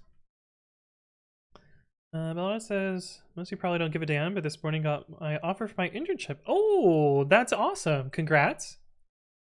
How about I'll build 2x time if it wasn't my fault? Yeah. But congrats, that's really cool. Joey Good, welcome back. Then you get to deploy on Friday, yeah. No problem with deploying on Friday as long as you pay the price for the trouble, yeah.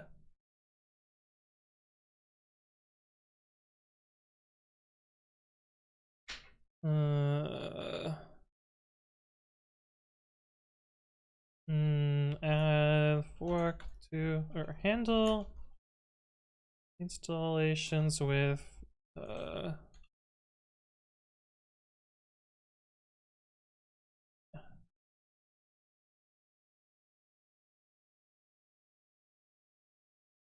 properly engineered into the atomic commits. Not sure which is worse, deploy on Friday evening or deploy on Sunday evening.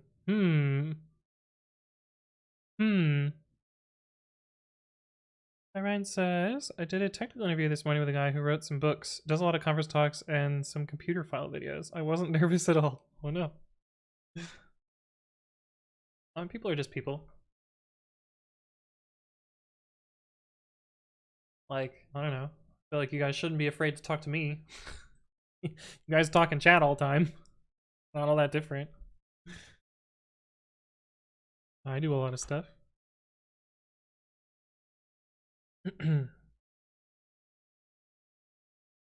You're not done yet. Oh, you are. It just hasn't reported it yet. All right, let's try this again.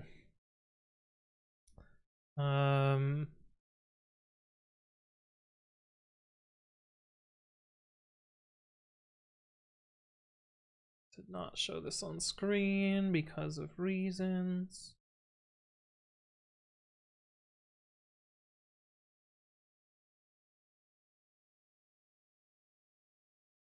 For that to deploy again, I have just uninstalled the app. We'll reinstall it here. I don't know why that isn't getting deleted, but I also don't really care too much.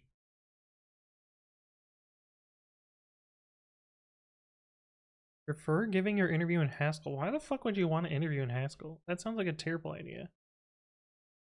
Like a unnecessarily difficult time interviewing. I guess some people are really good at Haskell, but like even if you're really good at Haskell, you have to take like 4 times as long to get your program working.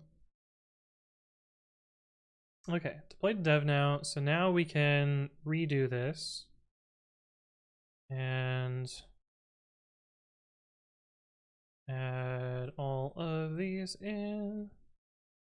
I know it said, do you want all of them? And I said no and then selected all of them, but the app works slightly differently. Now, we should be able to click on you. Okay, you work. It doesn't show the private repo yet until eventual consistency. Okay, cool. And now if we fuck with the database again,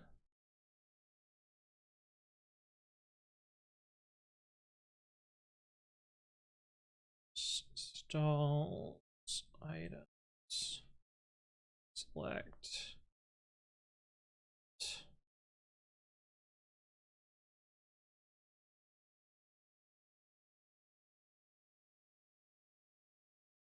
Fuck with the database again.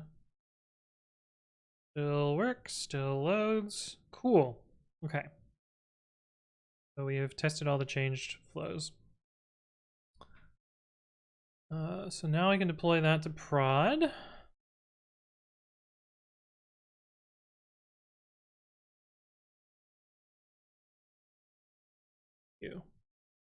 Oh. Okay, deploy prod, please.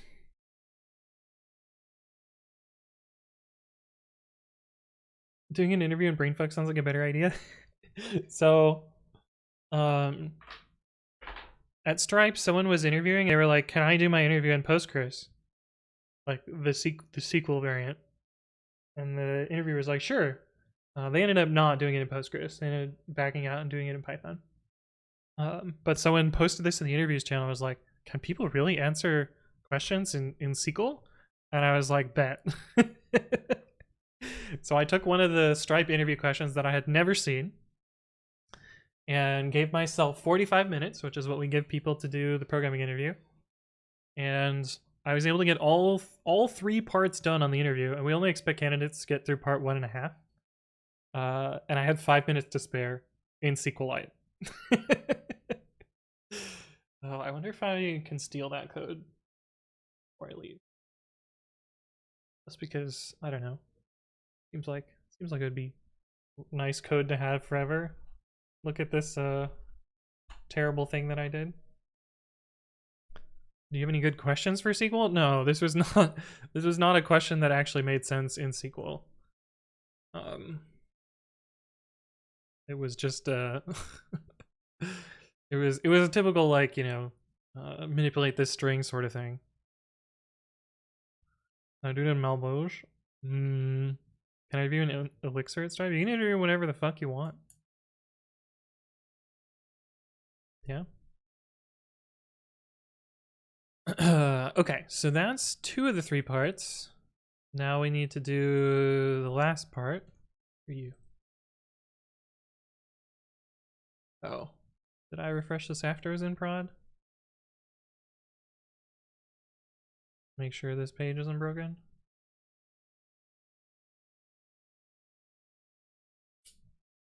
Cool. Wonder if folks get interviewed by Guido if they interview at Microsoft? There's no way. There's no way. There's no way he interviews people. Okay. Now we need to do this last one. This is the risky one. Well, risky-ish one. In that, this changes how all of the installs look. He's a technical fellow there. That's like the highest non-management role they have, so I highly doubt it. Yeah. Yeah. Yeah. Okay. Let's merge you. And then we'll poke around in dev, see what that does. So the easiest way to, oh, we gotta wait for it to deploy first. Gotta wait for it to deploy first.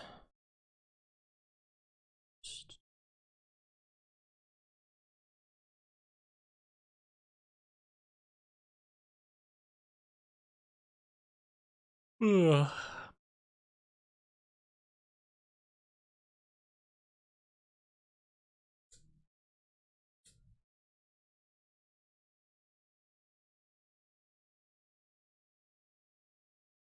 I'm so impatient. It takes like 60 seconds to deploy and I'm still super impatient. Well, it takes like 60 seconds to deploy. Oh. I heard one of the key Haskell guys is working on a new scripting language for the Unreal Engine. Oh. Some good guy says, gotta bounce. Have a great weekend. Well, thank you for stopping by. Always good to see you. And hopefully you have a good weekend as well.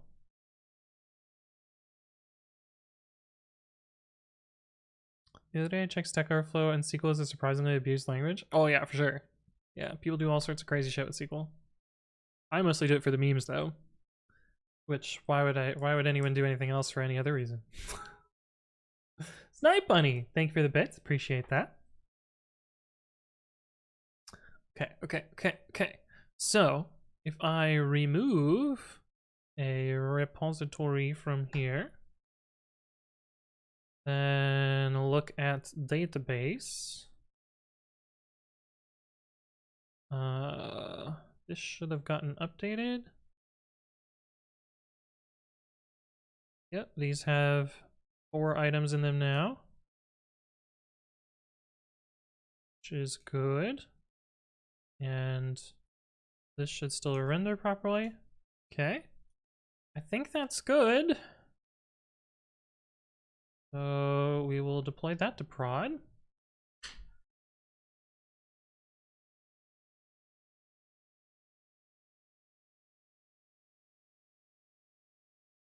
And then we got to do the next part, which is now that everything's compatible and the new data is being written. Actually, we have to change web in one way to do this. This will actually be a 4-stage rollout.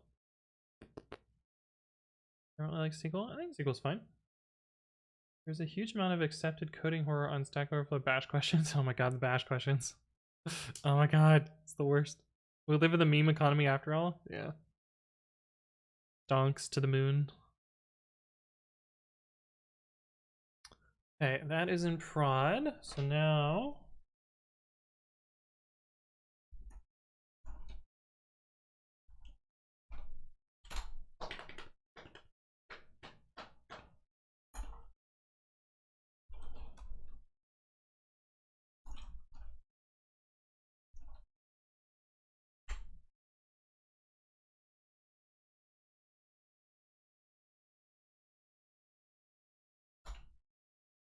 do remove :3 after readers are updated. To done.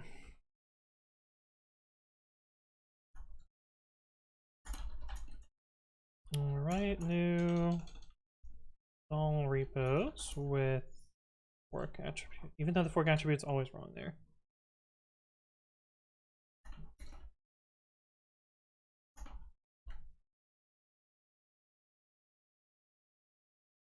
This should be really safe to roll out.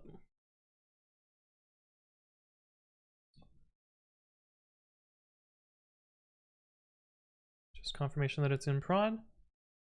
Guess I should try one in prod and make sure it works.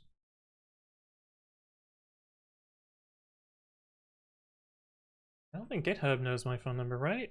Surely? Really, it's not going to show it right now? Okay, good.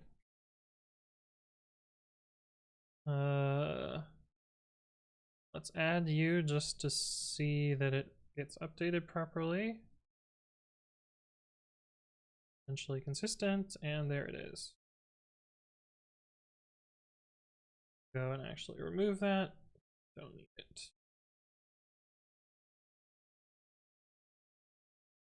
Get removed as cool.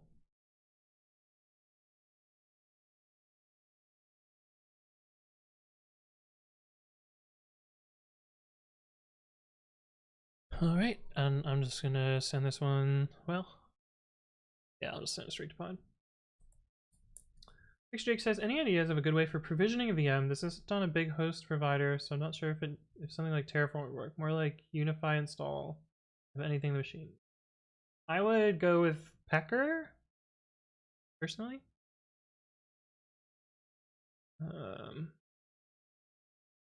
Yeah. Yeah, you could use Ansible or Puppet or Chef or all the other things. Has Anthony already launched the video about double underscore yet? No, I have not.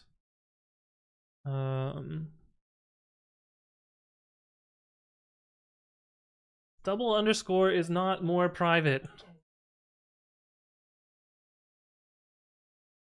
And yeah, I go over, you know, name mangling and more private and other namespaces and blah blah blah. Good old name mangling. But no, it has not been uploaded yet, Belwana. It has been recorded though. So at least that part is there.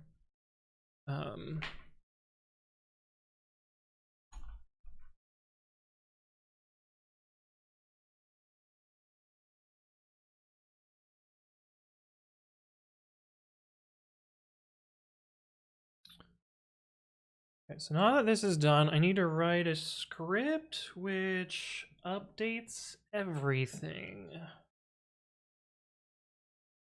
Somehow. Is that gonna work?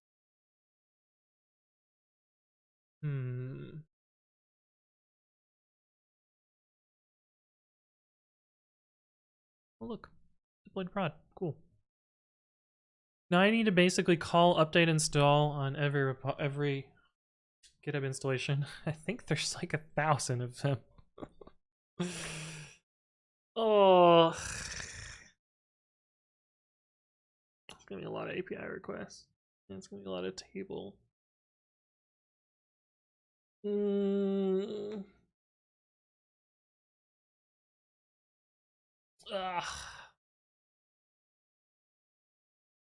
I think I'm gonna do that later. I guess it's gonna take hours. Well, actually, we can write the code for it now.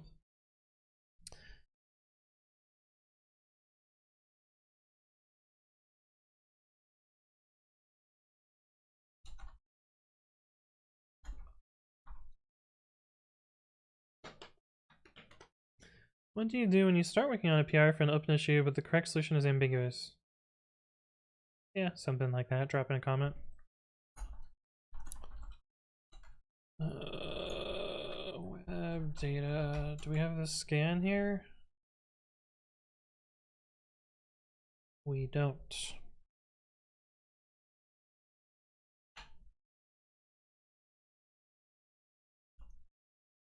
Actually, we can probably just use web impl AWS AV store. Do we have scan here? We do. Generator dictster any.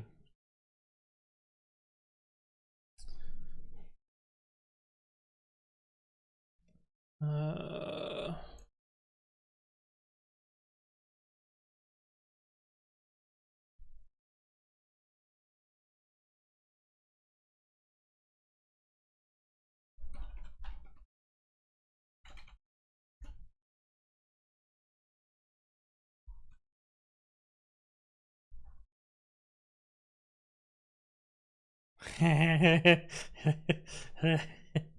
love it so much. I love my new linter thing. It's so good.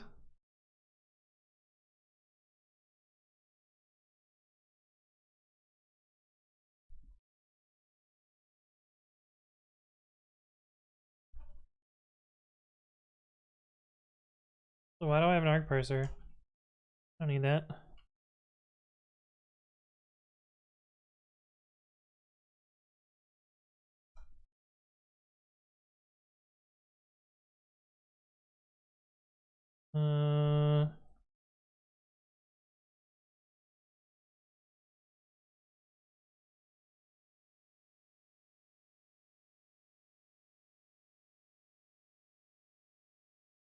Web face.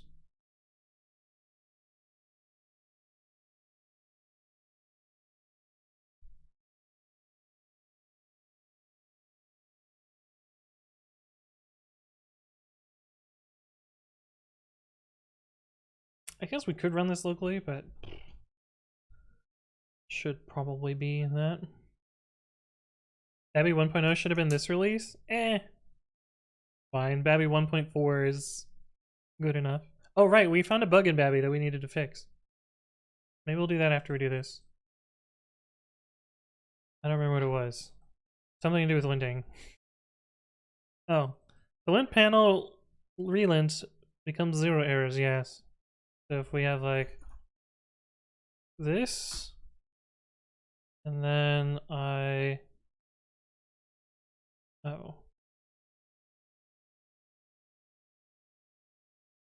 And then I do this, and then I do this, and then I relint. It goes kaboom. But yeah, not a huge deal.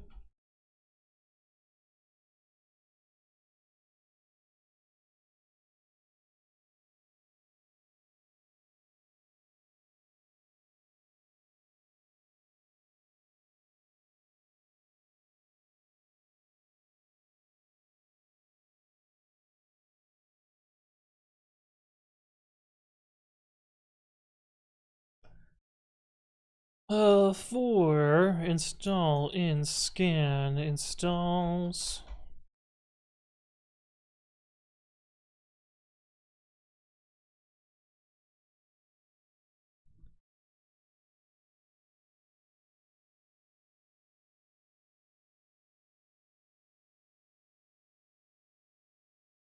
Make sure we send the right data. Pubsub.publish.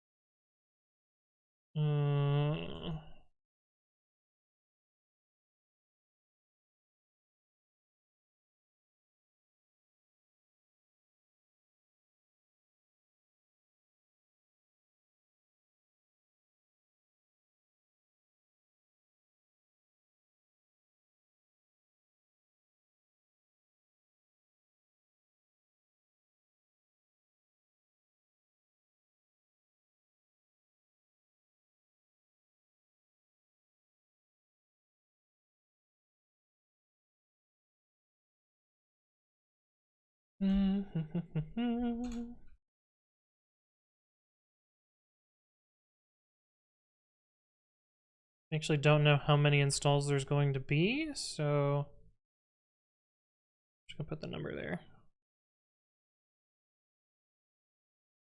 Yeah. Sinema Bashir says, hey Vinny, I have a question. I think you're using a VM. I'm curious why open a graphical user interface and not a headless VM. Because I use the mouse. You watch me use the mouse too.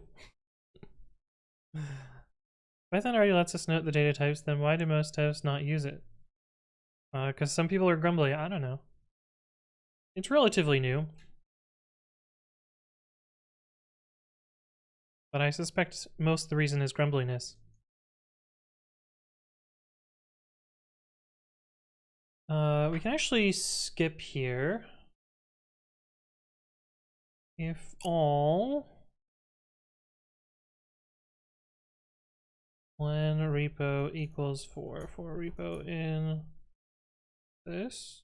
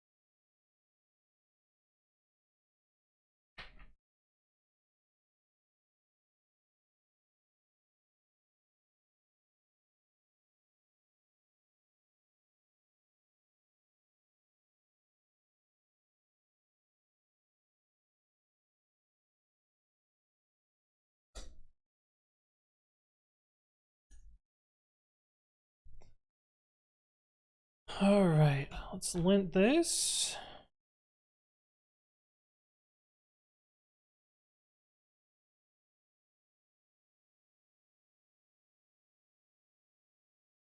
Nice. Hey, what's up, Jackie Alcine? Hello, hello. The dark days of not data types. Dict has no attribute to JSON. Yeah, exactly.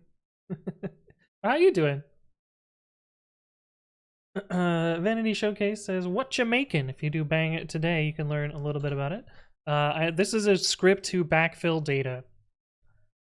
We have just updated the code so that it supports 2 different data formats, and we are now triggering an update on every single existing one.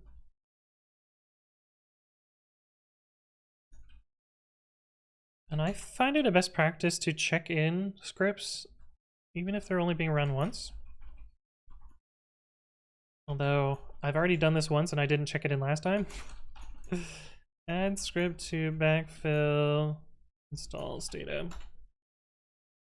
Just so when I need to do this the next time, I'll at least have basis, because I'm sure this isn't the last time I do this. Also, it'll be nice to, run the tests and whatever on it. Friday says nano. Well, does it look like nano? I gave it away. Does it look like nano? Is it nano? Learning Clojure. Ooh. That's a fun one. I used to know a tiny bit of Clojure. You have to be very careful when you say Clojure because there's like 4 other languages that have the same name. Hey, what's up, Gabriella? Welcome, welcome. But yes, Fardius, it's not actually nano. It is a text editor called Babby, which I wrote myself. But I used to use nano, and I still have not unlearned my stuff. But if you want to learn more about Babby, here's a video and some links that you can check out. But yes, it is my own text editor that I wrote from scratch.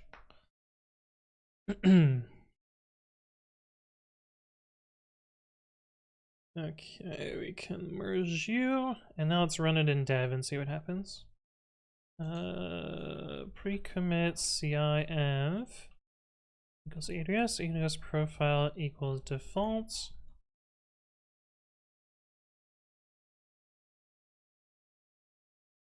Okay, so that one's already done, but if we muck around with the data,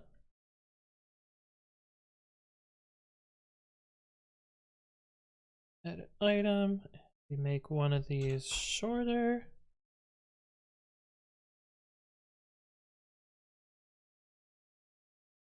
And then we rerun it. Object of decimal is not JSON serializable. Tried it in dev. Stupid Dynamo. Fucking hate Dynamo.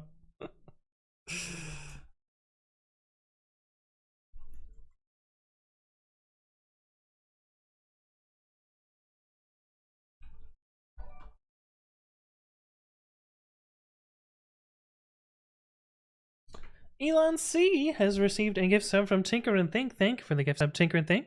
Also, welcome back, Tinker and Think. Good to see you again. Seriously ran into that and started with closure script by accident for a month. Oh no. That's funny. Dynamo represents integers as decimal.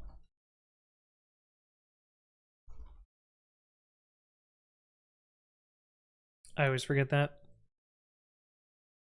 Unfortunately, there's not enough type checker there to actually tell me that that's wrong. Unbuttons, yeah. Oh, I guess I gave you a free button, so maybe whatever. You can keep it. You can keep your free button today. Let's try this again. Cool. Now if I refresh this and should all have 4 now. Cool.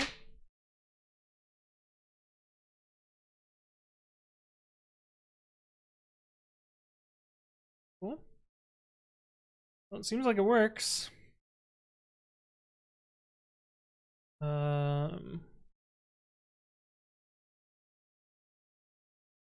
But yeah, I'm pretty sure I made the same mistake last time I wrote this script, and which tells me I definitely should have checked it in so that when I had to run it this time, that I wouldn't have made the same mistake. All right, so I'm gonna run this on prod, but I'm gonna do it after stream. But we are going to fix this Babby error.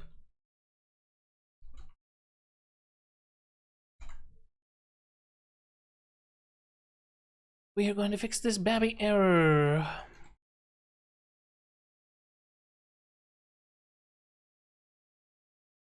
Because it's going to take what?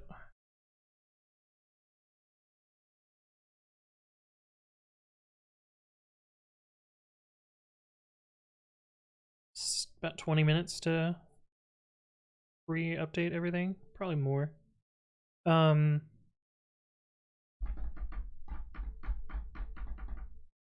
I doing? Right, test features, linting tests.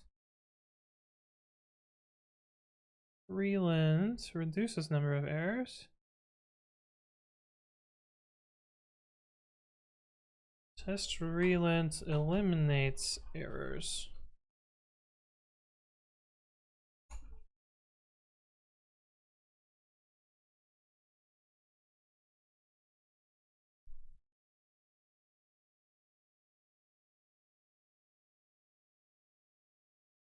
Just need 1 error to trigger this. Art Americ, thank you for the follow. Welcome, welcome. Hopefully you're doing well.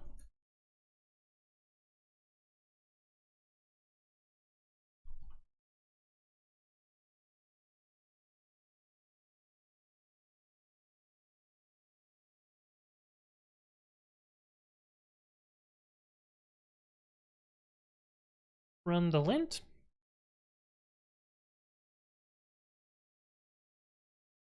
One errors. Jump into the panel.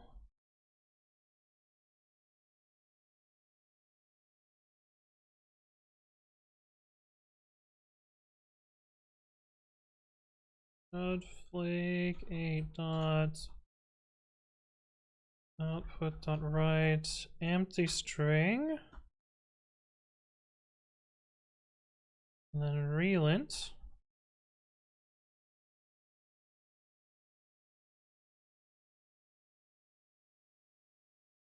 See this?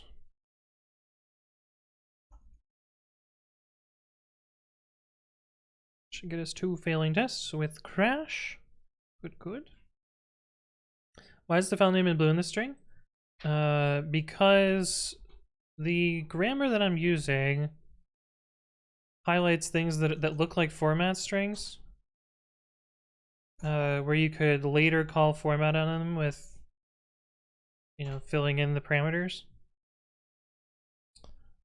Don't know why it does that, but that is why it is colored that way. I didn't write the grammar. It's the standard VS Code one.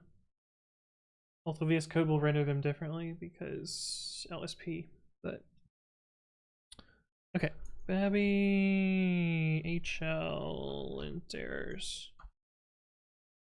So the problem is here. If self.errors burn. That 2-line fix should fix this bug, and it does. Just to double check.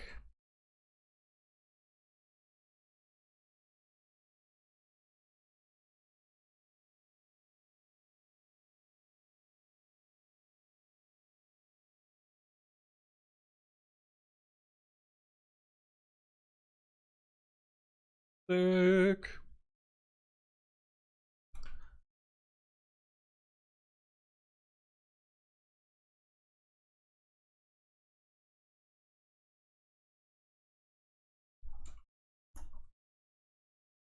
Fix crash when relenting from panel and all errors get fixed.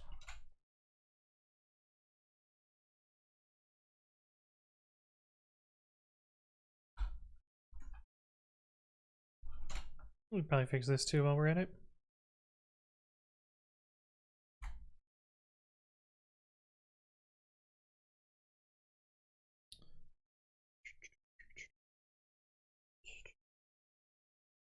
What are you? Me merging that. But how you doing, Spyro the Dragon? Welcome back.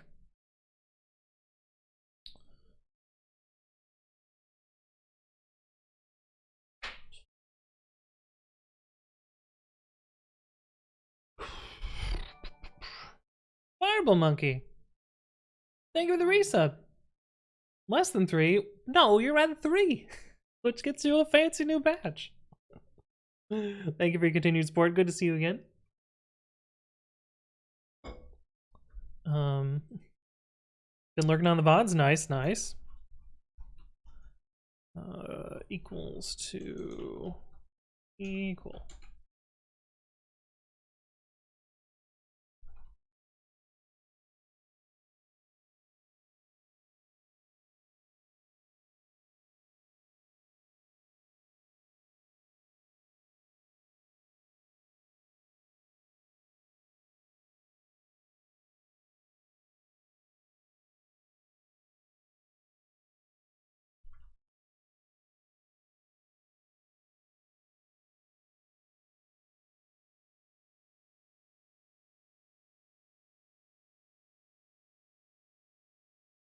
Boom.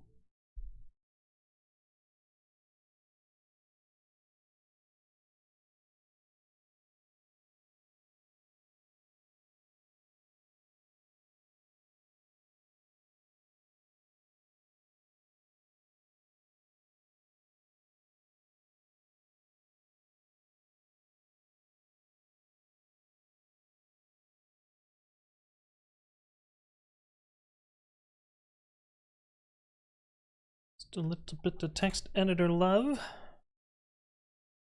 Oh, I hope these two don't conflict. Oh, also, actually read the change. Fine.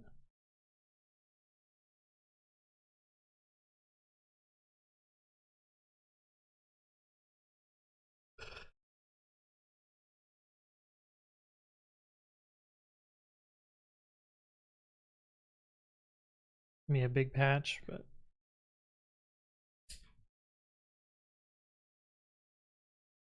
that looks good. You're probably chugging away. Almost done. Cool. Yeah, I'm gonna let those merge. Then I'm gonna release. But I can do that off camera.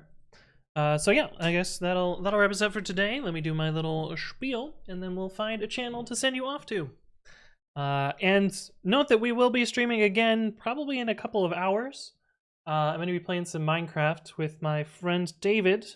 We're going to be doing a lockout, kind of like a bingo board sort of thingy thing. But yeah, let me do my little spiel. So tune in for that later. My name is Anthony. I upload educational content to YouTube 3 times a week at youtube.com/anthonywritescode. Check those out if you want to see the most popular recent video. This one, which has gotten 6,000 views, holy shit.